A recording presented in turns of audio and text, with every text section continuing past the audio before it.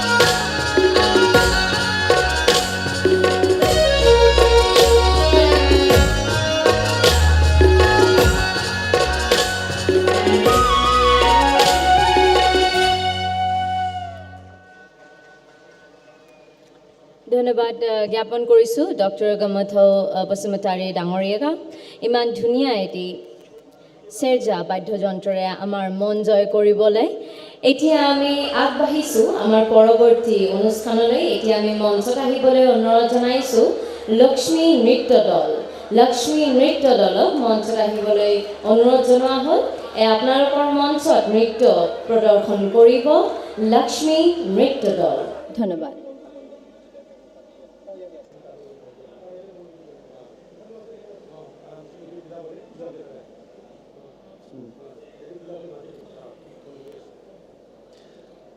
जोंहा हाबाफारिया जागायजेननोसै दायो नै जोंनि गेजेराव मोसाना दिन्थिगोन लक्ष्मी बिथांनि दैदेननायाव बिथांनि हान्जाया जोंहा दान्दिसे उनावनो हाबाफारिया जागायजेनगोन आरो बारा गोलाव सम लाया बेनिखायनो गासै रायजो राजा नोंथांमोनखौ जोंजों बे हाबाफारिखौ जाफुंसार होनायाव मदद होनो थाखाय खावलायहरनाय जाबाय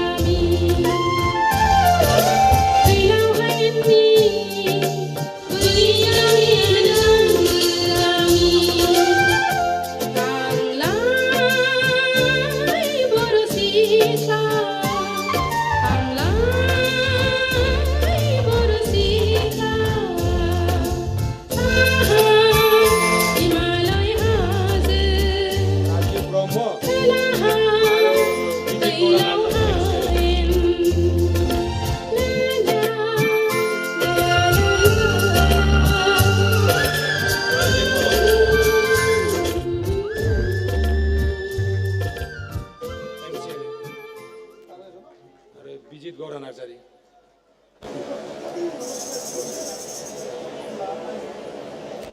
ধন্যবাদ জ্ঞাপন কৰিছোঁ লক্ষ্মী নৃত্য দলক ইমান ধুনীয়া এটি নৃত্য আমাৰ আগত আগবঢ়োৱাৰ বাবে।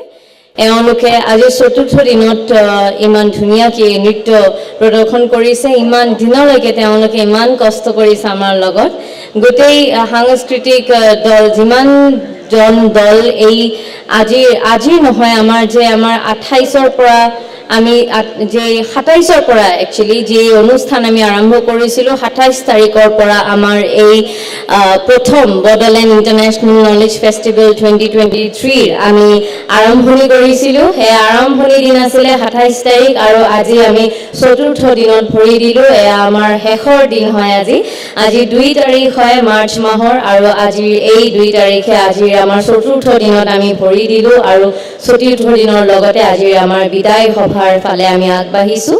আৰু এই কেইদিনত যে সকলোৱে ইমান ধুনীয়াকৈ আমাক সঁহাৰি যোগাইছে আৰু আমাৰ লগত নিষ্ঠাৰে এই সাংস্কৃতিক দলসকলে ইমান ধুনীয়াকৈ নৃত্য প্ৰদৰ্শন কৰিছে, গীত গাইছে আৰু বাদ্যযন্ত্ৰ বজাইছে, এওঁলোক সকলোলৈ বিনম্ৰ ধন্যবাদ জ্ঞাপন কৰিছোঁ।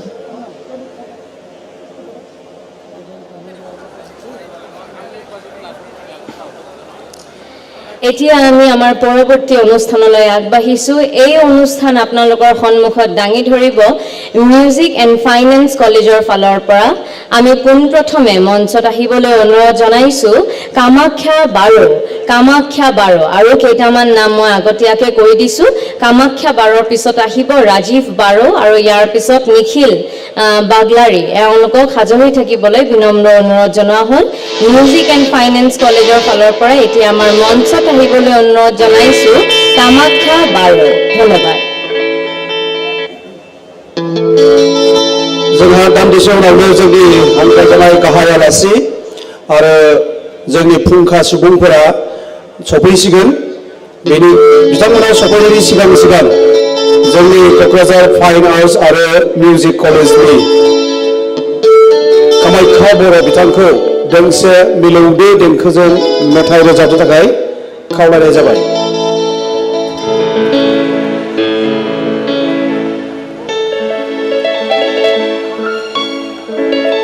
দৰ্শকবৃন্দ, এয়া আমাৰ মঞ্চত এতিয়া আপোনালোকৰ সন্মুখত গীত পৰিৱেশন কৰিব মিউজিক এণ্ড ফাইনেন্স কলেজৰ ফালৰ পৰা শ্ৰীযুত কামাখ্যা বড়ো ডাঙৰীয়া। এয়া আমাৰ মঞ্চত কামাখ্যা বড়ো ডাঙৰীয়া। ধন্যবাদ।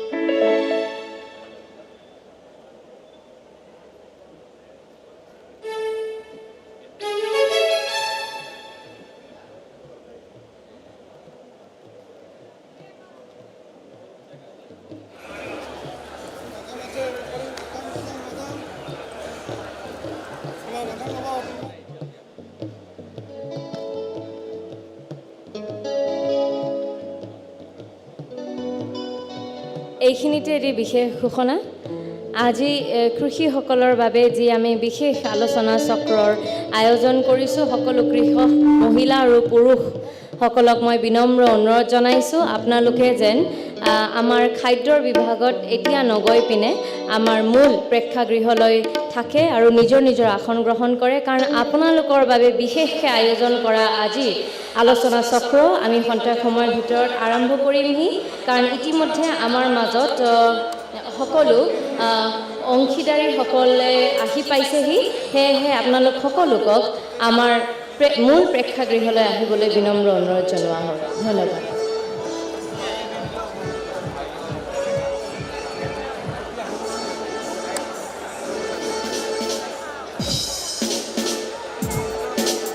कामाख्या बर'आ दोंसे मेथाइ रोजाबनायनि उनावनो जोंनि हाबाफारिया जागायजेनसिगोन आरो जोंहा मानाव गेदेर चक्रधर ब्रह्म बिथांनि बारदै सिख्ला हान्जाखौबो थियारि जाना थानो थाखाय खावलायनाय जाबाय बारदै सिख्ला हान्जाया थियारि जाना थानांगौ जोंहा दान्दिसे उनावनो हाबाफारिया जागायजेनसिगोन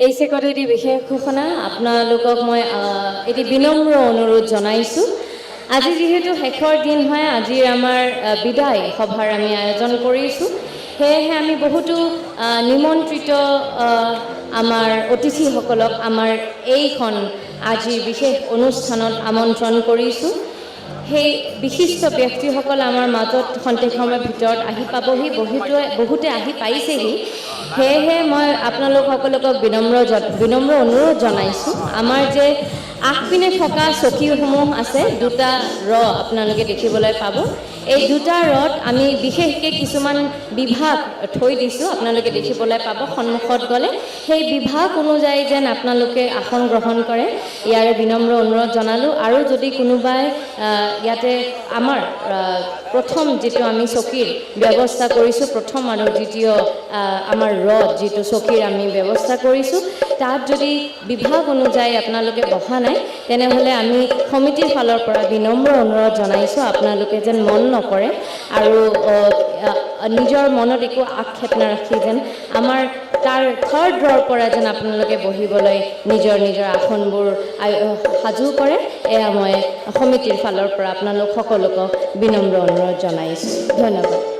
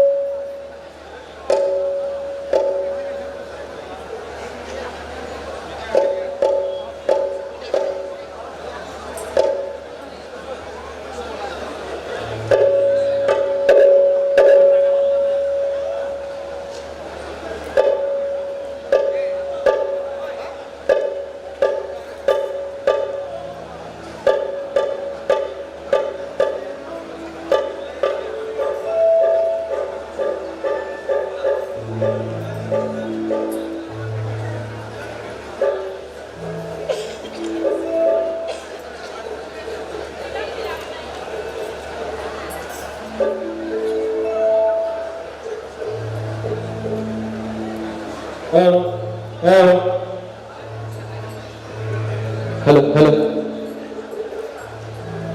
गिबि-गिबियावनो आं बयनिसिमबो आंनि गोसो गोरबोनिफ्राय खुलुमनायखौ जासिग्रोबाय आं दायो सार बिग्रायनि दोंसे मेथाइ खननो खावलायदों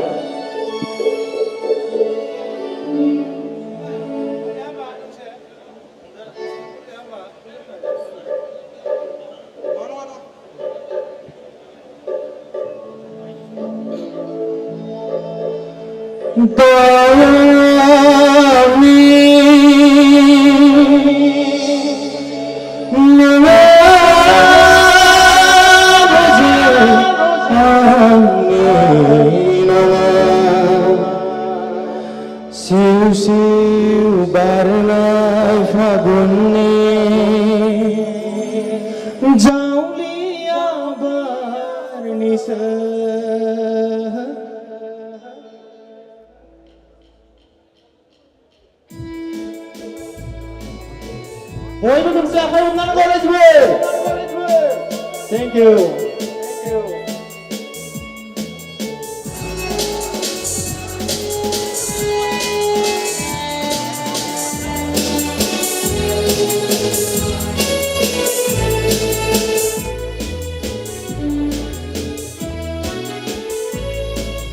bayangni nonga roje ami nonga siu siu barnai phaguni jauliya barni se bayangni nonga roje ami nonga siu siu barnai phaguni jauliya barni se dayami nonga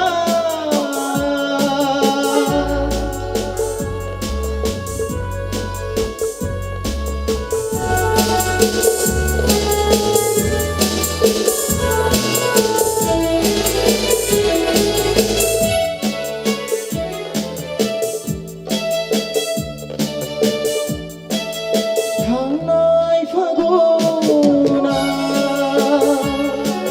मान्दारियार बारैगा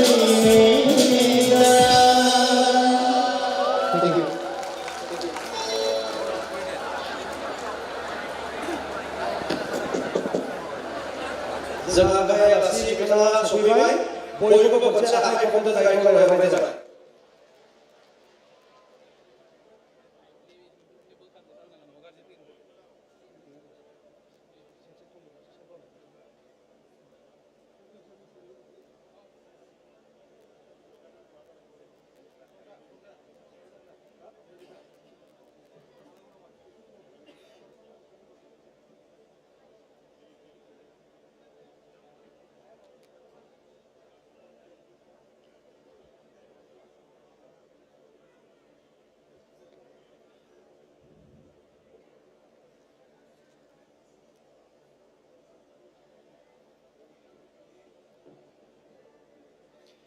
A very good afternoon.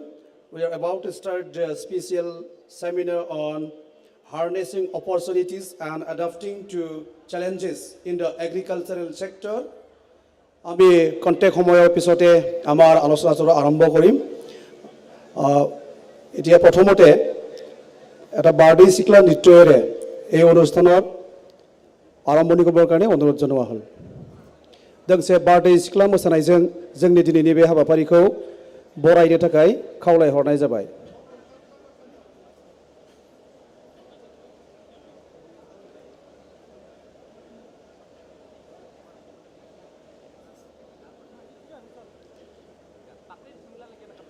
रंजाली cultural सेन्टारनि मोसागिरि बिथांमोनखौ बारदै सिख्ला मोसानो थाखाय खावलायनाय जाबाय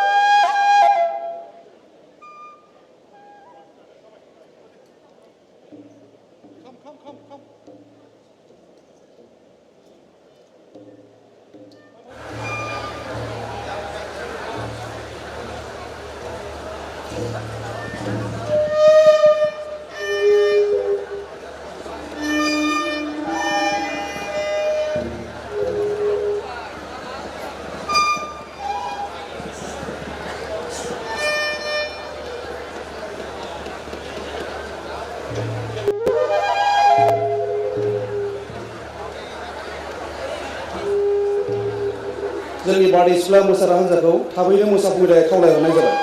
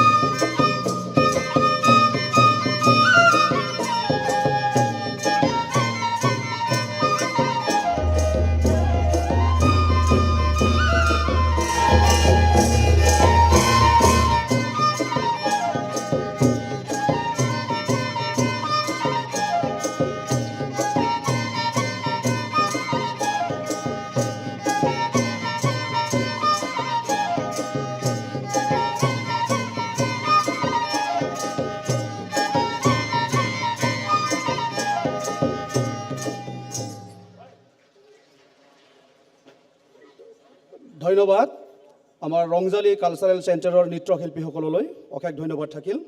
এতিয়া আমি আৰম্ভ কৰিব বিচাৰিছোঁ আজিৰ সম্বৰ্ধনা অনুষ্ঠান। আজি আমি প্ৰথমতে সম্বৰ্ধনা জনাব বিচাৰিছোঁ আমাৰ অসমৰ মাননীয় কৃষি মন্ত্ৰী শ্ৰীযুত অতুল বৰাদেৱক। তেখেতক সম্বৰ্ধনা জনাব আমাৰ BTRৰ মুখ্য কাৰ্যবাহী সদস্য শ্ৰীযুত প্ৰমোদ বৰদেৱে। মই তেখেতক আমাৰ সম্বৰ্ধনা গ্ৰহণ কৰিবলৈ অনুৰোধ জনাইছোঁ। जोंनि आसामनि मन्त्रि मानाव गेदेर अतुल बरा बिथाङा जोंनि दिनैनि गाहाय आलासि। बिथांखौ मान बावदों जोंनिनो BTRनि गाहाय मावफुं सोद्रोमा श्रीजुत प्रमोद बर' बिथाङा। बिथांखौ मान बावनायाव मदद होदों जोंनि बड'लेण्ड मुलुगसोलोंसालिनि भाइस चेन्सेलर प्रफेसार लालु सिं सारा।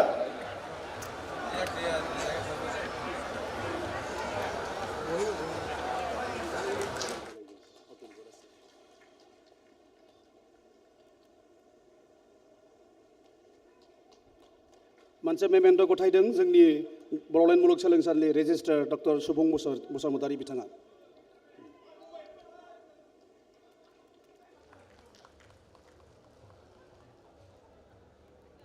धन्यबाद।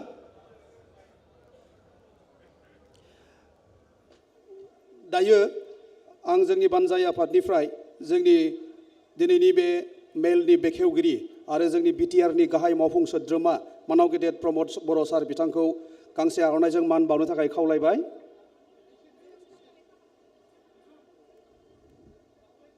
এতিয়া সম্বৰ্ধনা জনাব অনুৰোধ জনাইছোঁ আমাৰ বিটিআৰৰ মুখ্য কাৰ্যবাহী সদস্য শ্ৰীযুত প্ৰমদ বৰদেৱক। दायो जोंनि गेजेराव मान बावगोन जोंनि बर' कसारि वेलफेयार अट'नमास काउन्सिलनि गाहाय मावफुं सोद्रोमा मानाव गेदेर मिहिरचर बसुमतारी बिथांखौ।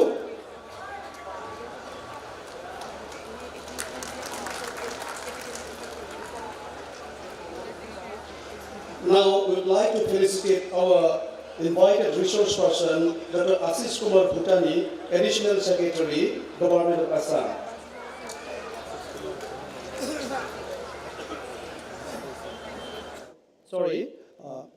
Now we'd like to felicitate our invited resource person, Dr. Pankaj Jaiswal. He is a renowned economist. He is from Uttar Pradesh. I would like to request our organizing committee members to felicitate our sir. Thank you, sir. Now, I would like to request our organizing committee members to felicitate Honorable Vice Chancellor of Bodoland University, Professor Ladhu Singh, sir.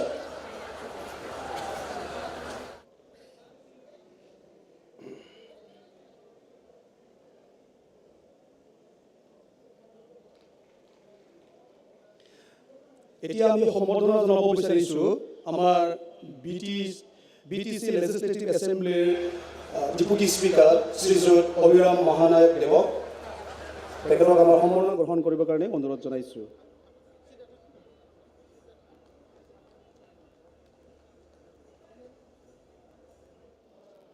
এতিয়া আমি সম্বৰ্ধনা জনাব বিচাৰিছোঁ আমাৰ বিটিআৰৰ কৃষি বিভাগৰ কাৰ্যবাহী সদস্য শ্ৰীযুত ঘনশ্যাম দাস দেৱক। তেখেতক আমাৰ সম্বৰ্ধনা গ্ৰহণ কৰিবৰ কাৰণে অনুৰোধ জনাইছোঁ।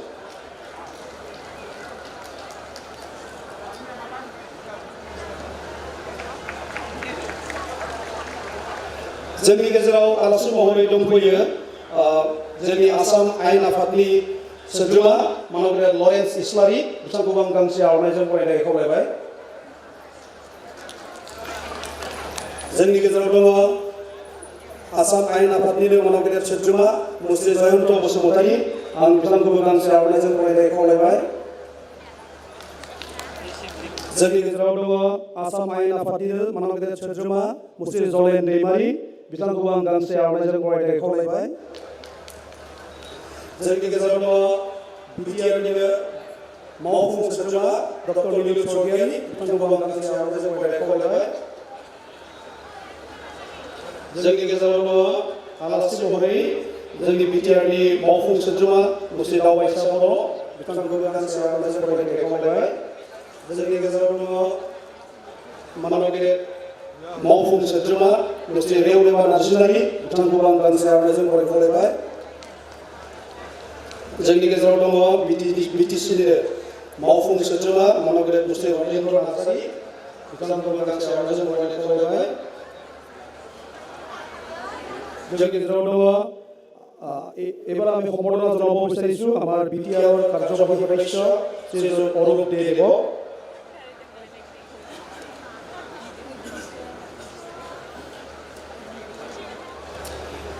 जोंनि गेजेराव दङ आलासि महरै मानाव गेदेर इएम उखिल मोसाहारि। बिथांखौबो गांसे आर'नाइजों बरायनाय खावलायबाय। जोंनि गेजेराव दङ BKWACनि मानाव गेदेर मावफुं सोद्रोमा श्री अनिल बसुमतारी। बिथांखौबो गांसे आर'नाइजों बरायनाय खावलायबाय। जोंनि गेजेराव दङ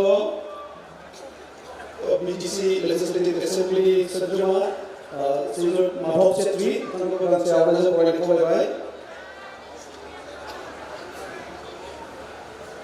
जोंनि गेजेराव दङ बिटिआरनि मावफुं सोद्रोमा मुस्रि राकेश ब्रह्म बिथांखौबो गांसे आर'नाइजों बरायनो खावलायबाय। जोंनि गेजेराव दङ जोंनि बिटिआरनिनो सोद्रोमा पबित्र कुमार बर' बिथांखौबो गांसे आर'नाइजों बरायनो खावलायबाय।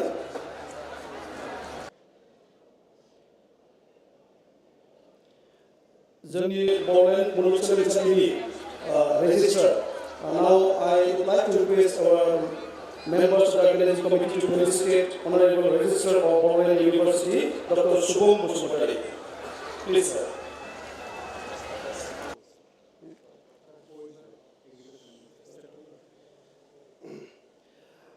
दायो आरो जोङो बरायनो नागिरदों मोनसे सन्दीप बसुमतारी बारग' एमएलए तामुलपुर बिथांखौबो गांसे आर'नाइजों बरायनो खावलायनाय जाबाय।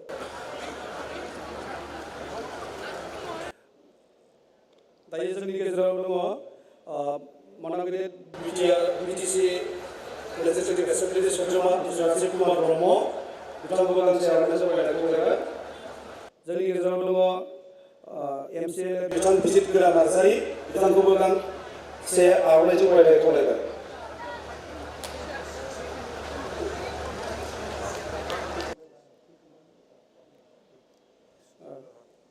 दायो now we would like to felicitate our one of the guests, Dr. Sudhir Pradhan.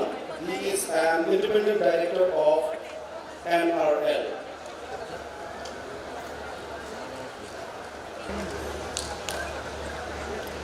এতিয়া মই আমাৰ বিটিআৰৰ মুখ্য কাৰ্যবাহী সদস্য শ্ৰীযুত প্ৰমোদ বৰদেৱক উদ্বোধনী ভাষণ দাঙি ধৰিবলৈ অনুৰোধ জনাইছোঁ।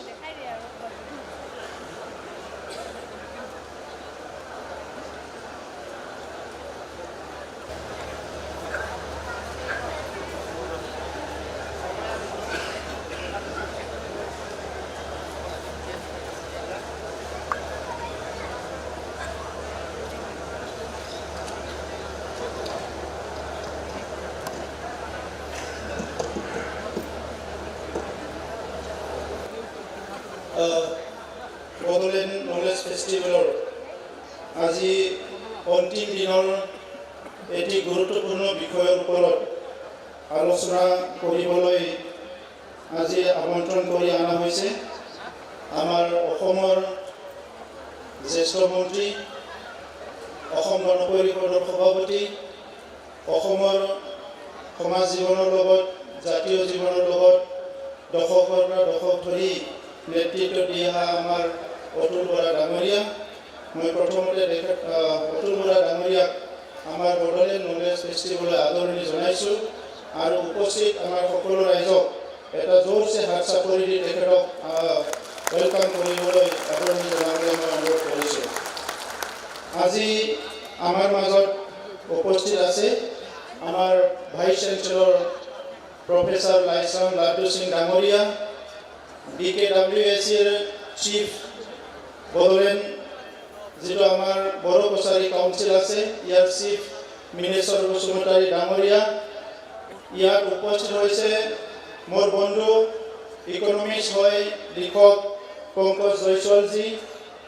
ইয়াত উপস্থিত আছে আমাৰ এগ্ৰিকালচাৰ বিভাগৰ EM ঘনেশ্যাম দাস ডাঙৰীয়া আৰু মোৰ সতীৰ্থ EM সকল, আমাৰ MLA সকল, MCLA সকল, বড়োলেণ্ড ইউনিভাৰ্চিটিৰ ৰেজিষ্ট্ৰাৰ ডক্টৰ শুভম বসুমতাৰী ডাঙৰীয়া প্ৰমুখে ইয়াত উপস্থিত আছে আমাৰ ডেপুটি স্পিকাৰ অভিৰাম মহানায়ক ডাঙৰীয়া, এগ্ৰিকালচাৰ বিভাগৰ বিষয়াসকল, আমাৰ আমন্ত্ৰিত অতিথিসকল আৰু উপস্থিত বড়োলেণ্ডৰ বিভিন্ন জিলাৰ পৰা বিভিন্ন সাব ডিভিজন আৰু ব্লকৰ পৰা উপস্থিত হোৱা আমাৰ প্ৰগ্ৰেছিভ ফাৰ্মাৰসকল, সন্মানীয় খেতিয়কসকল আৰু মোৰ মৰমৰ ছাত্ৰ ছাত্ৰীসকল। আজি আমাৰ নলেজ ফেষ্টিভেলৰ অন্তিম দিনত এই কাৰ্যসূচীটো লোৱা হৈছে। নলেজ ফেষ্টিভেলত যি জ্ঞান মহোৎসৱত বিভিন্ন বিষয়ৰ ওপৰত যোৱা 3টা দিন ধৰি আলোচনা চলি আছে। আজিও প্ৰায় 3টা গুৰুত্বপূৰ্ণ বিষয়ৰ ওপৰত আমাৰ বিভিন্ন সেমিনাৰৰ আলোচনা চলি আছে আৰু এই এগ্ৰিকালচাৰৰ ওপৰত যি এগ্ৰিকালচাৰৰ বিভিন্ন বিষয়ৰ ওপৰত আজি যিটো আলোচনা চক্ৰ ইয়াৰ পিছতে আমাৰ ভেলিডিক্টৰী সেশ্যন হ'ব। আজি বিশেষভাৱে আপোনালোক সকলোৱে জানে যে বড়োলেণ্ডত দশক ধৰি অস্থিৰতা বিৰাজ কৰিছিলে হত্যা হিংসা বিভিন্ন পৰিৱেশৰ মাজত আমি আছিলোঁ কিন্তু লাহে লাহে আমাৰ মাজত পৰিৱৰ্তন আহিছে আজি শান্তি আৰু এটা সুস্থিৰতাৰ সুযোগ লৈ আমাৰ অঞ্চলৰ অৰ্থনীতিটো আগুৱাই লৈ যোৱাৰ কাৰণে আমাৰ অঞ্চলৰ শিক্ষা দীক্ষা আগুৱাই লৈ যোৱাৰ কাৰণে আমাৰ অঞ্চলত এটা সুস্থ সমাজ গঢ়াৰ কাৰণে আজি আমাৰ এটা ডাঙৰ এটা প্ৰয়াস ইয়াত কৰা হৈছে এই নলেজ ফেষ্টিভেল বড়োলেণ্ড ইউনিভাৰ্চিটিৰ নেতৃত্বত 4 দিনীয়া কাৰ্যসূচীত আমাৰ অঞ্চলৰ বিভিন্ন বিশ্ববিদ্যালয় মহাবিদ্যালয়ৰ বিভিন্ন প্ৰফেচাৰসকল আহি আৰু ইয়াৰ লগতে আমাৰ দেশৰ আৰু বাহিৰৰ বিভিন্ন সমল ব্যক্তিসকল আহি আৰু বিভিন্ন ডিপাৰ্টমেণ্টৰ হেডবিলাক আহি ইনোভেটৰবিলাক আহি ইয়াত অংশগ্ৰহণ কৰিছে আৰু বিভিন্ন বিষয়ৰ ওপৰত খুব বিস্তাৰভাৱে আলোচনা হৈছে যে আজিৰ সময়ত সমাজখন আগুৱাই লৈ যাব লাগিলে কিমানখিনি আমাক ইনফৰমেশ্যন লাগে কিমানখিনি আমাক জ্ঞান লাগে কেনেকুৱা জ্ঞান ল'লে আমি সমাজত লগতে বিশ্বৰ বিভিন্ন আগশাৰীৰ সমাজৰ লগত আমি খোজত খোজ মিলাই আগবাঢ়ি যাব পাৰিম এইবিলাক কথা আলোচনা হৈছে আজি আমাৰ মাজত বিভিন্ন ইস্যু আছে বিভিন্ন বিষয় আছে সেই বিষয়বিলাক আমি আমাৰ মাজতে আলোচনা কৰোঁ আৰু আমাৰ মাজতে শেষ হয় কিন্তু সেই বিষয়বিলাকে দশক ধৰি আমাৰ অঞ্চলত চলি থকাৰ ফলত আমাৰ সমাজখন আগুৱাই যাব পৰা নাই আমি যদিও ইচ্ছা কৰোঁ যে অইন সমাজৰ নিচিনা আমাৰ সমাজো আগুৱাই যাওক ইয়াৰ কাৰণে চৰকাৰে কোটি কোটি টকা খৰচ কৰে কিন্তু আজিলৈকে আমি বহুত শিতানত পৰিৱৰ্তন দেখিবলৈ নাপাওঁ লাহে লাহেকৈ আমাৰ মাজত কিছুমান পৰিৱৰ্তন আহিছে আৰু সেই পৰিৱৰ্তনবিলাক বৰ্তমানৰ নেতৃত্বই বহু প্ৰয়োগ কৰাৰ পিছত এই পৰিৱৰ্তনবিলাক আহিছে তো সেই ক্ষেত্ৰত আজি বিশেষভাৱে আমাৰ অৰ্থনীতি বুলি ক'লে আমাৰ খেতি এগ্ৰিকালচাৰটোৱে আমি বুজি পাওঁ কৃষিটোৱে এই কৃষিৰ ক্ষেত্ৰত আমাৰ যথেষ্ট কাম কৰিব লগা আছে যে কেনেকৈ আমি এগ্ৰিকালচাৰ সেক্টৰটো অৰ্গেনাইজ কৰিম আমাৰ বড়োলেণ্ডৰ যেটো এগ্ৰিকালচাৰ ডিপাৰ্টমেণ্ট আছে এই এগ্ৰিকালচাৰ ডিপাৰ্টমেণ্টৰ নেতৃত্বত আজি প্ৰায় 28,000 খেতিয়কৰ লগত আমাৰ বড়োলেণ্ডৰ কাউন্সিল চৰকাৰখনে কাম কৰা আৰম্ভ কৰিছে ইয়াত বিভিন্ন খেতিয়কসকলৰ কেনেকৈ ট্ৰেইনিং দিয়া কেনেকৈ ভাল বীজবিলাক প্ৰদান কৰা সময়মতে কেনেকৈ খেতিয়কসকলক বিভিন্ন ট্ৰেইনিং আৰু বীজ দি পেলাই ইয়াৰ প্ৰডাকশ্যনটো বঢ়োৱা ইয়াৰ লগে লগে কিছুমান সিলেক্টেড শস্যবিলাক আমাৰ তাত কেনেকৈ লগাব পাৰে যাৰ দ্বাৰা আমাৰ অৰ্থনীতি তেনেকুৱা টনকিয়াল হ'ব পাৰে তেনেকুৱা কথাবিলাক বহুত আলোচনা হোৱা হৈছে কেবিকে বিলাক আমাৰ পাৰ্টনাৰ কৰি পেলাই কাম কৰাৰ কাৰণে আমাৰ বিভিন্ন প্ৰয়াস কৰা হৈছে আমাৰ দেশৰে বিভিন্ন অনুষ্ঠান আছে কেন্দ্ৰীয় চৰকাৰৰ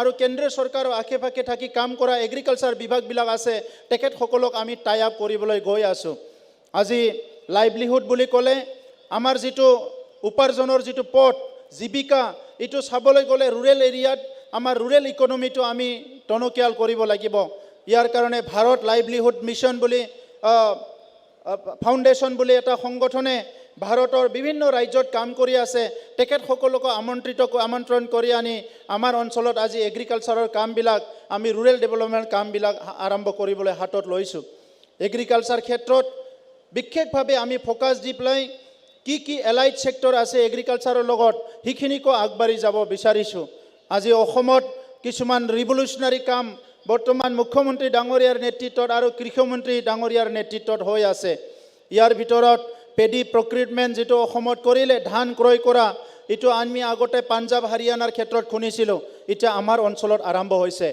এই কামবিলাক এটা নতুন কাম যিয়ে নেকি আমাৰ অৰ্থনীতিটো বহুত আগুৱাই লৈ যাব খেতিয়কসকলৰ বাৰ্ডেনটো কমাই দিব এই কামবিলাক আজি আমি একচেপ্ট কৰিব লাগিব এই মাত্ৰ নহয় ডাবলিং ফাৰ্মাৰ ইনকাম যেটো মানে প্ৰধানমন্ত্ৰী নৰেন্দ্ৰ মোদী ডাঙৰীয়া দায়িত্ব লোৱাৰ পিছত এটা মিছন আগবঢ়াইছিলে এই ডাবলিং ফাৰ্মাৰ ইনকামটো আমাৰ প্ৰত্যেকটো অঞ্চলত আমি হিটো ভালকে ইমপ্লিমেন্ট কৰিব লাগিব আৰু ইয়াৰ কাৰণে আমাক ভাল ট্ৰেইনিং লাগিব আমাক ভাল শস্য লাগিব আৰু ভাল আমাক মাৰ্কেটিং নেটৱৰ্ক লাগিব এতিয়া বিশ্বই অৰ্গেনিকৰ ফালে আগবাঢ়ি আছে আমাৰ ইয়াতো বহুত বিদেশৰ মানুহ আহিছিলে যিসকলে অকল অৰ্গেনিকৰ কথা পাতি আছে আৰু আমাৰ খেতি যেটা কেমিক্যাল ফাৰ্টিলাইজাৰ আৰু পেষ্টিসাইড আমি ইউজ কৰিছোঁ বহুতখিনি বেমাৰ আমাৰ মানুহৰ শৰীৰত এতিয়া দেখা দিছে মানুহৰ যেটো লাইফ এক্সপেক্টেন্সি আছিলে এটো বহুত কমি গৈছে বহুত মানুহৰ এতিয়া গাত কেঞ্চাৰ দেখা দিছে বিভিন্ন বেমাৰ দেখা দিছে এনেকুৱা সময়ত আমাৰ যেটো খেতি যেটো একমাত্ৰ জীৱিকাৰ পথ হিটো যদি আমি ভালকে কৰিব নোৱাৰো যিয়ে নেকি আমাক অৰ্থনীতিভাৱেও সহায় কৰিব শাৰীৰিকভাৱেও সহায় কৰিব এই দিকবিলাক আজি বিশ্লেষণ কৰাৰ সময় আহিছে এই কাৰণে এই জ্ঞান মহা উৎসৱত কৃষিটো এটা বিষয় হিচাপে লোৱা হৈছে অনাগত দিনত বডোলেণ্ডত আমি কেনেকৈ কৃষিৰ কাৰণে বিভিন্ন অনুষ্ঠান আমাৰ কলেজ ইনষ্টিটিউশন বিলাক আমি আৰম্ভ কৰিব পাৰো ইয়াৰ কাৰণে প্ৰয়াস কৰা গৈছে আমাৰ চৰকাৰ আহাৰ পিছত বডোলেণ্ডৰ যিখিনি ITI আছে প্ৰত্যেকটো ITIত হ্যান্ডলুম আৰু এগ্ৰিকালচাৰ ট্ৰেনিং আমি আৰম্ভ কৰিবলৈ গৈ আছো কাৰণ এগ্ৰিকালচাৰ ট্ৰেনিং লবলৈ আমাৰ তাত যিমানখিনি অনুষ্ঠান প্ৰতিষ্ঠান লাগে এই অনুষ্ঠান প্ৰতিষ্ঠানবিলাক আমাৰ তাত নাই আগত যিবিলাক কাম চলি আছিল এই কামবিলাক অলপ সলনি কৰিছো যিবিলাক স্কিম চলি আছিল এই স্কিমবিলাক অলপ সলনি কৰিছো তো সেই কাৰণে অলপ আউট অফ বক্স চিন্তা কৰি বডোলেণ্ড ইউনিভাৰ্চিটিয়ে এই যে জ্ঞান মহা উৎসৱ লোৱা হৈছে এই জ্ঞান মহা উৎসৱৰ দ্বাৰা বিশ্বত কি চলি আছে দেশখনত কি চলি আছে আৰু আমি কি কৰি আছো ইয়াৰ লগত এটা কানেকশন কৰাৰ কাৰণে এটা কানেক্টিভিটি কৰাৰ কাৰণে আৰু বিশ্বৰ বিভিন্ন জায়গাত যিবিলাক নতুন নতুন মডেল আছে এই মডেলবিলাক আনি আমাৰ খেতিয়কবিলাক কম কষ্টৰে কম ইনভেষ্টমেন্টৰে কেনেকৈ ভাল খেতিবাতি কৰিব পাৰে আৰু যেটো নেকি গোটেই বিশ্বত আমি মাৰ্কেটটো পাব পাৰো বজাৰখন পাব পাৰো ইয়াৰ কাৰণে বিভিন্ন চৰ্চা চলোৱা হৈছে আজি মই দীঘলীয়া কথা ক'ব বিচৰা নাই আমাৰ ইয়াত দুজন ব্যক্তি আছে আমাৰ পংকজ জয়সৱাল ডাঙৰীয়া তেখেতে ইউপিৰ হয় মুম্বাইত থাকে মোৰ বন্ধু হয় বিভিন্ন সময়ত ইকোনমিক डेवलपमेंटर ऊपर तेखेते बहुत खिनी लिखे हम लोग 4 दिन के लिए जो नॉलेज फेस्टिवल आयोजन किया ये अलग अलग विषय पर चर्चा हो रहा था 4 दिनों से आज ये जो विषय है एग्रीकल्चर को लेके यहाँ पंकज जयसवाल जी को हमने आमंत्रण किया आपने बहुत बिजी शेड्यूल को छोड़ के बोडोलैंड में आया मैं बोडोलैंड वासियों की तरफ से मैं आपको धन्यवाद देता हूँ और पंकज जी के लिए एक बार जोरदार आप लोग हाथ ताली दीजिए क्योंकि हमारा सरकार आते ही पंकज जयसवाल जी ने पहली बार आपके इनिशिएटिव से एयर इंडिया में यहाँ आके 100 से ज्यादा बच्चे को डायरेक्ट रिक्रूटमेंट किए थे पंकज जयसवाल जी यहाँ एम्प्लॉयमेंट दिए थे तो इसीलिए भी मैं धन्यवाद देता हूँ और आने वाले समय में एक समय पे बोडोलैंड में शांति नहीं था स्टेबिलिटी नहीं था हम लोग बहुत काम करने के लिए सोच भी नहीं सकते थे आज एक अच्छा माहौल आ गया है इसलिए बोडोलैंड यूनिवर्सिटी ने ये इंटरनेशनल नॉलेज फेस्टिवल का आयोजन किया जहां हम लोग सपोर्ट किया और 4 दिन का जो अलग अलग सेशन हुआ कम से कम 25 सेशन में अलग अलग विषय पे बहुत विस्तार से बातचीत हुआ चर्चा हुआ और बहुत हल निकल गया सॉल्यूशन निकल गया कि आने वाले समय में बोडोलैंड में कैसे शांति रेजिलियंस और बोडोलैंड की समाज को कैसे एक अच्छा दिशा मार्गदर्शन मिलेगा उसके लिए बहुत एक चर्चा किया गया और आज मैं उम्मीद रखता हूँ पंकज जयसवाल जी इकोनॉमिक डेवलपमेंट के लिए काफ़ी लिख चुके हैं पत्र अलग अलग पत्र में लिखते रहते हैं और रिसर्च भी करते हैं तो अभी बोडोलैंड में हम लोग कैसे आगे बढ़ेंगे मैं उसके लिए आपको मैं अनुरोध करता हूँ आप बाद में आप बोलेंगे मैं बहुत धन्यवाद देता हूँ आपको आपने आए हैं और मैं आशा करिছোঁ যে আমাৰ সকলো ৰাইজে যিখিনি আহিছে ইয়াত থাকিব মিটিং শেষ হোৱাৰ পিছত এইখন মিটিং আমাৰ ওপেন মিটিং আৰু এটা আছে ক্লোজিং সেৰেমনি য'ত আমাৰ ৰামেশ্বৰ তেলী ডাঙৰীয়া আহি আছে ইউজি ব্ৰহ্ম ডাঙৰীয়া আহি আছে মন্ত্ৰী কেন্দ্ৰীয় মন্ত্ৰী আৰু ৰাজ্য মন্ত্ৰী एक्टर सोनू सूद डांगरिया आহি আছে তেখেত সকলো আমাক বহুত দিশত সহায় কৰিবলৈ আগবাঢ়ি আহিছে এটো বডোলেণ্ডৰ কাৰণে এটা নতুন এটা দিগন্ত আৰম্ভ হৈছে এটো আমি কেতিয়াও হেৰাব দিব নোৱাৰো আগত যিখিনি নেগেটিভিটি আমাৰ মাজত হৈ গল এটো আৰু পুনৰ আমি আনিব নিবিচাৰো আমিও আগুৱাই যাব বিচাৰো বডোলেণ্ডৰ অকল ৰাজনীতি নহয় ইয়াত সমাজ আগুৱাই যোৱাৰ কিছুমান কাম হ'ব লাগে বডোলেণ্ডৰ অকল হিংসা নহয় ইয়াৰ শান্তি প্ৰতিষ্ঠা কৰি অৰ্থনীতি উন্নয়নৰ কাম হ'ব লাগে বডোলেণ্ডৰ অকল জাতি জনগোষ্ঠীৰ মাজত ভয় ভীত শংকা থাকিব নালাগে সকলো একত্ৰিত হৈ এটা সুস্থ সমাজ গঢ়াৰ কাৰণে আমি আগবাঢ়ি যাব লাগে মই আপোনালোকক অনুৰোধ কৰিছো শেষলৈকে যাতে আপোনালোকে থাকে আৰু উদ্বোধনী ভাষণ দিবলৈ অনুৰোধ কৰিছিলে এইখিনি কথাই কৈ মই সামৰণি মাৰিছো ধন্যবাদ जोंनि बिटिआरनि गाहाय मावफुं सोद्रोमा मानाव गेदेर प्रमद बर' सारनिसिम रोजा रोजा साबायखर थाबाय बिथांनि बेखेवनाय बिबुंथिनि थाखाय এতিয়া আমাৰ মাজত মুখ্য অতিথিৰ ভাষণ দিব মাননীয় অসমৰ কৃষি মন্ত্ৰী শ্ৰীযুত অতুল বৰাদেৱে স্যাৰ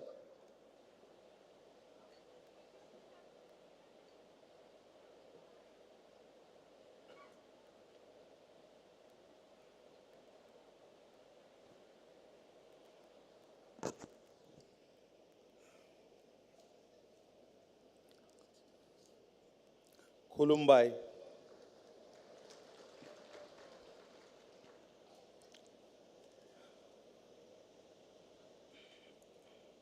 আজিৰ এই অনুষ্ঠানত উপস্থিত থকা BTRৰ চিফ মাননীয় প্ৰমোদ বড়ো ডাঙৰীয়া, বড়োলেণ্ড ইউনিভাৰ্চিটিৰ সন্মানীয় ভাইচ চেঞ্চেলৰ প্ৰফেচাৰ এল লাডিউ সিং ডাঙৰীয়া,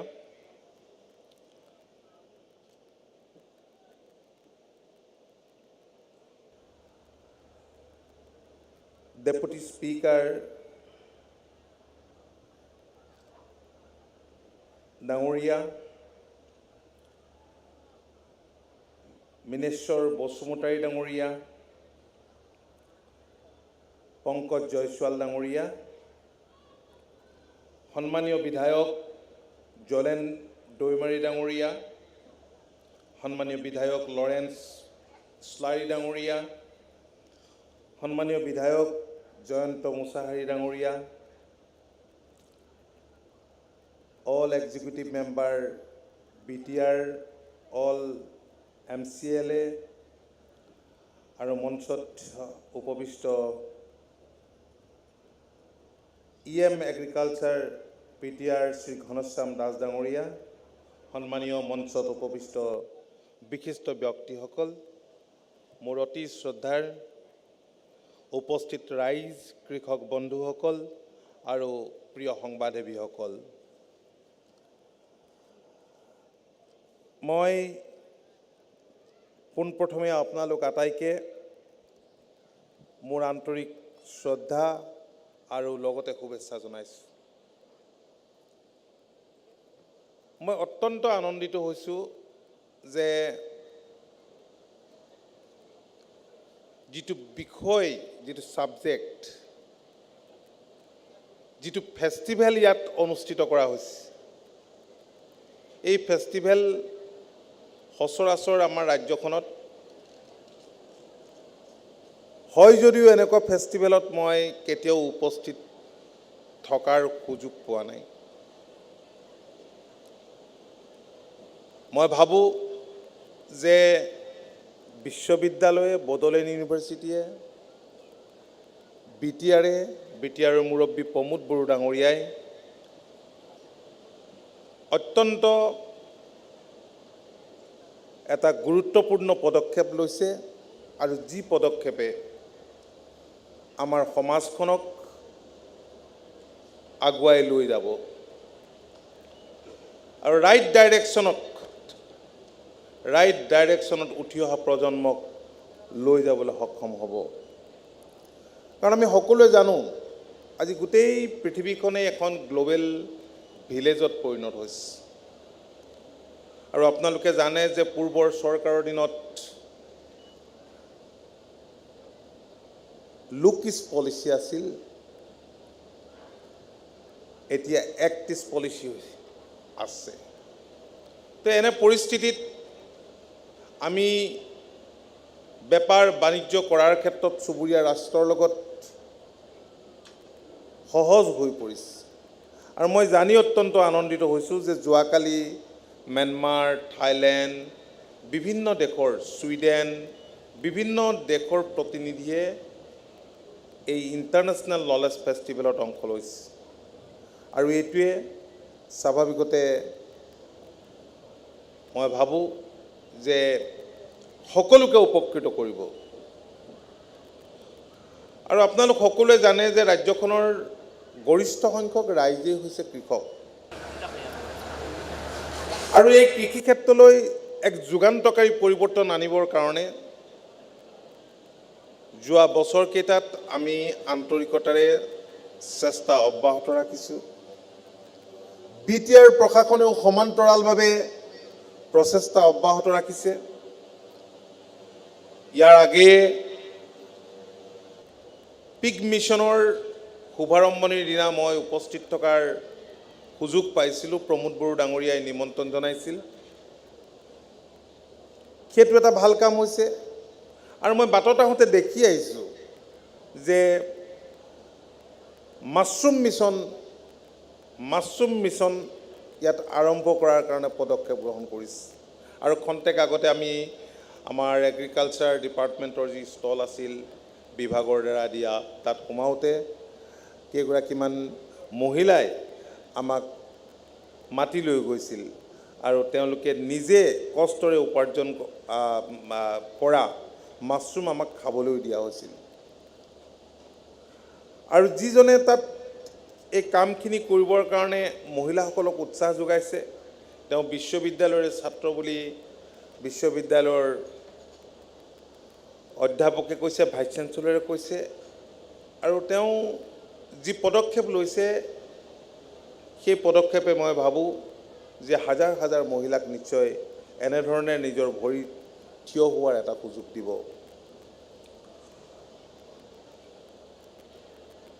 আপোনালোকে সকলোৱে গম পাইছে যে আমাৰ মাননীয় মুখ্যমন্ত্ৰী ডক্টৰ হিমন্ত বিশ্ব শৰ্মা ডাঙৰীয়াই আমাৰ ৰাজ্যখন দেশৰ অগ্ৰণী 5খন ৰাজ্যৰ তালিকাত যাতে অন্তৰ্ভুক্ত কৰিব পাৰে, তাৰ কাৰণে বিভিন্ন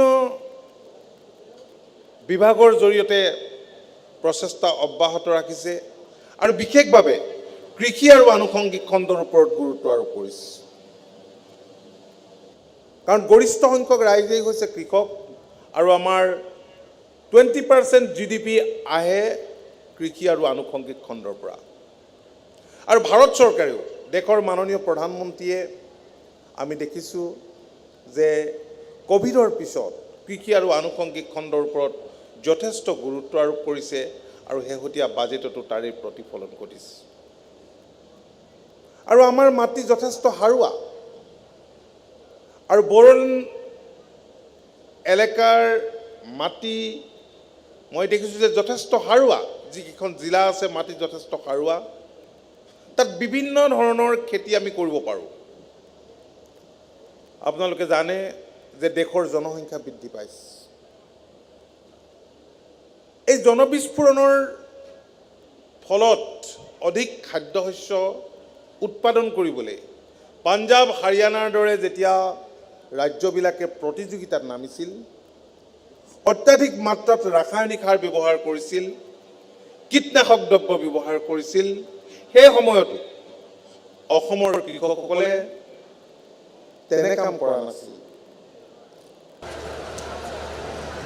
অজ্ঞতাৰ বাবেই হওক বা উপান্ত খেতিয়ক হোৱাৰ বাবেই হওক, ধনৰ অভাৱৰ বাবেই হওক, কিন্তু সেইখিনি নকৰাৰ ফলত আমি দেখিছোঁ যে এতিয়াও আমাৰ মাটি যথেষ্ট দেশৰ বিভিন্ন ৰাজ্যৰ তুলনাত উৰ্বৰা হৈ আছে। আৰু এই উৰ্বৰা মাটিত আমি বহু ধৰণৰ খেতি কৰিব পাৰোঁ। আমাৰ কেইবাগৰাকীও খেতিয়কক লৈ, আমাৰ কেইবাগৰাকীও জনপ্ৰতিনিধিক লৈ ভিয়েটনামলৈ চৰকাৰৰ যোৱাটো কাৰ্যকালত যোৱাৰ মোৰ সুযোগ হৈছিল, সুবিধা হৈছিল, সৌভাগ্য হৈছিল। আৰু মই দেখিছিলোঁ যে ভিয়েটনামৰ জলবায়ু আৰু অসমৰ জলবায়ুৰ মাজত বিশেষ পাৰ্থক্য নাই, যাৰ ফলত যিসকল কৃষক আমাৰ সৈতে ভিয়েটনামলৈ গৈছিল সেই কৃষকসকলে ড্ৰেগন ফ্ৰুটছকে ধৰি তাত কৰা নতুন নতুন খেতিৰ প্ৰতি আকৰ্ষিত হৈ এই খেতিবোৰ এতিয়া অসমৰ মাটিত অসমত আৰম্ভ কৰিছে। আৰু সেই খেতিবোৰৰ বাণিজ্যিক মূল্য আছে। আপোনালোকে সকলোৱে জানে যে আগতে আমাৰ যিসকল খেতিয়ক, সেই খেতিয়কসকল উপান্ত খেতিয়ক হোৱাৰ বাবেই তেওঁলোকে কৃষিক বাণিজ্য হৈছে ব্যৱসায়িক ভিত্তিত কোনেও গ্ৰহণ কৰা নাছিল, কিন্তু কৃষিক ব্যৱসায়িক ভিত্তিত গ্ৰহণ কৰিছে। আগতে খেতি বুলিলে আমাৰ ধান খেতিৰ কথাই খেতিয়কসকলৰ মনলৈ আহে বা সাধাৰণ মানুহৰ মনলৈ আহে। এতিয়া আধুনিক খেতি আপোনালোকে জানে, গৰু পোহা, ছাগলী পোহা, মৌ পোহা, গাহৰি পোহা, হাঁহ পোহা, পাৰ পোহা, এইবিলাক খেতিৰ ভিতৰতে পৰে। মৌ পোহা খেতিৰ ভিতৰত পৰে। আৰু ভাৰত চৰকাৰে প্ৰায় 2000 কোটি টকাতকৈ বেছি টকা আমাক দিছে। এগ্ৰিকালচাৰ ইনফ্ৰাষ্ট্ৰাকচাৰ ফাণ্ড, এটা ফাণ্ড আছে। আৰু যিটো ফাণ্ড মই 3 বছৰ দেখিলোঁ যে বেছি ব্যয় হোৱা নাই, হয়তো সকলোৱে গম পোৱা নাই এই ফাণ্ডটোৰ কথা আৰু সেইকাৰণে বহুল প্ৰচাৰৰ কাৰণে আমি আমাৰ বিভাগক আমি কৈছোঁ বেংক বিষয়াসকলক মাতি আনিছোঁ বেংকবিলাক ঋণ দিয়াত ৰিলাক্টেণ্ট অসমৰ যিবোৰ বেংক আছে ৰাষ্ট্ৰীয়কৃত বেংকেই হওক বা আমাৰ স্থানীয় বেংকেই হওক গতিকে বেংকবিলাকে যদি ছাপোৰ্ট দিয়ে কৃষকসকলক তেতিয়াহ'লে গভমেণ্টে যদি ছাবচিডি দিয়ে মই ভাবোঁ যে বহু কৃষকে উঠি অহা নতুন প্ৰজন্মই নতুন নতুন খেতিত হাত দিব আৰু ইয়াৰ জৰিয়তে উপকৃত হ'ব যোৱাকালি ম্যানমাৰৰ যিগৰাকী এম্বেচাডৰ আহিছিল তেওঁৰ বক্তব্য মই এখন বাতৰি কাকতত পোৱাৰ বাবে পঢ়িছোঁ বহুত গুৰুত্বপূৰ্ণ ভাল কথা কৈছে আৰু এই চুবুৰীয়া ৰাষ্ট্ৰবিলাকৰ লগত আমাৰ বাণিজ্যৰ ৰাস্তা এতিয়া মুকলি আছে নাজিৰাত এটা পৰ্ক প্ৰচেছিং প্লেণ্ট আমি আৰম্ভ কৰিবলৈ লৈছোঁ মাননীয় মুখ্যমন্ত্ৰীয়ে মাৰ্চ মাহৰ ভিতৰতে সেইটো মুকলি কৰাৰ কথা য'ত আমাক দৈনন্দিন গাহৰি লাগিব আমাক 400 প্ৰচেছিঙৰ কাৰণে পৰ্ক প্ৰচেছিং এটা প্লেন গতিকে 400 গাহৰি আমি দৈনন্দিন পাবলৈ হ'লে ৰাজ্যখনৰ প্ৰতিখন জিলাই গাহৰি উৎপাদন কৰিব লাগিব সকলো জিলাতে গাহৰি উৎপাদন নকৰে পৰম্পৰাগতভাৱে কিছুমান মানুহে পোহে আৰু কিছুমানে গাহৰি নোপোহে এতিয়া আমি অনুভৱ কৰিছোঁ যে আফ্ৰিকান সোয়াইন ফিভাৰে যথেষ্ট আমাৰ পালকসকলৰ ক্ষতি কৰিলেও এতিয়া যথেষ্ট কমিছে এই বেমাৰৰ বৰ্তমান আফ্ৰিকান সোয়াইন ফিভাৰৰ প্ৰাদুৰ্ভাৱ ৰাজ্যখনৰ অতত আমি দেখা পোৱা নাই আমি যদি বায়োচিকিউৰিটি মেইনটেইন কৰোঁ তেতিয়াহ'লে নিশ্চয় আমি নিৰোগী কৰি আমি ৰাখিব পাৰিম আমাৰ পালকসকলে ৰাখিব পাৰিব গতিকে আমি যি খেতি কৰোঁ আপোনালোকে জানে যে বৈজ্ঞানিক পদ্ধতিৰে আমি খেতি কৰিব লাগিব বৈজ্ঞানিক পদ্ধতিৰে কৰা খেতিত আমি ধানেই কৰোঁ সৰিয়হ কৰোঁ মাহেই কৰোঁ যি খেতিয়ে নকৰোঁ লাগে অধিক উৎপাদন হয় এতিয়া যিবিলাক হাইব্ৰিড আছে এই হাইব্ৰিডবিলাকৰ যতন আমি অলপ বেছিকৈ ল'ব লাগে ঠিকমতে ৰুব লাগে সময়মতে সিঁচিব লাগিব সময়মতে লিংক কম্পনেণ্ট দিব লাগিব পানী দিব লাগিব কেয়াৰ ল'ব লাগিব তেতিয়া অধিক উৎপাদন হ'ব আৰু বাণিজ্যিক মূল্য থকা আমি খেতি কৰিব লাগিব গতিকে এতিয়া নতুন প্ৰজন্মৰ যুৱক যুৱতীসকলৰ মাজত আমি দেখিছোঁ যে তেনে এটা চিন্তা তেওঁলোকৰ চিন্তাত তেওঁলোকৰ কৰ্মত আমি প্ৰত্যক্ষ কৰিছোঁ আৰু সেইখিনি প্ৰতিফলিত হৈছে মই ভাবোঁ যে যোৱা সময়ছোৱাত ৰাজ্যখনৰ বহু শিক্ষিত যুৱক যুৱতী এই ছেক্টৰৰ লগত জড়িত হৈ পৰিছে আপোনালোকে জানি সুখী হ'ব যে যোৱা বছৰটোত মানে এই যোৱা বছৰটোত আমাৰ ৰাজ্যখনৰ উৎপাদিত ফচল 4,000 কোটি টকাৰ ফচল বিদেশৰ বজাৰলৈ ৰপ্তানি কৰিবলৈ আমি সক্ষম হৈছোঁ 4,000 crores এয়া কম নহয় পূৰ্বতে কেতিয়াও হোৱা নাছিল এতিয়া BTRৰ কেইখনমান আপোনালোকে জানি আনন্দিত হ'ব হয়তো জানে যে ইয়াত কেইবাটাও ফাৰ্মাৰ্ছ প্ৰডিউচাৰ্ছ কোম্পানী হৈছে এটা ওদালগুৰিত হৈছে Bhergaon agro' organic producer company ঠিক তেনেকৈ জিঞ্জাৰ টাৰ্মাৰিক হাই ভেলু ক্ৰপ আৰু তেনেকৈ কেইবাখনো ইয়াত ফাৰ্মাৰ্ছ প্ৰডিউচাৰ্ছ কোম্পানী হৈছে ফেৰেংগা এগ্ৰ' অৰ্গেনিক প্ৰডিউচাৰ কোম্পানী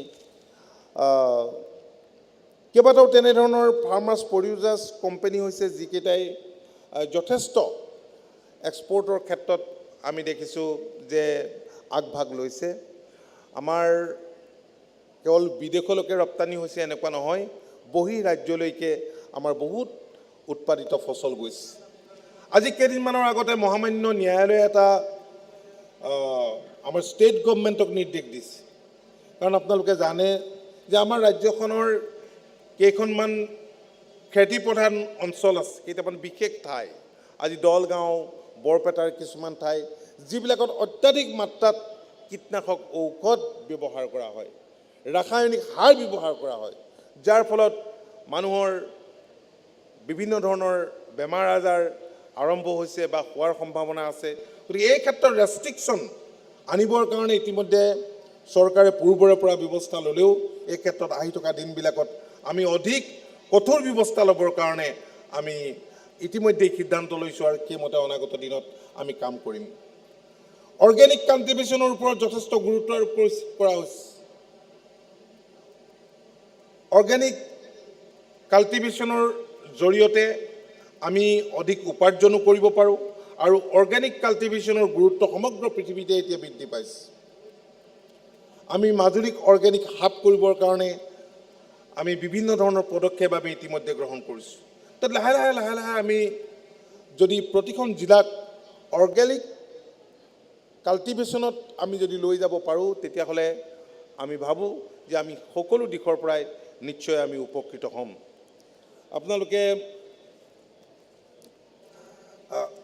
সকলোৱে জানে যে যোৱা দিনবিলাকত আমাৰ চৰকাৰখনে কৃষি ক্ষেত্ৰলৈ এক যুগান্তকাৰী পৰিৱৰ্তনৰ কাৰণে বিভিন্ন ব্যৱস্থা গ্ৰহণ কৰিছে আৰু বৰ্তমান সময়ত আমাৰ আটাইতকৈ ডাঙৰ প্ৰত্যাহ্বানটো হৈছে বতৰৰ জলবায়ুৰ পৰিৱৰ্তন এইটো এটা ডাঙৰ চেলেঞ্জ আৰু এই প্ৰত্যাহ্বানটোক আমি গ্ৰহণ কৰিব লাগিব এই প্ৰত্যাহ্বানৰ মুখামুখি হ'ব পৰাকৈ আমি নিজকে প্ৰস্তুত কৰিব লাগিব কাৰণ আমি যোৱা বছৰটোত দেখিলোঁ যে মাৰ্চত বানপানী আহি গ'ল যিটো সময়ত বানৰ কাৰণে কোনো খেতিয়ক বা চৰকাৰ প্ৰস্তুত নাছিল তিনিটা ফেজত ৰাজ্যখনত বানপানী আহিল এই তিনিটা ফেজত প্ৰায়বিলাক জিলাই আচলতে ক্ষতিগ্ৰস্ত হ'ল কৃষক ক্ষতিগ্ৰস্ত হ'ল 2.5 লাখ ক্ৰপ হেক্টৰ বানপানীত ডুব গ'ল আৰু কিছুমানত পানী নুশুকালে পিছলৈও আমি যদিও ৰাবি খেতিত গুৰুত্ব দিম বুলি ভাবিছিলোঁ সেই ঠাইবিলাকত আমি তাত খেতি কৰিব পৰাৰ সুযোগ আমি লাভ নকৰিলোঁ ফ্লাডৰ পিছতে আকৌ কেইখনমান জিলাত ড্ৰট হ'ল কেতিয়াও এনেধৰণৰ ড্ৰট এই জিলাবিলাকত আমি প্ৰত্যক্ষ কৰা নাছিলোঁ গতিকে জলবায়ুৰ লগত খাপ খোৱাকৈ আমাৰ যিবিলাক ৰিচাৰ্চ স্কলাৰ আছে অসম কৃষি বিশ্ববিদ্যালয়ে ৰিচাৰ্চ কৰিব লাগিব কিছুমান flood tolerant variety short duration variety Ranjit চাহবুৱানৰ দৰে উলিয়াইছে আৰু এইবিলাক ব্যৱহাৰ কৰি আমাৰ খেতিয়কসকল উপকৃত হৈছে ড্ৰটৰ কাৰণেও তেনেকেবোৰ ব্যৱস্থা গ্ৰহণ কৰিব লাগিব আমি কোনটো সময়ত আমাৰ কোন খেতিৰ কাৰণে আমি খেতি পথাৰত যাম কি কৰিম এই সকলোবোৰ আচলতে আমি আকৌ নতুনকৈ জুকিয়াই চাবৰ সময় হৈছে মই দেখিছোঁ যে প্ৰচুৰ সম্ভাৱনা বিটিআৰ এলেকাত আছে আৰু এই ক্ষেত্ৰত বিশেষভাৱে মই বিটিআৰ কৰ্তৃপক্ষই প্ৰমোদ বড়ো ডাঙৰীয়াই যিখিনি গুৰুত্ব দিছে মই তাৰ কাৰণে তেখেতক ধন্যবাদ জনাইছোঁ আৰু এই ক্ষেত্ৰত আমাৰ ৰাজ্য চৰকাৰৰ যিমানখিনি সহযোগিতা লাগে নিশ্চয় আমি সেই সহযোগিতা আমি আগবঢ়াম যিমান পাৰোঁ আমি সহযোগিতা আগবঢ়াম বিভিন্ন স্কিমৰ জৰিয়তে এই সময়ত আমি প্ৰকৃতিৰ ওপৰত যাতে হাত সাৱটি বহি থাকিব নালাগে আগতে খেতিয়কবিলাকে কি কৰে যে চ'ত যাব বহাগ আহিব পানী আহিব অট'মেটিক বৰষুণ হ'ব পানী আহিব তাৰ পৰা মানুহে নাঙল যুঁৱলি লৈ খেতি পথাৰত নামি পৰিব সেই পৰিৱেশটো এতিয়া নাই কৃষি যান্ত্ৰিকীকৰণৰ ওপৰত আমি যথেষ্টখিনি ব্যৱস্থা ইতিমধ্যে গ্ৰহণ কৰিছোঁ পাৱাৰ টিলাৰ দিয়া হৈছে থ্ৰেচাৰ দিয়া হৈছে ৰিপাৰ দিয়া হৈছে অনুৰূপ ধৰণৰে কম্বাইন হাৰ্ভেষ্টৰো দিয়া হৈছে যিবিলাক বিটিআৰ এলেকাটো বিটিআৰ প্ৰশাসনে এইখিনি খুব সুন্দৰভাৱে কৰি থকা আমি প্ৰত্যক্ষ কৰিছোঁ গতিকে এই কামবোৰ আমি যদি ঠিকমতে কৰি যাওঁ তেতিয়াহ'লে মই ভাবোঁ যে কৃষি ক্ষেত্ৰখনলৈ আমি এক যুগান্তকাৰী পৰিৱৰ্তন আনিব পাৰিম দেশৰ প্ৰধানমন্ত্ৰীয়ে আত্মনিৰ্ভৰ ভাৰতৰ কথা কৈছে আমাৰ মাননীয় মুখ্যমন্ত্ৰীয়ে আত্মনিৰ্ভৰ অসমৰ কথা কৈছে আত্মনিৰ্ভৰ অসম আৰু বিশেষভাৱে কৃষি আৰু আনুষংগিক খণ্ডৰ জৰিয়তে কৃষি আৰু আনুষংগিক খণ্ডৰ জৰিয়তে আজি এনেধৰণৰ আমাৰ চৰকাৰৰ যি পৰিকল্পনা বিটিআৰ প্ৰশাসনৰ যি পৰিকল্পনা এইবিলাকে সাকাৰ ৰূপ পাব যদিহে ৰাইজে সম্পূৰ্ণৰূপে সহযোগিতা কৰে ডেভেলপমেণ্ট লাগে আজি এই গোটেই জিলাকেইখনত আপোনালোকে জানে যে এটা সময়ত হত্যা হিংসাৰ এটা যি পৰিৱেশ আছিল সেই পৰিৱেশ এতিয়া লাহে লাহে নোহোৱা হৈছে সেই পৰিৱেশ আমি নাইকিয়া কৰিব লাগিব আমি যদি আমাৰ ৰাজ্যখন আমি যদি প্ৰতিটো জাতি জনগোষ্ঠীক আগুৱাই লৈ যাবলৈ হয় তেতিয়াহ'লে এক শান্তিৰ পৰিৱেশ লাগিব শান্তিৰ পৰিৱেশত প্ৰগতি হ'ব শান্তিৰ পৰিৱেশত আমি ৰাজ্যখন আমি সমৃদ্ধিশালী কৰিব পাৰিম অনুৰূপ ধৰণে আমাৰ যিবিলাক কাউন্সিল আছে আজি বিটিআৰৰ নিজস্ব কেতবোৰ ক্ষমতা আছে, বহুতখিনি ক্ষমতা আছে। কাৰ্বি আলং যি ডিষ্ট্ৰিক্ট কাউন্সিল আছে তেওঁলোকৰ আছে, ডিমা হাছাওত আছে। সেইবিলাক যাতে সঠিকভাৱে যিবোৰ পৰিকল্পনা গ্ৰহণ কৰে, আজি বিটিআৰ প্ৰশাসনে যি পৰিকল্পনা গ্ৰহণ কৰিব, সেই পৰিকল্পনাবোৰ সঠিকভাৱে কাৰ্যকৰী হ'বলৈ ইয়াত এটা পৰিৱেশ ৰাইজে সৃষ্টি কৰিব লাগিব। কাৰণ প্ৰমোদ বড়োডাঙৰীয়া সংগ্ৰামৰ মাজেৰে আহি এই স্থান পাইছে, আপোনালোকে সেই স্থানত তেওঁ বহুৱাইছে, তেওঁৰ সতীৰ্থসকলক লৈ কাম কৰাৰ এটা সুযোগ দিছে। কিন্তু সেই সুযোগ কেৱল নিৰ্বাচনৰ জৰিয়তে দিলে নহ'ব, আপোনালোকৰ চিন্তা চৰ্চা, আপোনালোকৰ ধ্যান ধাৰণা সকলোতে এই কথাবোৰৰ কাম কাজত প্ৰতিফলন ঘটিব লাগিব। আপোনালোকে সহযোগিতা কৰিলে আজি প্ৰমোদ বড়ো ডাঙৰীয়াই আপোনালোকৰ হকে কাম কৰাৰ সুযোগ লাভ কৰিব। তেওঁৰ এটা ভিছন আছে, তেওঁৰ এটা ভিজন নাথাকিলে বিশ্ববিদ্যালয়ৰ লগত লগ লাগি ইয়াত হয়তো অন্য ফেষ্টিভেল পাতিলেহেঁতেন, কিবা খানা পিনা কৰা। এইটোতো খানা পিনা কৰাৰ ফেষ্টিভেল নহয়, এটা সুকীয়া ফেষ্টিভেল। মই কৈয়ে গৈছোঁ যে এনেধৰণৰ নলেজ ফেষ্টিভেলত প্ৰথমবাৰৰ কাৰণে মই জইন কৰিছোঁ। কাৰণ আমাক লাগে স্কিল ডেভেলপমেণ্টৰ কাৰণে আমি বহুতবোৰ ৰাজ্যখনত কৰিবলগীয়া আছে। আমি জানো, কিন্তু বহুত আমি নাজানো। আজি যদি আমি কাৰোবাক মুৰ্গী দি দিওঁ, আমি যদি গাহৰি দি দিওঁ, তেওঁলোকক যদি আমি প্ৰশিক্ষণ নিদিওঁ, তেওঁলোকে সেই কামখিনি চিৰস্থায়ী কৰিব নোৱাৰে, দীৰ্ঘস্থায়ী কৰিব নোৱাৰে, ছাষ্টেইন কৰিব নোৱাৰে। কিবা ইণ্ডাষ্ট্ৰি কৰিলেও ছাষ্টেইন কৰিব নোৱাৰে। মই দেখিছোঁ যে মানুহবিলাক বিটিআৰৰ আজি বড়ো জনগোষ্ঠীৰ লোকেই হওক বা যিসকল লোক ইয়াত বসবাস কৰে, অত্যন্ত কঠোৰ পৰিশ্ৰমী। এই পৰিশ্ৰমী লোকসকলক আমি ৰাইট ডাইৰেকশ্যনত লৈ যাবলৈ হ'লে আমি তেওঁলোকক প্ৰশিক্ষণ দিব লাগিব যে এই বাটেৰে যোৱা, এনেকৈ যোৱা।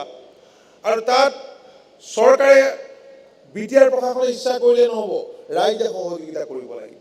গতিকে বিটিআৰ প্ৰশাসনে যিবিলাক নতুন আঁচনি গ্ৰহণ কৰিছে, নতুন ধ্যান ধাৰণাৰে এই বৃহৎ অঞ্চলটো ৰাইজক আগুৱাই লৈ যাবলৈ চেষ্টা কৰিছে। আমি আশা ৰাখিছোঁ আপোনালোকে এই কামত নিশ্চয় বিটিআৰ প্ৰশাসনক সম্পূৰ্ণৰূপে সহযোগিতা আগবঢ়াব। মই দীঘলীয়া নকৰোঁ। কৃষিভিত্তিক অৰ্থনৈতিক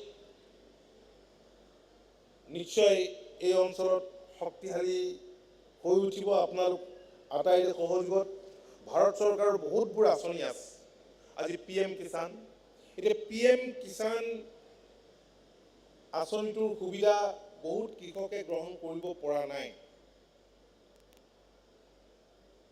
কাৰণ কিছুমান ভুৱা কৃষকে দেশৰ বিভিন্ন ঠাইত PM কিষাণৰ হিতাধিকাৰী হোৱাৰ বাবে এই শেহতীয়াকৈ যিসকল হিতাধিকাৰীৰ একাউণ্টছত পইচা সোমাইছে, বিভিন্ন ধৰণে পৰীক্ষা নিৰীক্ষা কৰা হৈছে যে আধাৰ চিডিং হৈছে নে নাই, তেওঁৰ প্ৰকৃততে মাটি আছে নে নাই। এই গোটেই কামখিনি বিভিন্ন ঠাইত, বিভিন্ন জিলাত ঠিকমতে হৈ উঠা নাই। কৃষকসকলৰ এই ক্ষেত্ৰত সহযোগিতা লাগিব। 2011 চেঞ্চাছ মতে আমাৰ ৰাজ্যখনত 27 লাখ কৃষক ফেমিলি আছে, ফাৰ্ম ফেমিলি আছে। কিন্তু ইমানখিনি মানুহে এই 6,000 টকাৰ সুবিধা লাভ কৰা নাই। যদি লাভ কৰে আপোনালোকে ভাবকচোন কিমান টকা 6,000কে 27 লাখৰ যদি একাউণ্টছত সোমালেহেঁতেন, আমাৰ GDP বাঢ়িলেহেঁতেন, কৃষকসকল আৰু লাভান্বিত হ'লহেঁতেন। ঠিক তেনেকৈ প্ৰধানমন্ত্ৰী ফচল বীমা যোজনা আছে। এই প্ৰধানমন্ত্ৰী ফচল বীমা যোজনাত আমি বেছি পইচা দিব নালাগে। 1 হেক্টৰ মাটিত 100 টকা দিলেই হয়। প্ৰাকৃতিক দুৰ্যোগ আছে ইয়াত, বান, গৰাখহনীয়া, ড্ৰট এইবিলাক আছে। গতিকে যিদৰে মানুহে লাইফ ইঞ্চুৰেঞ্চত যায়, ঠিক তেনেদৰে আমাৰ সেই খেতিপথাৰত আমি তেনেধৰণে ইঞ্চুৰেঞ্চ কৰিব পাৰোঁ। এইখিনি কৰিবলৈ আগবাঢ়ি যাব লাগে। আৰু যিবিলাক আঁচনি চৰকাৰে লৈছে, আজি কেন্দ্ৰীয় চৰকাৰৰ যিবিলাক আঁচনি আছে, মুখ্যমন্ত্ৰী আমাৰ সমগ্ৰ গ্ৰাম্য উন্নয়ন যোজনা আঁচনি আছিল, যি আঁচনিৰ জৰিয়তে ৰাজ্যখনৰ প্ৰতিখন ৰাজহ গাঁৱৰ একোটা আত্মসহায়ক গোটক আমি ছাবচিডিত একোখনকৈ ট্ৰেক্টৰ দিছিলোঁ। কিন্তু বহুত ৰেভিনিউ ভিলেজত মই দেখিলোঁ যে কৃষকসকলে আবেদনেই নকৰিলে, কিন্তু বহুতে পালে। আৰু ইয়াৰ উপৰিও পাৱাৰ টিলাৰ দিয়া হৈছে, য'ত ৰাজসাহাৰ্য আছে। ঠিক তেনেকৈ সোলাৰ পাম্প দিয়া হৈছে, ডিজেল পাম্প দিয়া হৈছে, ইলেক্ট্ৰিকেল পাম্প দিয়া আছে। কোনোবা এটা স্কিমত 75% ছাবচিডি আছে, কোনোবা এটা স্কিমত 85% ছাবচিডি আছে। পানীটো আমাক লাগিব। বতৰৰ ওপৰত, প্ৰকৃতিৰ ওপৰত নিৰ্ভৰ কৰি আমি চলিলে নহ'ব, কাৰণ কৃষি হৈছে এটা বিজ্ঞান। কৃষি বিভাগটোক মই সদায় বিষয়াসকলক কওঁ যে এইটো এটা ছায়েন্স।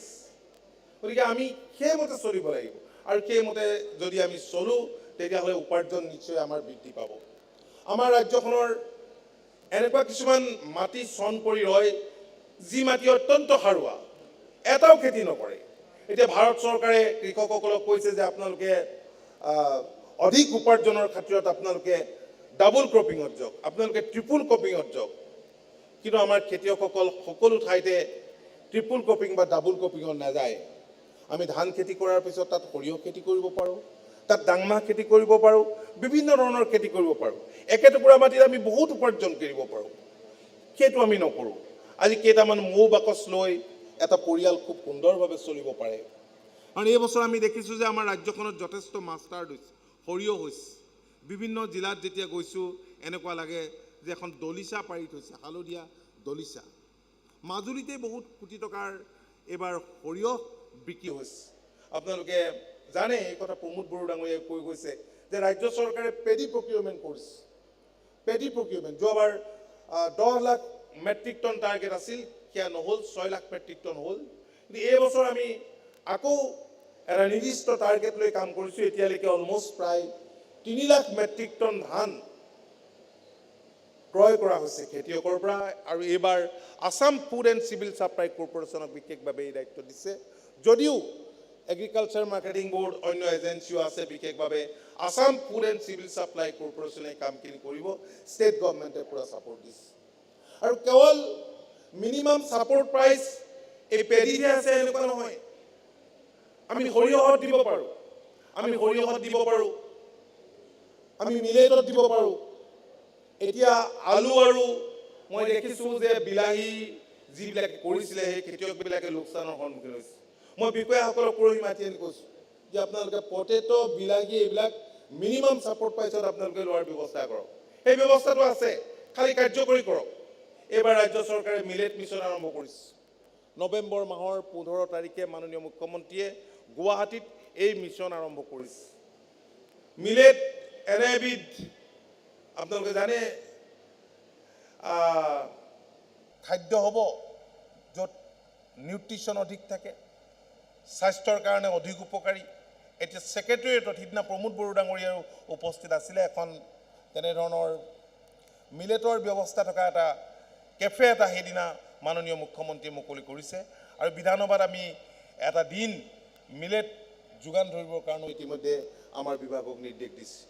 গতিকে মিলেটত যথেষ্ট দাম পায়, আৰু মিনিমাম ছাপোৰ্ট প্ৰাইচ ইয়াতো লাগু হ'ব পাৰে। আমাৰ বিভাগে এটা সিদ্ধান্ত লৈছে যে যিমান মিলেট প্ৰডাকশ্যন হয় এইখিনি আমি ক্ৰয় কৰি ল'ম। গতিকে মিলেটত আপোনালোকে যাওক। ফ'ডাৰ মিছন লৈছে, ফ'ডাৰ মিছন, কাৰণ আপোনালোকে জানে যে আমাৰ কেটল পপুলেশ্যন ৰাজ্যখনত বহুত পৰিমাণে বৃদ্ধি পাইছে। যদিও আমি ট্ৰেক্টৰ ব্যৱহাৰ কৰিছোঁ, গৰু গাই আমি হাল বাওঁতে ব্যৱহাৰ নকৰোঁ, কিন্তু ফাৰ্মিঙৰ কাৰণে ইয়াত বহুত তেনেধৰণৰ কেটল পপুলেশ্যন বৃদ্ধি পাইছে। গতিকে কেটল পপুলেশ্যন বৃদ্ধিৰ অনুপাতে আমি খাদ্যৰ সঠিকভাৱে নিজৰ তৰফৰ পৰা ৰাজ্য চৰকাৰে উৎপাদন কৰা খাদ্য যোগান ধৰিব পৰা নাই। আমাৰ ৰাজ্যখনত এটা ডাঙৰ ফিড মিল নাই। তেনেধৰণৰ পৰিকল্পনা আমি কৰিছোঁ। মেজ কাল্টিভেশ্যনৰ ওপৰত আমি গুৰুত্ব দিছোঁ। ফ'ডাৰ মিছন আমি আৰম্ভ কৰিছোঁ। ঠিক তেনেকৈ ফ্লৰিকালচাৰ মিছন আমি আৰম্ভ কৰিছোঁ। এতিয়া ফুলটো মানুহে কোনে ভাল নাপায়, ফুল সকলোৱে ভাল পায়, ঘৰত কিবা টাব ৰাখে, ফুল ৰুৱে। কিন্তু আমি বিভিন্ন উৎসৱ পাৰ্বণৰ কাৰণে প্ৰায় 135 কোটি টকা মানৰ ফুল আমি বাহিৰৰ বজাৰৰ পৰা ক্ৰয় কৰিবলগীয়া হয়, কলকাতা অন্য ঠাইৰ পৰা আনিবলগীয়া হয়। প্ৰায় 15 কোটি টকা মানৰ ফুলে আমাৰ ৰাজ্যখনত উৎপাদন হয়। আমি ফ্লৰিকালচাৰ মিছন আৰম্ভ কৰিছোঁ। এনেকৈ নতুন নতুন যিবিলাক মিছন আমি আৰম্ভ কৰিছোঁ, এই অভিযান আৰম্ভ কৰিছোঁ, এইবিলাকত আপোনালোকে সক্ৰিয় অংশগ্ৰহণ কৰক। আৰু যিবিলাক খেতিৰ বাণিজ্যিক মূল্য আছে সেইবিলাকত আপোনালোকে গুৰুত্ব দিয়ক য'ত আপোনালোকে দাম পায় কাৰণ বজাৰ সৃষ্টিটো হৈছে আমাৰ এটা ডাঙৰ সমস্যা এই ধৰণৰ সমস্যা কেতবোৰ আছে আৰু কি সমস্যাবোৰ দূৰ কৰিবৰ কাৰণে আমি যথেষ্ট চেষ্টা বিভাগৰ পৰা অব্যাহত ৰাখিছোঁ ঠিক তেনেকৈ এপাৰ্টৰ জৰিয়তেও বহুতখিনি FPC ৰাজ্যখনৰ প্ৰান্তে প্ৰান্তে কৰা হৈছে কাৰণ আমি দেখিছোঁ যে পোষ্ট হাৰ্ভেষ্ট লছ মানে অসমত শস্য চপোৱাৰ পাছৰ পৰ্যায়ত বহুত ক্ষতি হয় যাক আমি পোষ্ট হাৰ্ভেষ্ট লছ বুলি কওঁ 5 পৰা 40% হয় আৰু ইয়াৰ মূল কাৰণসমূহ হৈছে যে বেছিক ইনফ্ৰাষ্ট্ৰাকচাৰৰ আমাৰ অভাৱ ষ্ট'ৰেজ হাউচৰ অভাৱ পেক হাউচৰ অভাৱ ছাপ্লাই চেইন আদিৰ অভাৱ আৰু এইবিলাক দূৰ কৰিবৰ কাৰণে আমি এতিয়া এগ্ৰিকালচাৰ ইনফ্ৰাষ্ট্ৰাকচাৰ ফাণ্ডৰ এই বিশেষ পুঁজিৰ আমি সহায় ল'ব পাৰোঁ আৰু সেইকাৰণেই এই বিশেষ পুঁজিৰ ভাৰত চৰকাৰে ব্যৱস্থা কৰিছে মাননীয় মুখ্যমন্ত্ৰীও এই বিশেষ পুঁজিৰ ওপৰত গুৰুত্ব দিছে আৰু এই ক্ষেত্ৰত যদি আপোনালোকৰ ছাপোৰ্ট লাগে বা আপোনালোকে ল'ব খোজে তেতিয়া বিভাগৰ লগত যোগাযোগ কৰিলে ডেফিনেটলি এই ক্ষেত্ৰত আপোনালোকক সকলোখিনি সা সুবিধা আগবঢ়াবলৈ আমাৰ বিভাগ প্ৰস্তুত আৰু ইয়াৰ উপৰিও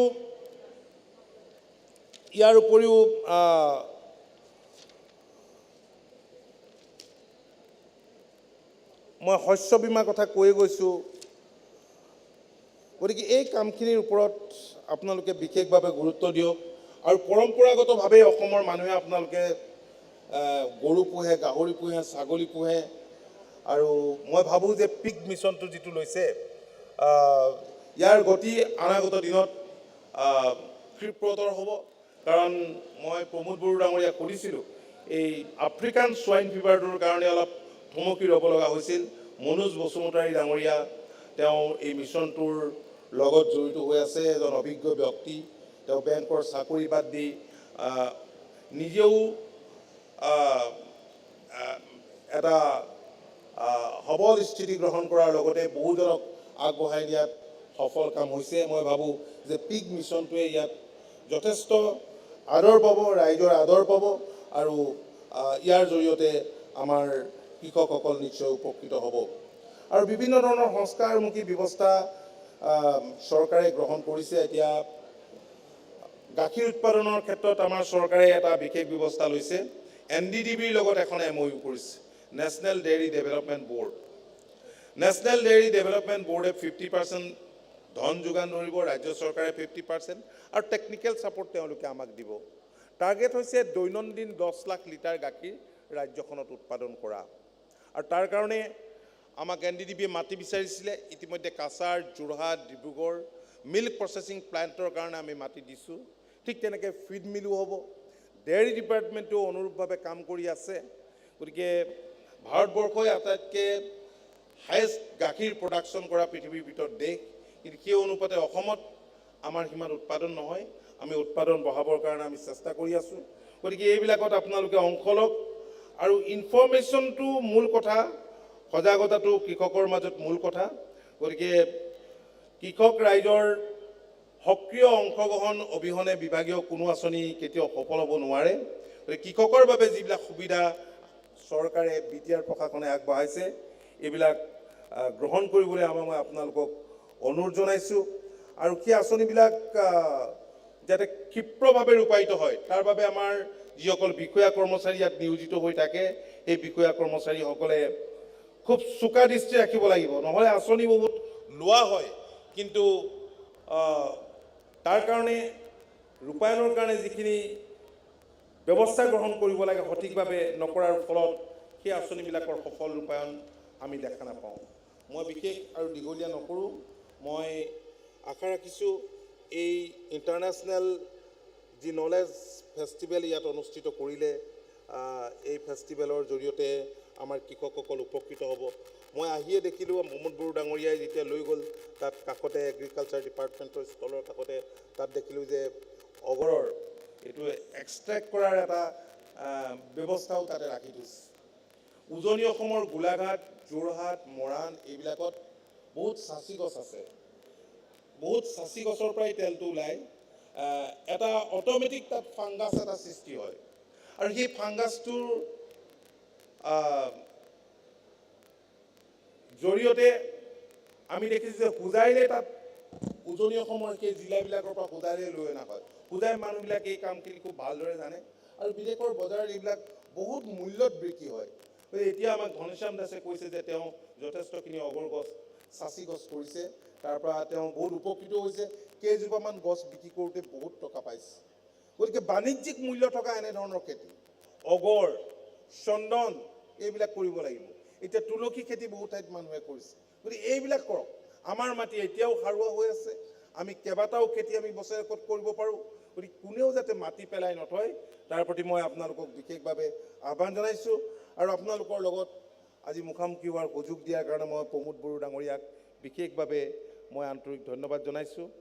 আমাৰ যিসকল জনপ্ৰতিনিধি আছে BTRৰ মই দেখিছোঁ যে প্ৰমোদ বড়ো ডাঙৰীয়া সতীৰ্থ আমাৰ MLA সকল বা MCLA সকলো এইসকল যথেষ্ট সক্ৰিয় আৰু য়ং, মনত উদ্যম আছে, জিল আছে।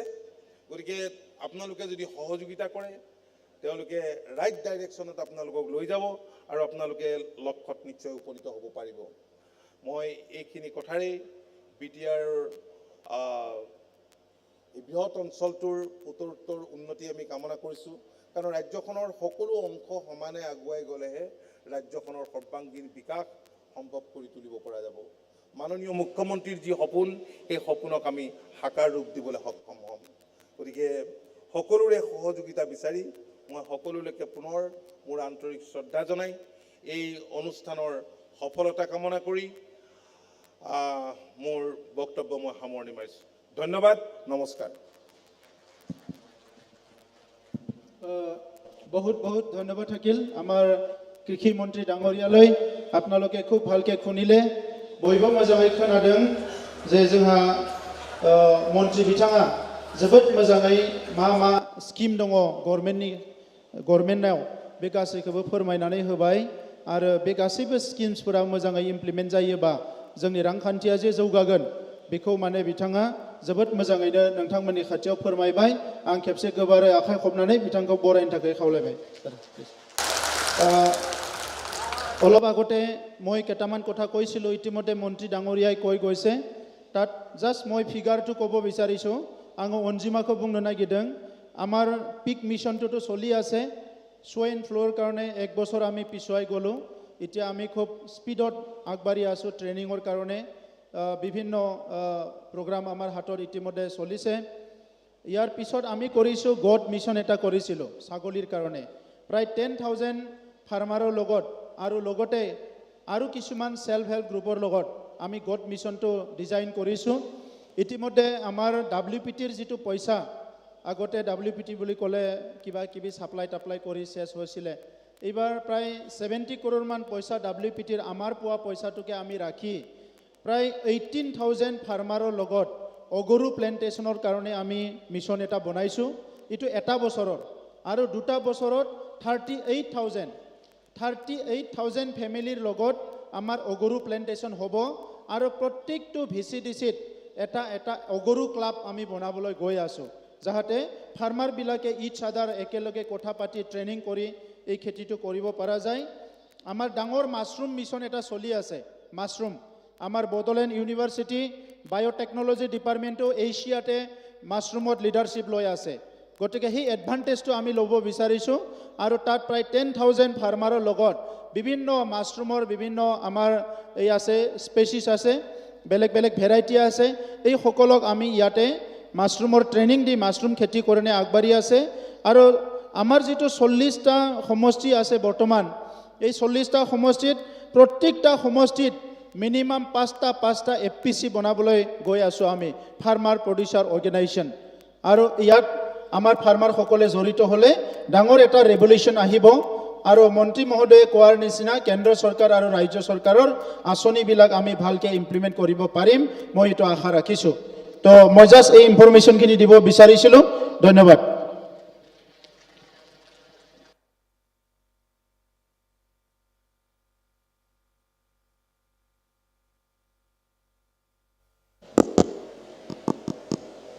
जोंनि मानगेदेर आसामनि आबाद बिफाननि मन्त्रि आरो BTRनि गाहाय मावफुं सोद्रोमा बिथांमोननिसिम साबायखर थाबाय।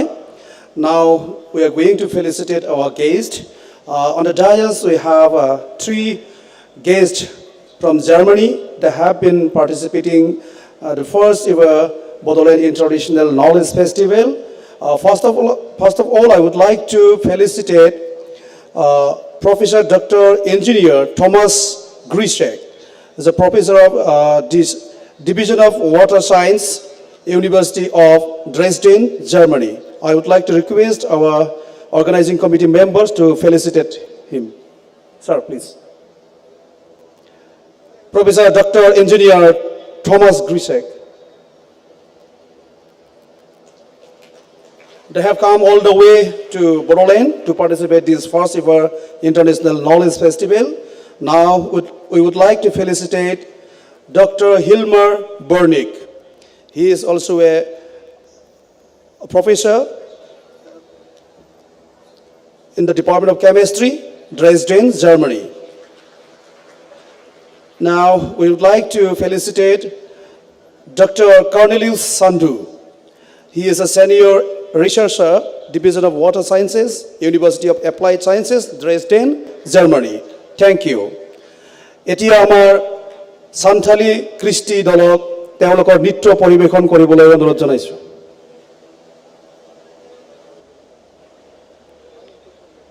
Hello.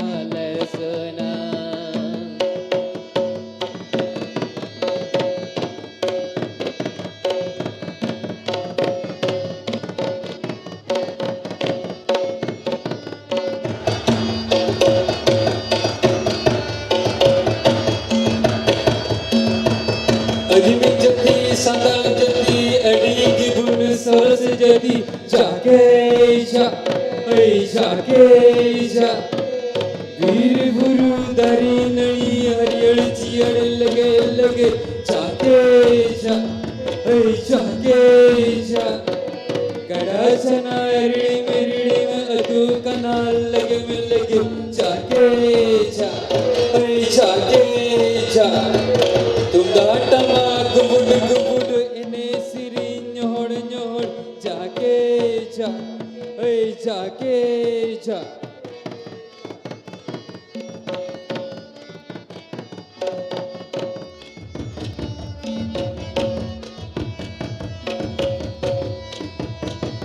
दो आदिम जति संदल हो पुनो मय मरिदम यसिक एने सिरिन कितम मरंग दंद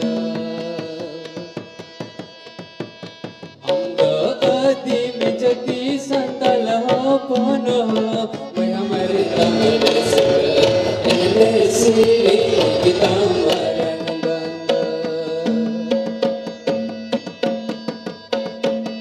अकेड़ा रे बोलो ये नाना चोनिया मंदड़िया हेड़े की दायसरी उड़ा दून हेड़े की दायसरी रंगे देता हरे सोर से किया संकर रसक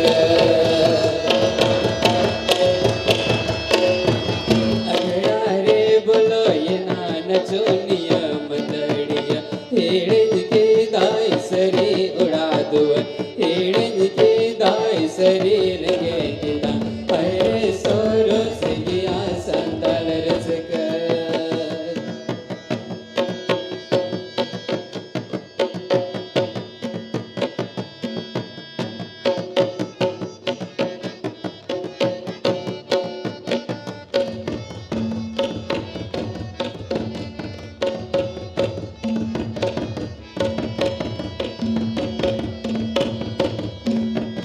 भारती समतवन जनम तुवादई सिजन जल जल लसर जले भारती समतवन जनम तुवादई सिजन जल जल लसर जले लगे लगे सिर मबुरु के दे दारी नड़ी मेलो लो गाय ललाई कलर सोना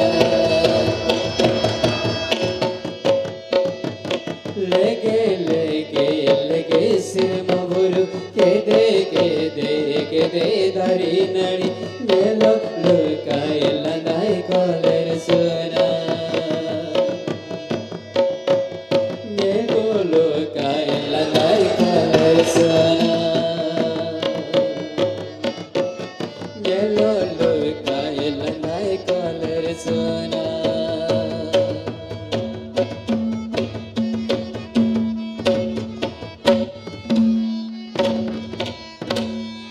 धन्यवाद